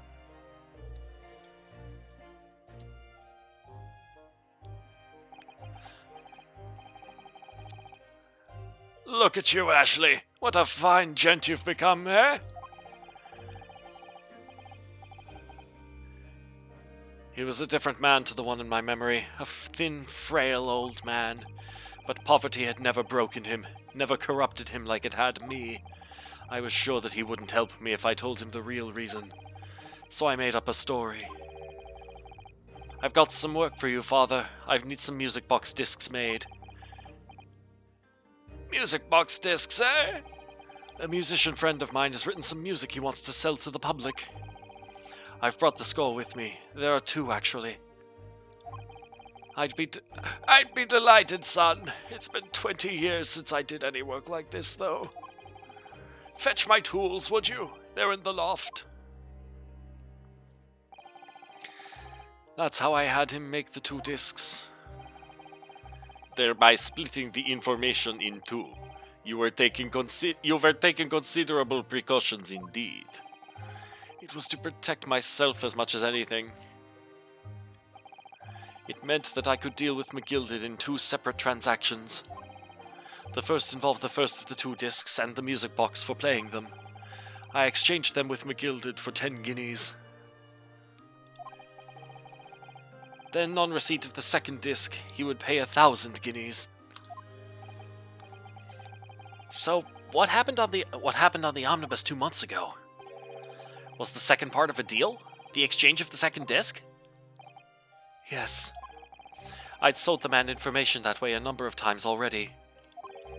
But it seems he became reluctant to part with his money. But that doesn't quite make sense, Mr. Graydon. For why wasn't it on the omnibus 2 months ago? Your father, Mr. Milverton, was the one dealing with Mr. McGilded, and not yourself. When I received the 1,000 guineas after my first completed dealings with McGilded, I decided to give 200 to my father for his troubles. But my father realized something was amiss. In time, he worked out that I must be involved in something dubious, and when he did, he said to me, "Next time there's an exchange, you'll let your old man do it, understand? Otherwise, I won't take your money anymore."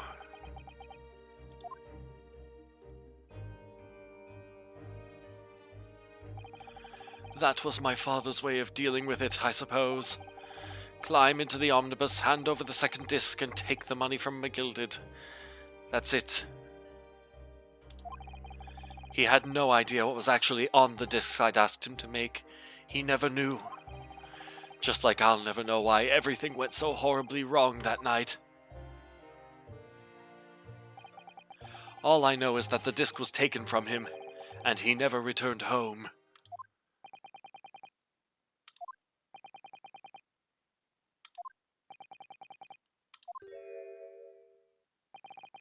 It was only then that I found out what sort of a monster McGilded really was. So after 10 years of not once uttering it, I swore on my father's name.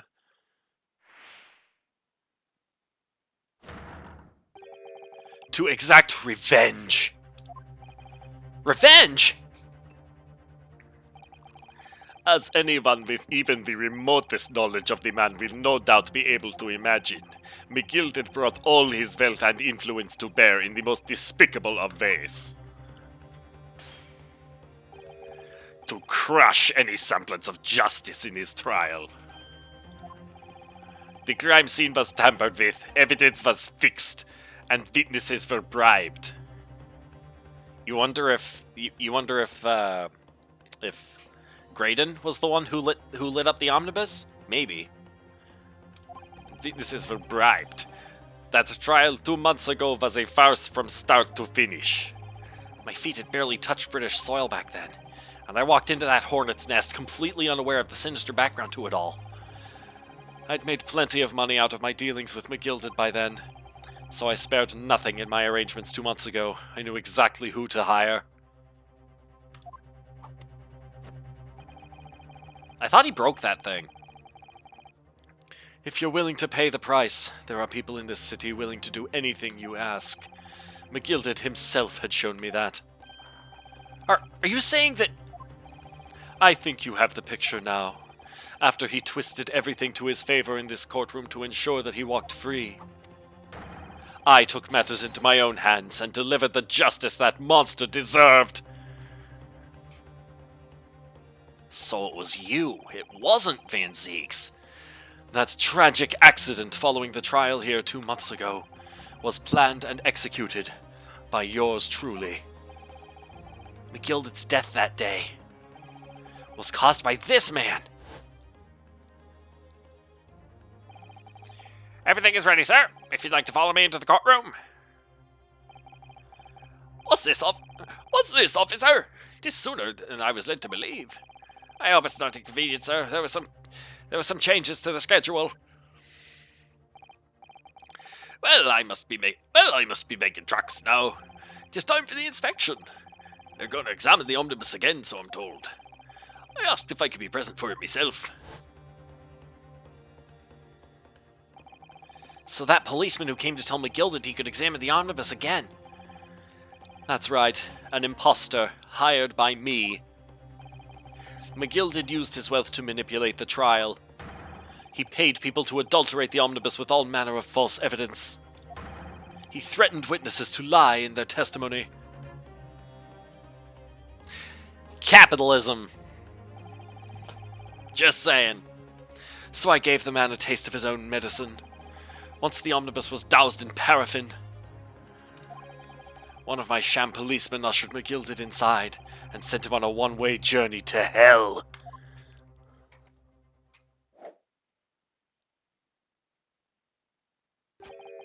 An eye for an eye. That's how I avenged my father's death. A spine-chilling account indeed.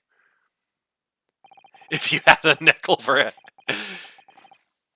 Yeah, I was thinking the same thing, Fire.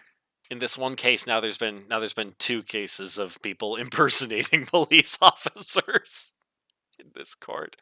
But that wasn't the end of it for me. There was a loose end, you see. A loose end? Yes, I should think it's obvious. The second disc, which my father had taken to exchange with McGilded. Ah, yes. There was indeed no mention of it in the man's trial 2 months ago. Clearly because it had been removed from the scene of the crime. When I realized it was missing, I remembered something. Something from the first time I dealt with McGilded.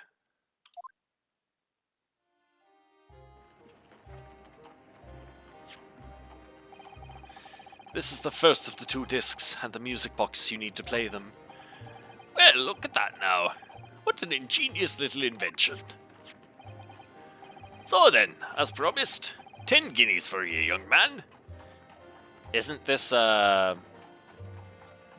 pawnbrokery thing? Ticket thing?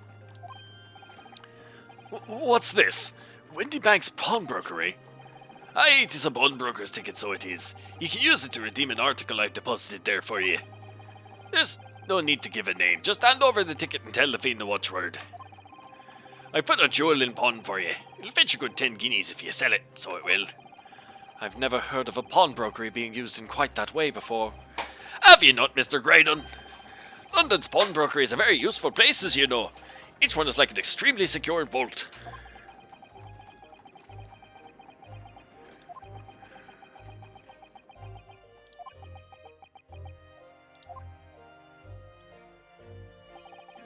So I knew that if he'd taken steps to hide the disc, it would be in that pawnbrokery somewhere, and that on the night he killed my father, he must have entrusted the ticket to someone.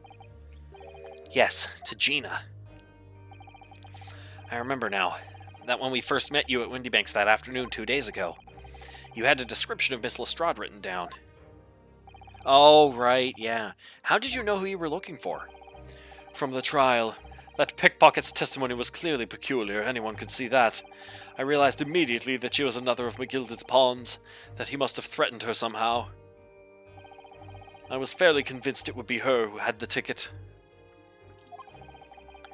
So I started to make some inquiries. I had a strong suspicion the girl would come out of the woodwork on the redemption deadline.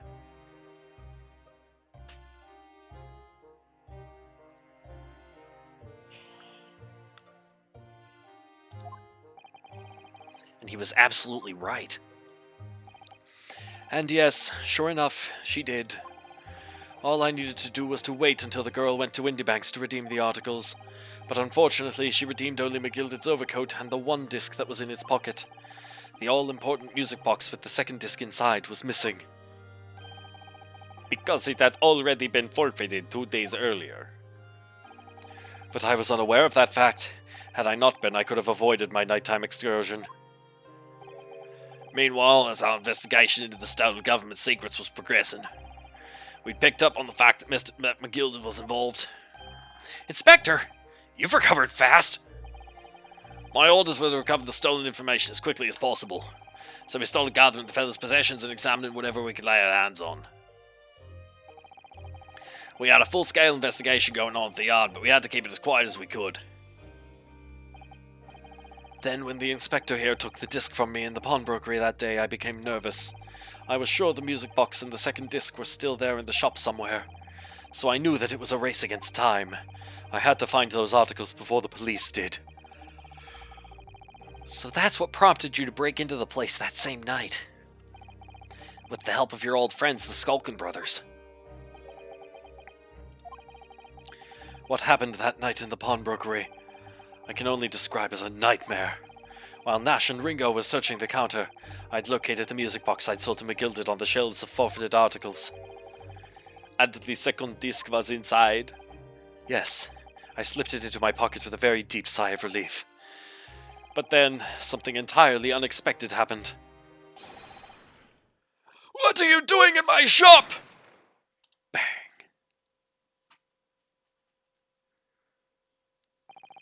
A gunshot rang out in the shop, and I felt a sharp pain in my left arm. The broker fired his gun, and the bullet pierced your limb. Yes, exactly. But unfortunately, I decided to bring my own gun with me that night, just in case.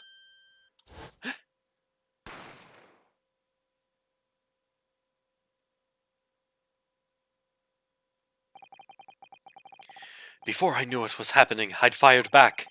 The man had already turned to flee. I hadn't intended to fire in his direction, much less kill him. But unfortunately for both of us, the bullet hit home. It struck him in the middle of his back as he fled through the storeroom door for refuge.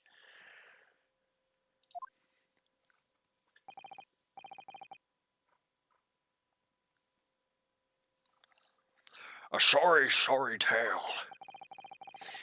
It all took place in the blink of an eye.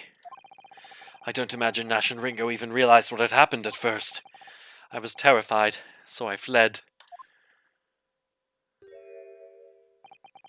And that's the whole story. That's everything that happened at Windybanks on that wretched night.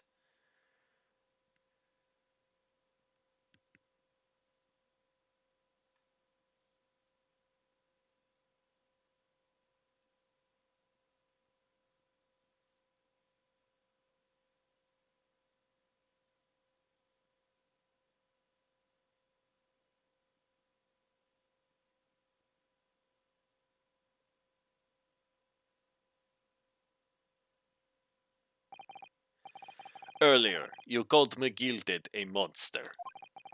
A man who used his wealth and influence to distort the facts and escape justice for the crime of murder. What tragic irony. For what you have done is exactly the same. And then he tried to frame a 15-year-old girl for murder. Yep, well, 16. But yeah. For what you have done is exactly the same.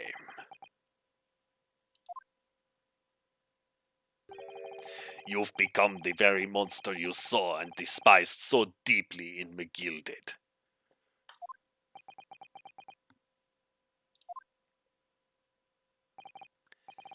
Yes, I think I have.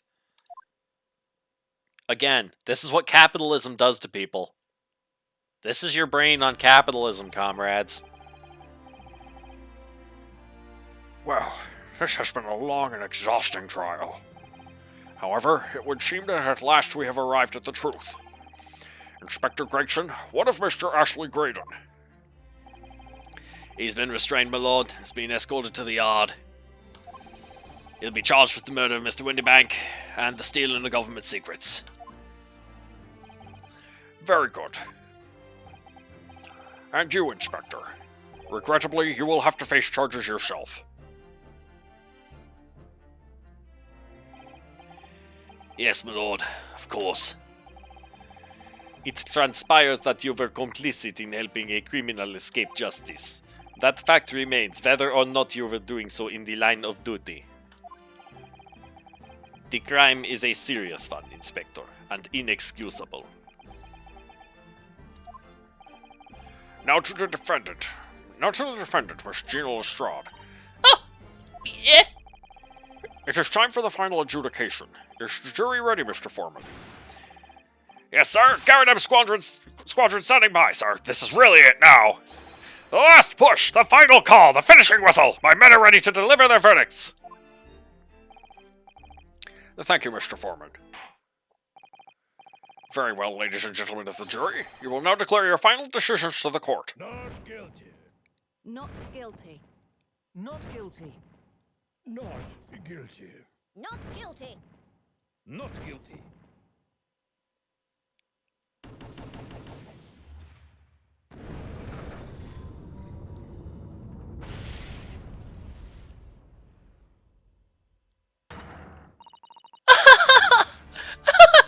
That's the stuff! I'm off the hook! Finally, Bruno, you finally managed to do it! Finally is the word. I really wasn't sure if we'd come out on top for a while there. Susie was right. You're the best lawyer in the world. Miss Lestrade, I am not finished with you yet. Huh? What are you looking at me like that for? Before you start enjoying your freedom, there are certain other crimes to consider. Huh? 2 months ago, in my courtroom no less, you gave false testimony, did you not? And in relation to the trial today, not only did you unlawfully enter Windybank's pawnbrokery, you also attempted to abscond with Mr. McGilded's property, it seems. Ah! I never done nothing of the sort. Of course not. It's not like you were gleefully wearing McGilded's coat in your cell yesterday or anything. Aw, just when I was getting excited about throwing a party for Ginny this evening.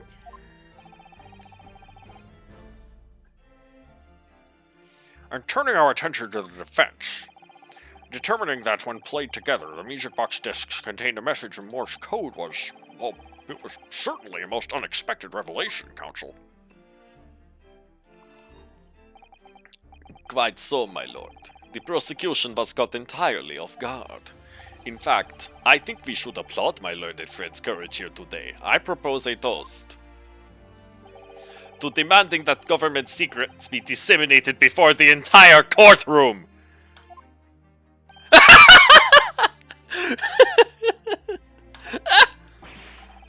Very sorry about that.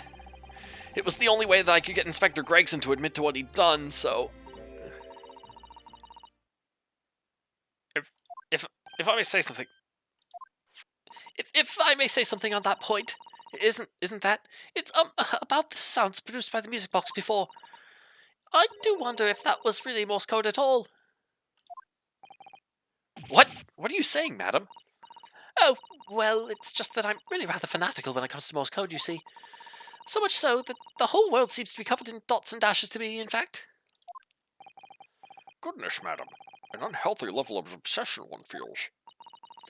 But I must say that in my opinion, the sounds produced by those 2 discs were nothing more than that. A meaningless series of 2 different tones. What? Can that really be? It wasn't Morse code after all? My lord, the defense would like to listen to the music box again. Are you off your nut? How many times do I have to tell you those discs contain ministerial secrets, sunshine? This courtroom is not an appropriate forum to discuss the nature of the government communications. We know McGilded conspired to trade national secrets with our enemies, secrets acquired from Mr. Graydon. Now that the man has admitted to his crimes, we have no need to pursue the matter further. Ugh, but it's really gonna bother me.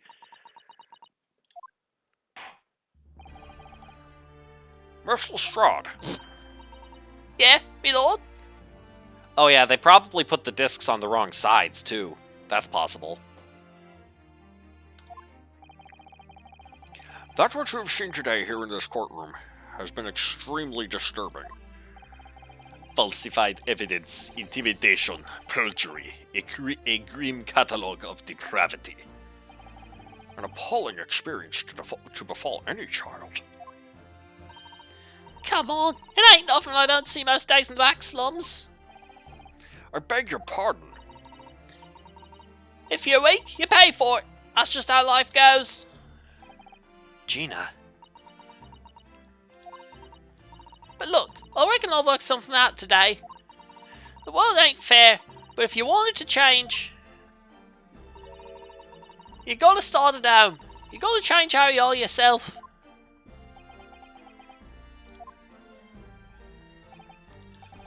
Well, that's a very laudable lesson, I would say. I eagerly look forward to the born-again Miss Lestrade never gracing my courtroom with her presence again.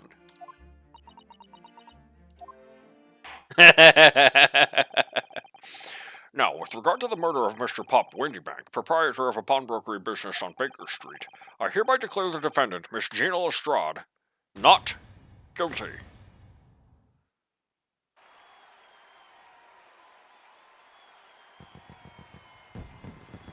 Yay! Oh, is she gonna... Yeah, she is. Nice. Is that what she does now? Is she gonna be in charge of the fireworks for the not guilty verdicts from now on? Is that gonna be her new job? Judge be like, get out of my sight. That is all. Court is adjourned.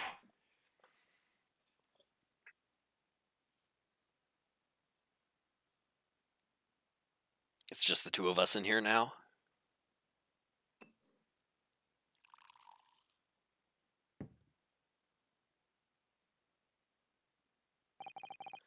On a personal note, I must say you've surprised me, my Far Eastern friend. Oh! Despite being a Nipponese, you saw through the pretense to the malice that festered within that Englishman. And at the same time, saw through the grime to the surprising heart of your English client. Wow, this guy really is racist. You have a curious talent for judging character, especially considering our very different cultures. I don't think there's anything curious about it. Whether we're from the Empire of Great Britain or the Empire of Japan, we're all human beings. We're not so very different on the inside. Oh, yeah, here comes the... Yeah. You know, I took this case for one very simple reason. To lock swords with you once again here in the courtroom.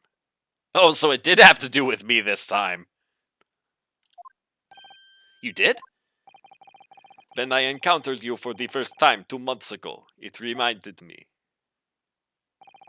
of toasting friendship and trust with another Nipponese, only to find my trust betrayed. Oh, here we go. He's racist because of stuff that happened in the past. Through you, I hoped to look into the eyes of the man I once knew and try to understand.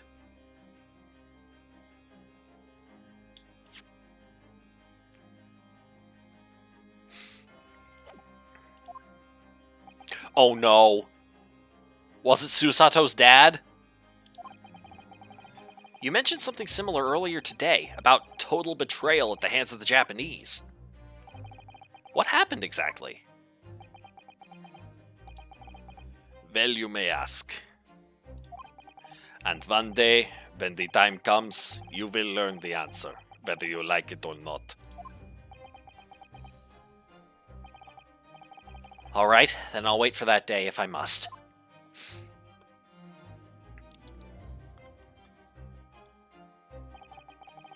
Coming to be known as the Reaper of the Bailey, and my retirement from service 5 years ago. Oh, and can I just say, this is probably going to be something that like, there's 5 more cases after this, that are like a part 2 of the game, and I'm thinking that some situation is going to come up that is going to have us saying that things would have been made a lot easier if Van Zeeks just told us this from the get-go.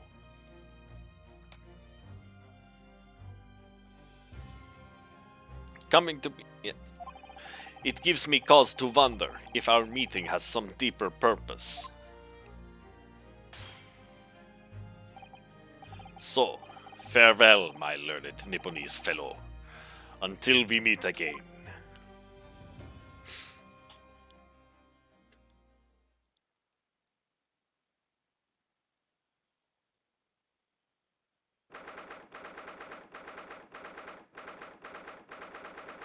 "17th April, 5:24 p.m. The Old Bailey Defendant's Antechamber. It's done. It's over at last. But where's Iris disappeared to? Huh. Congratulations, Gina. I knew it all along. I knew that you were innocent. Well, you did what you said, Mr. Nardo. Nardo, you believed in me. Right up to the end. You're as old as your name. What's odd about it? I told you I had faith in you, didn't I? No one ever asked before, see? Kept a promise, I mean. Properly. That's awful. I figured something out today. All my life, growing up in the slums, I never trusted no one. But that's just because I've been scared of being stabbed in the back. I mean, the more you trust someone, the more it hurts when they let you down. Yes, I think I can understand that. After all, I had a taste of it in that trial 2 months ago. And yeah, friend's dad, man. That's what I'm talking about. I chose to trust someone and paid for it. That betrayal left a big scar. You know, though, Gina, I worked something out quite recently too. Trusting in someone else is really an exercise in learning to trust yourself. And when your gut tells you it's the right thing to do and your trust is rewarded, there's no better feeling in the world. Trust in Rick Astley, he'll never let you down. No. He'll never give you up. I think I have you to thank for reminding me of that valuable lesson. Oh, well, if you say so. Don't make a fat lot of sense to me, though. I'm trying to say that putting my faith in you, Gina, has been a real pleasure. For crying out loud, pack it in! But I suppose I sort of feel the same way. I mean, sometimes trusting someone else is, alright. Thanks. This is the way I see it, Ryunosuke. A defense lawyer is only as good as his faith in his client. And that comes down to how much faith he has in himself. After this experience, I'm starting to feel like I understand what you mean, Kazuma. Am I living up to your expectations? Am I turning out to be the lawyer you believed I could be?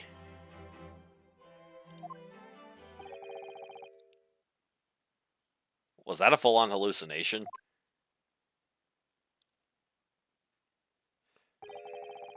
Pardon the interruption, but what the deuce does a man have to do to be noticed around here, my dear fellow? Ah, that voice! It's too late for that voice now, Mr. Naruhodo. I've been standing here patiently in the corner of the room for an eternity. Ah ha ha! Yes, it was me all along, I would have said when finally you noticed me. But you people with your incessant babbling! Ah! Mr. Sholmes! Ah ha ha! Yes, it was me all along. You see?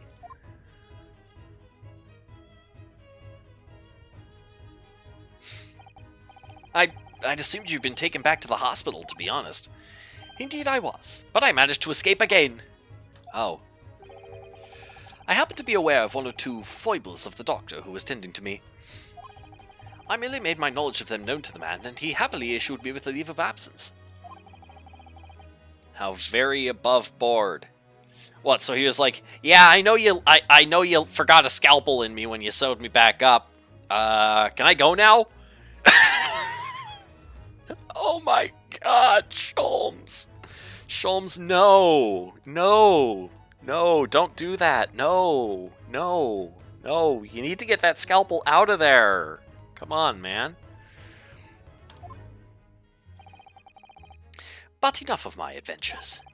That was a fine victory, Mr. Naruhodo. Your tireless efforts justly rewarded, I feel. Congratulations are in order. As a close friend, I tip my hat to you. Oh, thank you. Some great detective you are. Great at being cold as ice, maybe. Have I irked you in some way, Miss Lestrade? Oh, you've been having a snooze in your nice soft bed. Some of us have been fighting for our lives. Ah, well, that bullet did cause me to lose a substantial amount of blood, it's true. So I have indeed been feeling somewhat cold. Not perhaps as cold as ice, but, well, have a feel. Could you take your hands off my neck, please, Mr. Sholmes? Oh, he's got more vials. And in some way, I suppose, congratulations are in order for you too, Miss Lestrade. What's that supposed to mean? Why so half-hearted? Well, naturally, it isn't my intention to alarm you, but... an acquittal in a trial with that particular prosecutor is perhaps a little precarious. Well done, Mr. Sholmes. Not alarming in the slightest. Oh, the Reaper, you mean? Because anyone who's found not guilty in a trial he was working on winds up dead anyway? Is that it? The very point I was trying to make, as exemplified by the fate of Mr. McGilded, in fact. Ah, but of course, I pay no attention to such irrational drivel myself. Yeah, well, it don't bother me. Oh, really? Of course not. The way I see it, the Reaper's a bit like him upstairs. Him upstairs? You mean, like, God? Yeah, him upstairs knows what's what, right? He knows what people are like on the inside. He won't have got the wrong end of the stick. Some guys like that bog trotter would have rotten to the core. At the end of the day, him upstairs makes sure they get what they deserve. I suppose that's one way of looking at it. Divine justice is one thing, though. The Reaper taking matters into his own hands and claiming lives is another.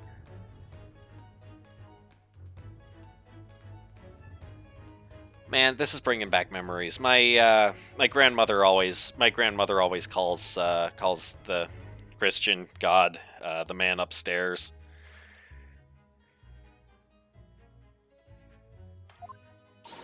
Well, I ain't like the McGildeds of this world, so I ain't scared. I got principles, see?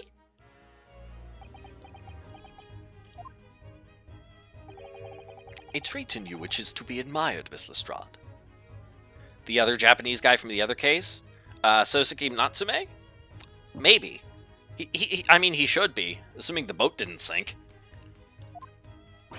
Trait in you which is to be admired, Miss Lestrade. Oh, just give it a rest, alright? As I was saying, congratulations are in order. The news of your acquittal was very welcome news to me indeed. Let me express my heartfelt congratulations, Gina. Well, there you are! Hurley, how long have you been here? Honestly, I went to the main entrance especially to meet you there. Ah, Iris, my dear, I do apologize. But wait until I tell you what happened. This pair made utter fools of themselves. What happened? As you know, I have a penchant for disguise. I was hiding in this room dressed as a bailiff. But these dolts didn't notice my presence at all. They had no idea. Can you imagine, Iris, what you credited?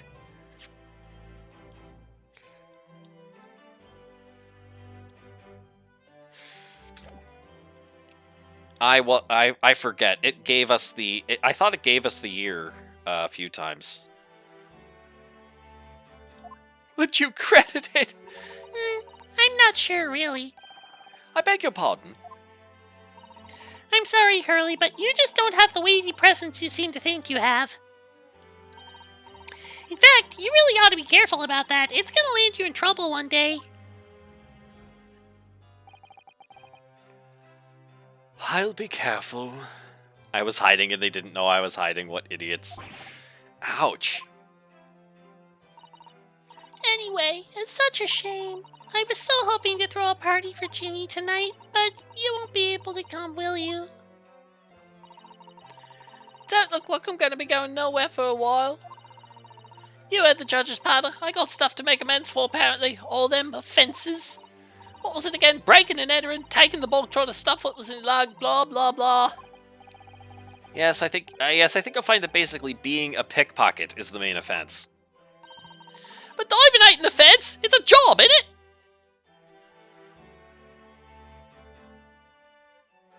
I find it very difficult to answer this question given the context. I don't think so. Still, it has got me thinking all this. Maybe I should start looking for another line of work.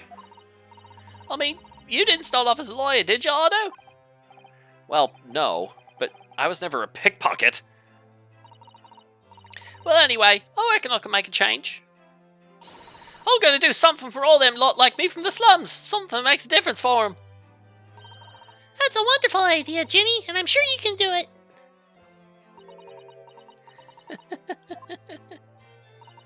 What is it?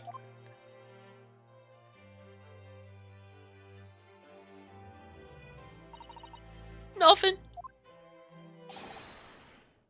Miss Gina Lestrade! The prison carriage has arrived, ma'am. Come with me to the rear gate at once. Right. Well, looks like I'm off then.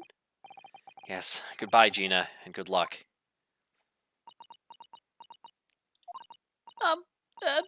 Otto? Yes?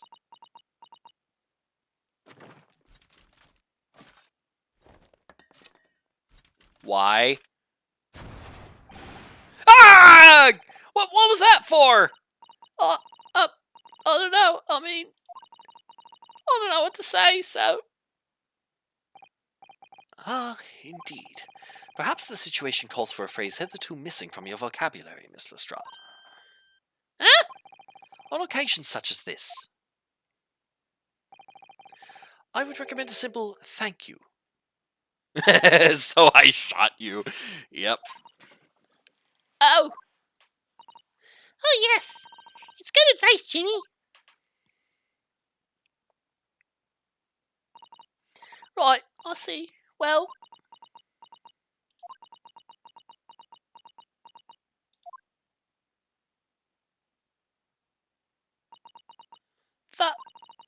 Thanks, Otto.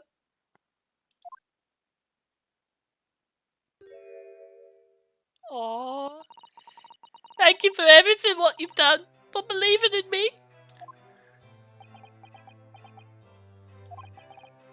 Not at all. In fact, that should be my line. Thank you, Gina.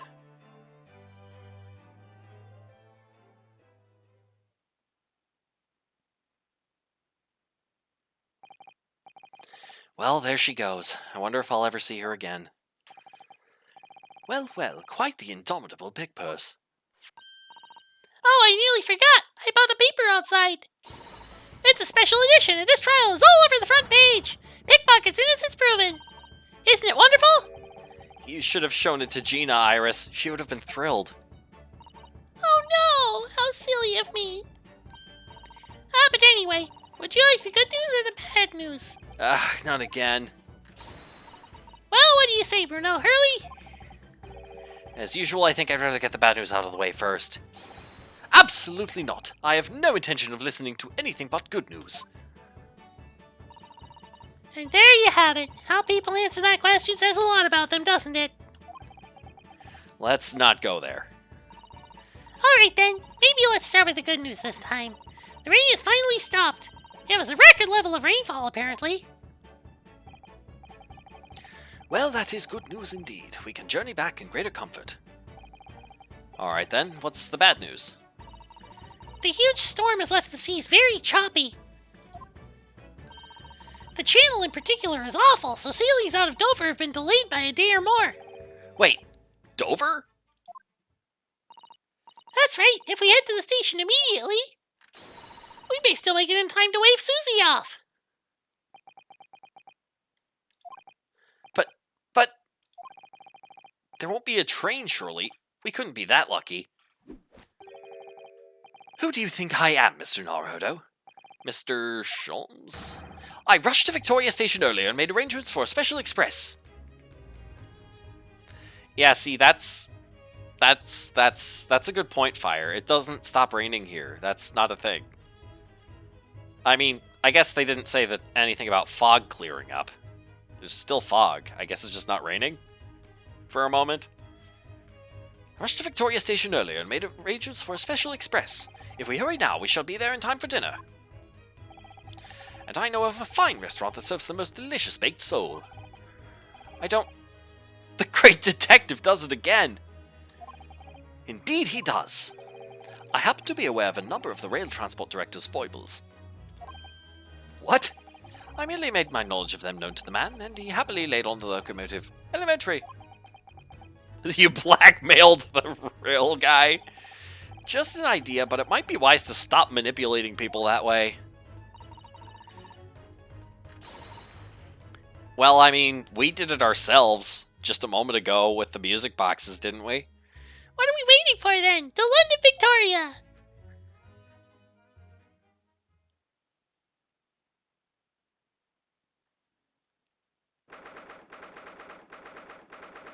'18th April, 5:32 a.m. Okay, there's no year on this. Port of Dover, quayside.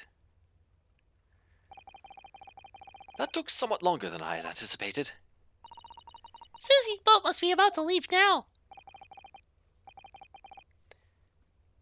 Miss Susato. Miss Susato, where are you? There she is. Over there! Look! Looks like she's reading something.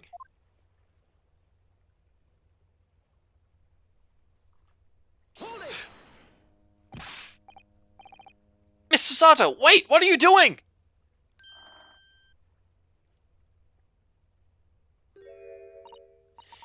Mr. Naruhodo? What are you doing here?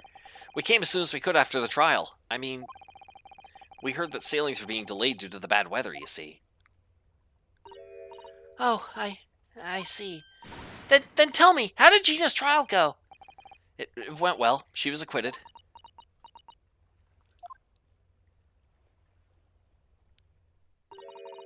That's wonderful. Really wonderful news.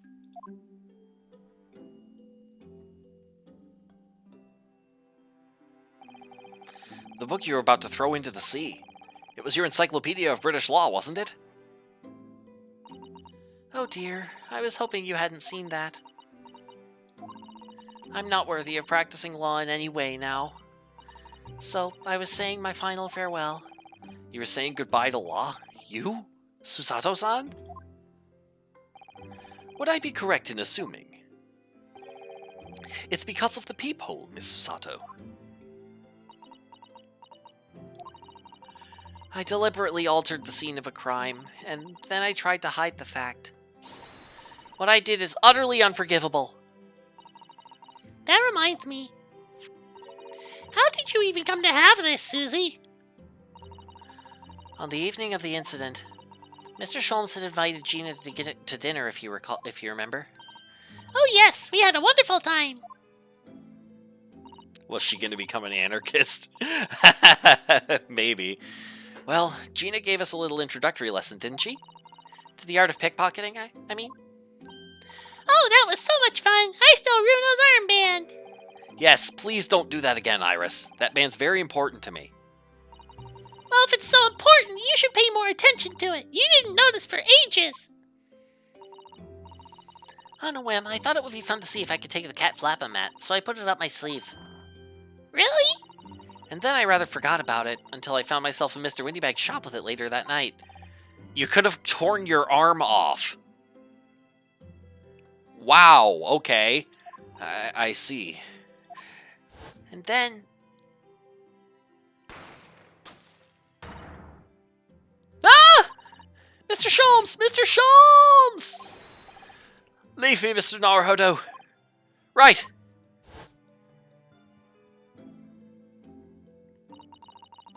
After Mr. Naruhodo had left the shop, I started to think that door started to play on my mind.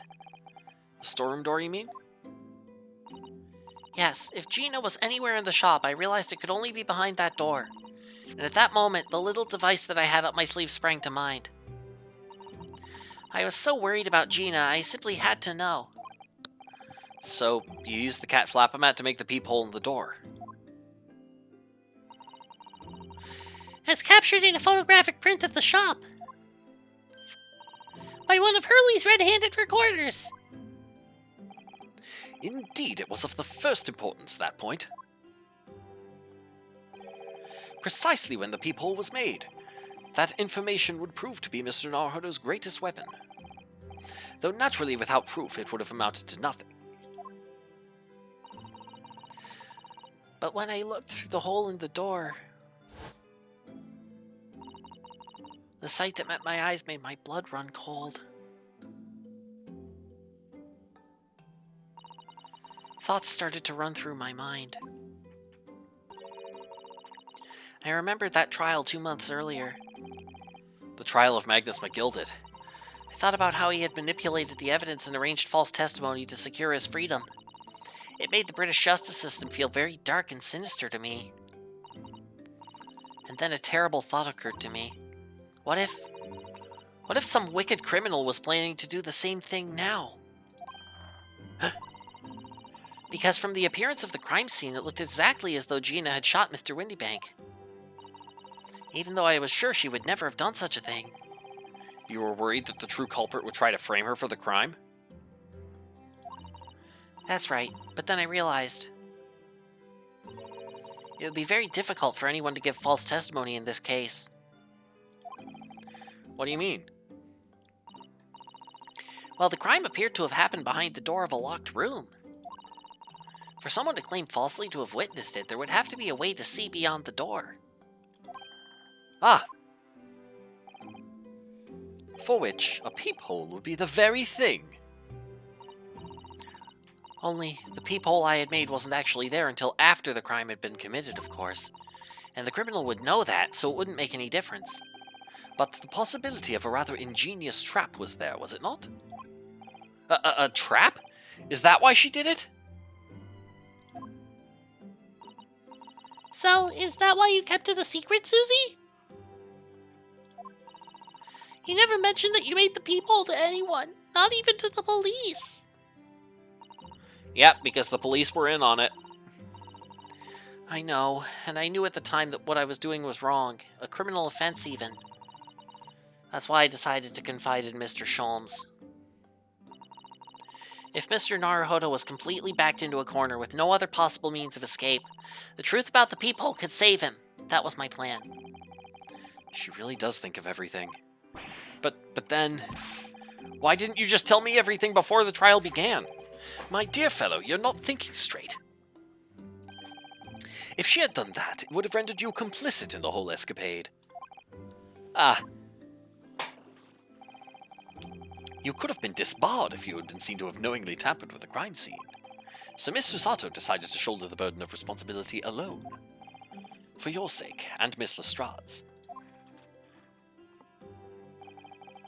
Miss Susato. The truth is, when it happened, I did it because I'd lost a little of my faith in the law. Oh. I was worried that the right person wouldn't be convicted of the crime, but the moment I allowed myself to think that is the moment I lost my right to call myself a judicial assistant.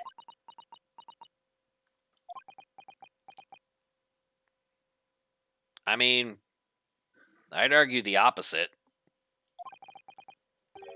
What you did isn't comparable to what he did. Graydon is the one who lied in the witness stand using that peephole as a way to implicate Gina. And besides, if the peephole inconsistency hadn't existed, I'm not at all sure that she would have been acquitted in the end. Miss Susato, what you did saved Gina's life.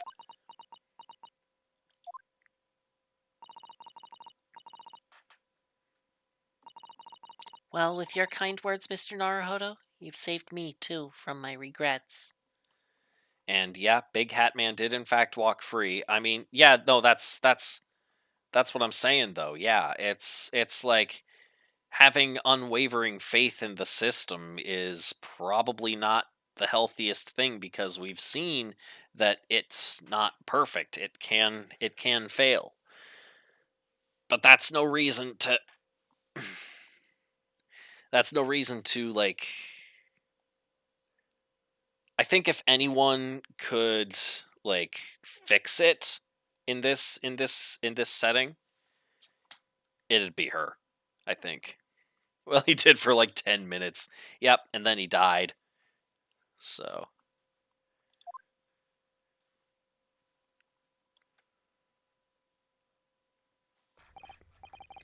Well, we must all be thankful that Miss Lestrade's freedom has been assured. Yes, exactly. Although some of the loose ends in that trial will continue to play on my mind, I'm sure. But the revelation that the music box disc contains secret messages, Mr. Naruhodo. What a triumph to work that out. I'm full of admiration. Well, actually, that argument wasn't quite as compelling as I thought it was. Oh, it wasn't? There was a communications officer among the jury members, you see, a telegraph operator, and she said that the majority of the sounds on the disc were just meaningless tones. As one would expect. After all, we are talking about secret government communications. No doubt they were written in cipher to avoid being readily understood should they have been intercepted. Oh, that's a good point, too. In cipher? I see. Again, I still think it's just that they didn't install the discs in the right orientation relative to each other. In terms of rotation. That's still my take. So then we could never have hoped to understand the message anyway. Nonsense, my dear fellow. It's quite a zero-pipe problem, I assure you.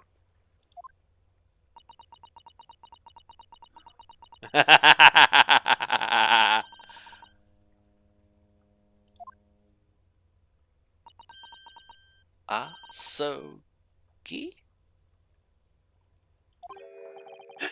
What?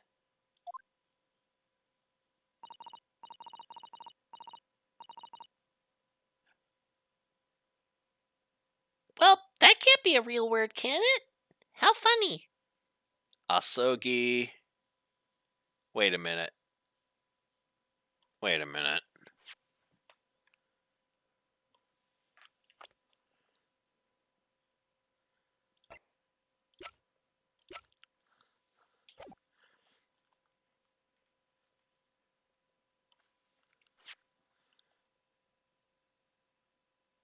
Asogi? What? Wait! Iris, what did you just say? Oh, I just said Asogi.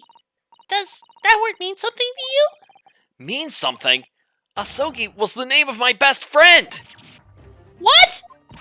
But how? How do you know that name, Iris? I wrote it down during the trial before, when the message was playing on the music box. Oh, so you recorded it. Good, good. She transcribed it on the fly? She really is a genius. I thought the message probably wouldn't be written out in plain Morse code, so I tried various ways to interpret it. But whatever I tried, the words just didn't seem to make any sense. That is, in English at least. Oh, they were in Japanese? Oh. It suddenly occurred to me, you see. There's more than one Morse code, not just the English variety. Various countries around the world have altered and added to Morse code to use it in their own languages. I don't believe it. Are you saying... That's right. I've only actually seen a chart of Japanese Morse code once before. But I think it's based on the Iroha pangram, isn't it? And you mean to say that in Japanese Morse code the message says Asogi? Yes, I think so. Sorry, but I don't remember all of the Japanese Morse code. Iris, would you let me see that?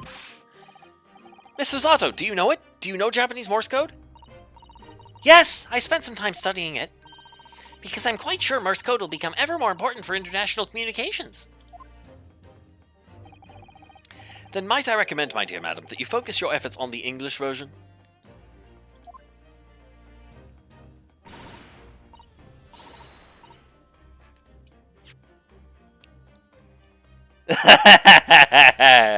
That's a good one, Sholmes.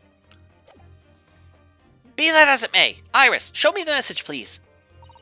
Of course.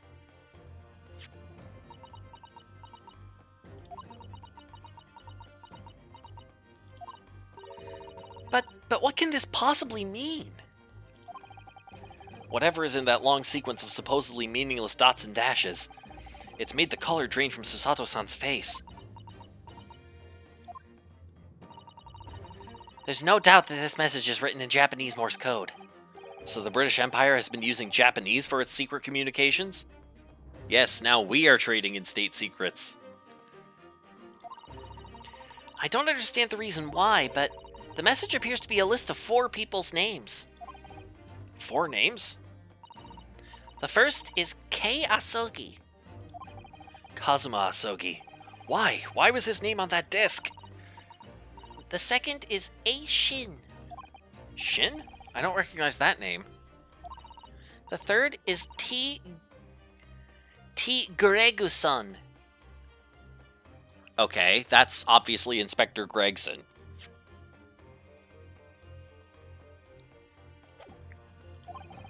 Gregson? Ah, it would seem Tobias Gregson is the third man on the list. What's his name doing in a secret government communication as well? And the last name? Is it the dead guy from the first case? What's the matter, Miss Susato? It's just so strange, so unexpected. Oh, what is it, Susie? Don't keep us in suspense. Oh, it might be her dad. The last name? Is Jay Wilson. Okay, so I was right the first time. What? Wilson? John H. Wilson? You mean Daddy? Then who's A Shin? It says only J. Wilson, so I'm afraid I can't be sure. Then, after the 4 names, it reads, if I translate from Japanese, that is all 4. And that's the end of the message. Or rather, the end of what you noted down, Iris.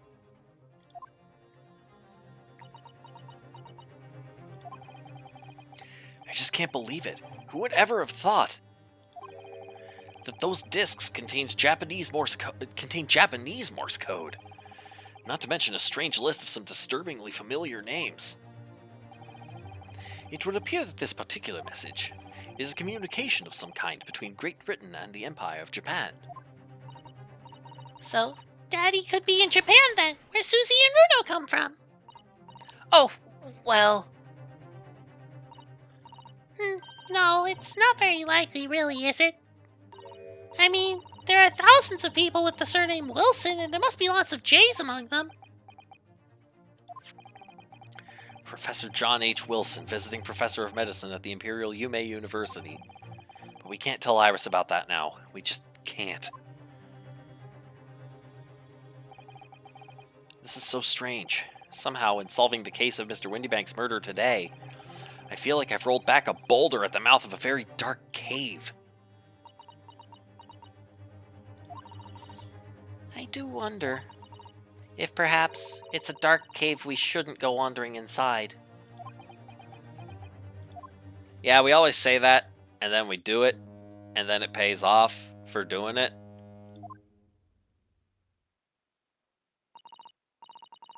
Oh dear, the ship is going to set sail soon. Yes, it seems so. I'll sail on that steamship first to the port of Dunkirk in France. Oh yeah, I knew a Jay Wilson when I was in Japan. He was murdered in a restaurant. Yeah, exactly. We know that her dad was murdered in a restaurant, and we don't have the heart to tell her. Then I'll change onto a larger passenger vessel bound for Japan. You're really going then, Susie? We wish you a safe passage, Miss Susato.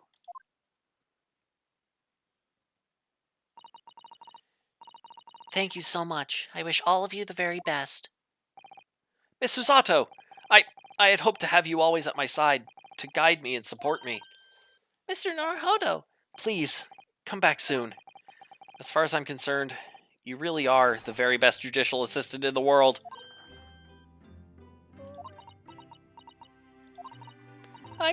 I'm quite sure. I'll be back before you know it. Really, Susie? Oh, now don't forget, Iris. I made you a promise I've yet to fulfill. A promise? About your manuscript. Oh yes, the Hound of the Baskervilles. Well, I'll be waiting for you then, Susie. A promise is a promise. Definitely, Iris.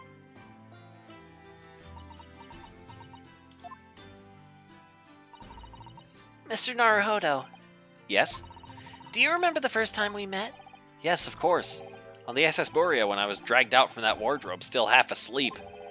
If I remember rightly, you threw me halfway across the cabin with a Susato takedown. You know very well that I'm talking about after that.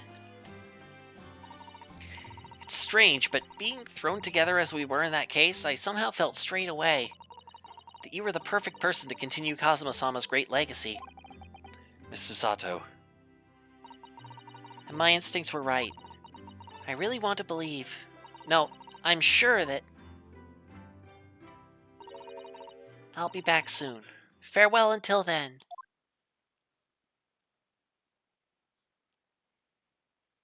Is someone going to try to kill Gregson?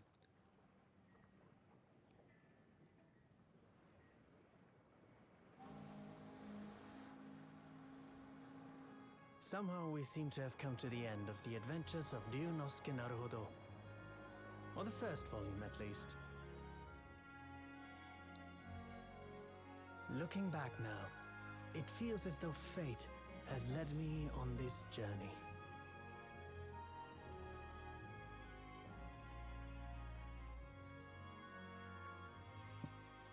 Fate led me to becoming a lawyer, to traveling halfway around the world, to meeting the great detective.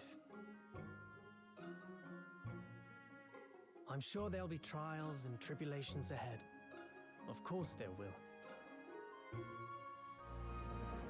But whatever happens, I know I'll be able to turn my fortunes around. He started playing again, has he? After all, I have the greatest friends in the world on my side.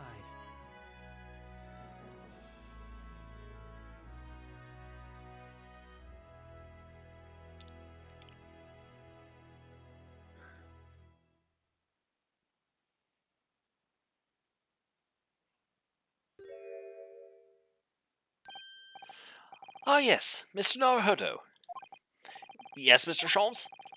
I have some rather awkward news. Why would I do that, Aram? The railway company has decided to sue over the special express train, apparently. Huh? It caused such a commotion on the line. All the other trains had to wait at stations. But really, we would never have made it to Dover in time otherwise. Anyway, I explained everything and how it was all your fault. Huh? Huh? Okay, yeah, I should have pushed Sholmes in the bay. You're right, Aram. I believe a formal complaint should be delivered to your office tomorrow. But not to worry, my dear fellow, according to Miss Susato. You love defending yourself in court. Huh? Huh? Huh? It's alright, I'm perfectly happy to testify. He really didn't look like the sort of man who'd do something so outrageous. See? Mr. Sholmes. Yes? A word if you don't mind. Why, certainly, any word you like. Bellow it out, my dear fellow. Oh, yeah, it's the ending. It's the ending that these all have. They always make sure to make this the last word in each installment. Is it too late to join Susato on the boat? I'm afraid so, Fire. Oh yes, I love Runo's words, and I chose just the one he'll use here. Then I really must say, objection!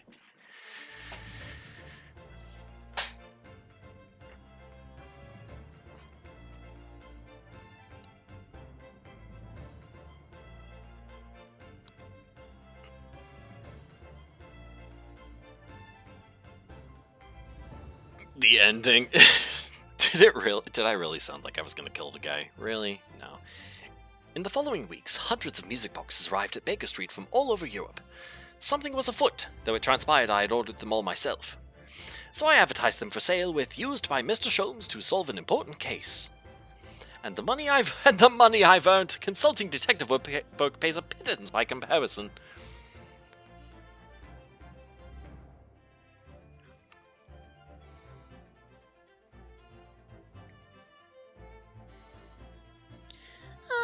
I haven't slept a wink. This manuscript is due tomorrow now. When I'm this busy, Hurley usually cooks me breakfast. Well, cooks is an overstatement for some dry toast and insipid coffee.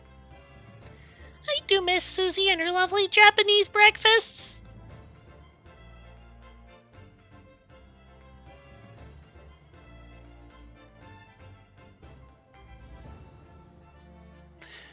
Witness, your testimony is riddled with contradictions. Exactly! Rarely do rare Koban coins hide under rare stakes themselves. Well, I don't know son knows his father is an innocent man, or are you calling my son a liar? Witnesses, my courtroom is no place for your petty arguments.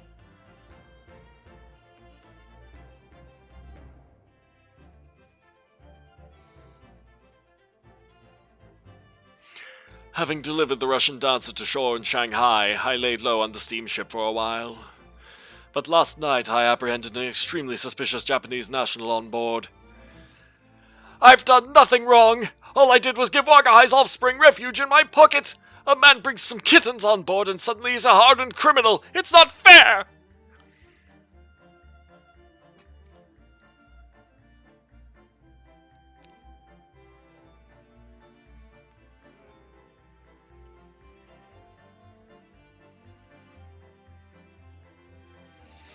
Scientific investigation will be the gold standard for policing in the new age. I dream of a world governed by the tenets of order and discipline. Like a great clock, in fact, whose hundreds of parts mesh together in perfect unison.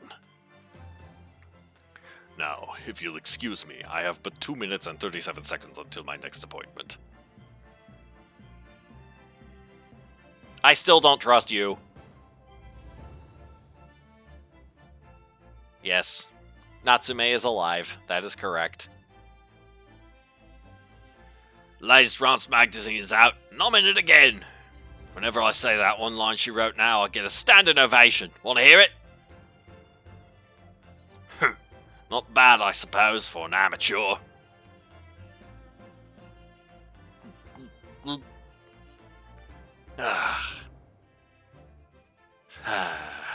Her ladyship puts me to shame.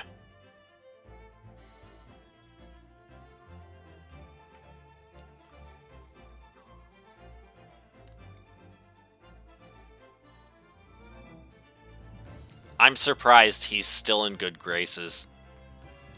Been visiting the old girl on a daily basis, of course. Jody, my old jailbird. Must say, battling with those bally stairs every day has done wonders for the dicky peg. Managing rather well with the housework, too. Got this maid business taped up, I'd say. Hope the gossiping neighbors don't realize the man of the house is his own maid. Now, why would that be a point of shame, dude? You are a man ahead of your time, Mr. Garadeb. My Rolly is back on the beat again, all thanks to the Reaper. There's nothing I enjoy more these days than hunting out small change in the gutter. I'm a better Bobby now, looking out for Londoners, the dropped happenings, and my lovely wife. Oh, Pat. Oh, Rolly.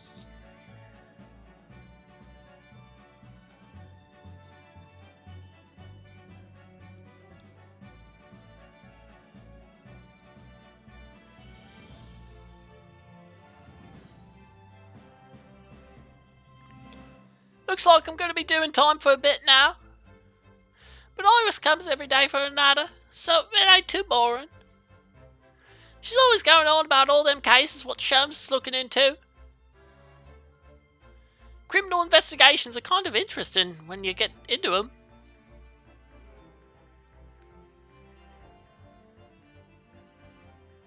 Oh, sorry. Aram, are you saying I'm holding you up from something? I'm very sorry. Go do the thing. You can watch the rest of the VOD later.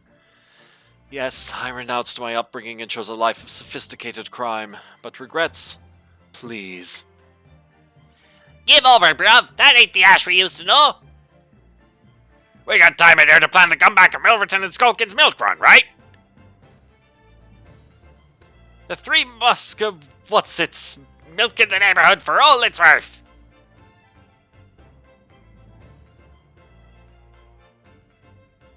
milk in the neighborhood. Oh. Oh, I see what you mean. Okay. Yeah, sorry to hear that, Aurum.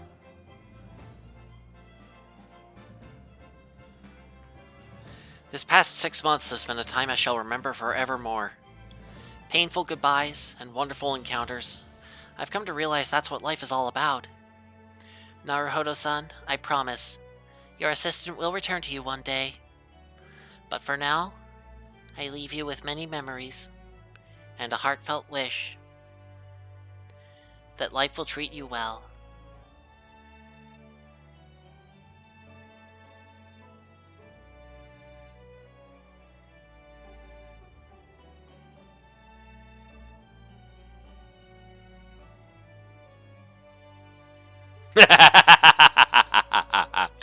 That's a nice picture. 221B.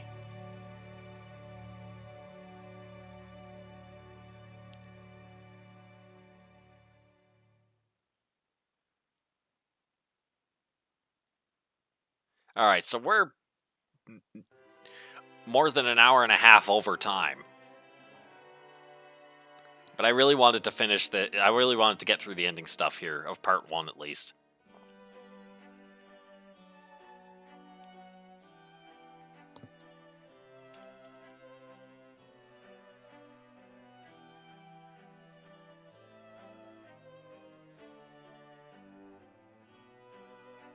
Oh, it's this guy again. Oh, he's just got the fan. Okay. Yeah, we're gonna be walking by the whole cast again, and they're gonna do funny things.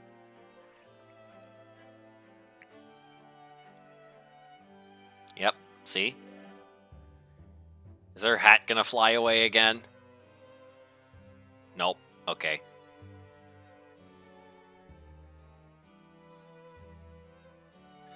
Yeah, no, there are actually 5 more cases after this. There's a part 2. But I think next week we're going to start with getting caught up on the side stories, at least to cover the rest of part 1. And then we can launch into part 2. Because I don't know about you, but I'm enjoying this greatly.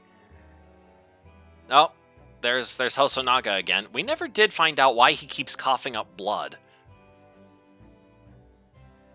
Is he just gonna die in part 2?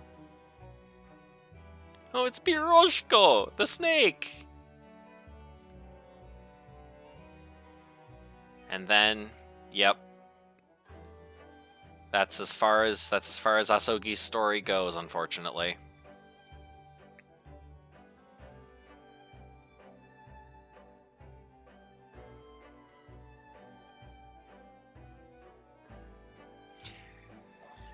Well, he needs to go to a hospital, that's for sure.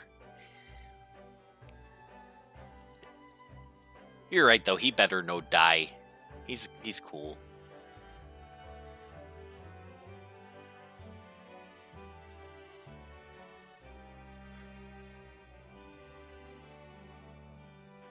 Oh. And now he gets the sword?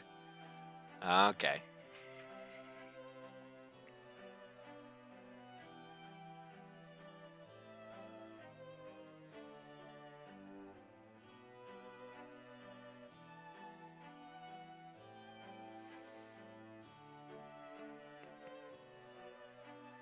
Oh, it's those 2. Those 3. Oh yeah, now your hat stays up.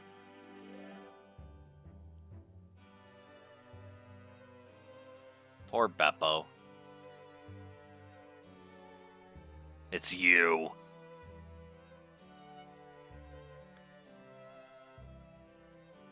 Scheming billionaire. Ugh. Eat the rich. Am I right? Although, you probably wouldn't get much off of that guy.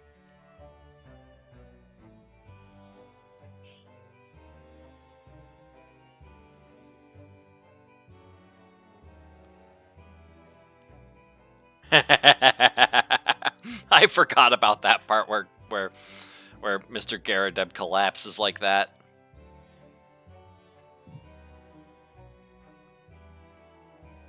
Yep, toasted, man.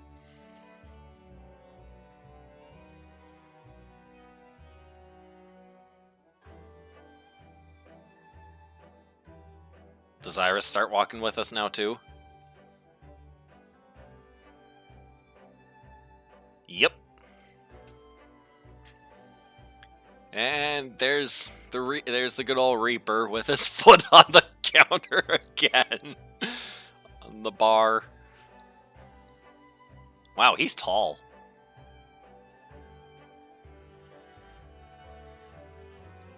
Oh, I didn't notice that. The similarity in the poses between the Skulkin brothers and I always forget his actual name, Graydon. Uh-oh. Smoke bomb. Smoke bomb.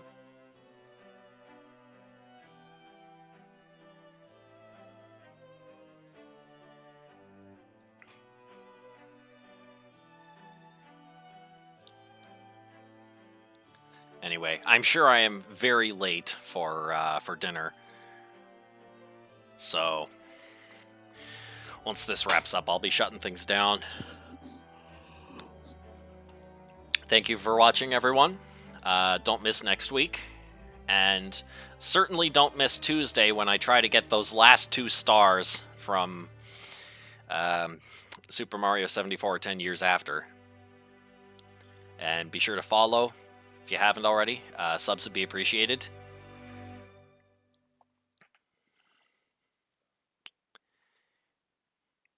Be sure to get the word out too, because the more attention this stream gets, the more cool stuff I can make for you guys.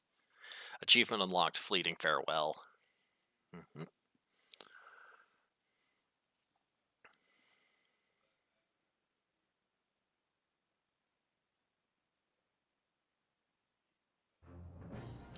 And don't forget to join the Discord either to get to be first to hear all the announcements about different things that we'll be doing here. To change Greyman's voice to Eggman, that would have been just ridiculous. But yes, yeah, that's the other thing too. Don't forget, I'll be putting a reminder out about this at the start of the next Great Ace Attorney stream. But yeah, check out the channel point rewards, because you can change what voices I use for a given stream, which can make things pretty entertaining. Just don't ask me to do Toad again. I don't think my chords can take it. Anyways, again, thank you so much for watching, everyone, and see you next time, comrades.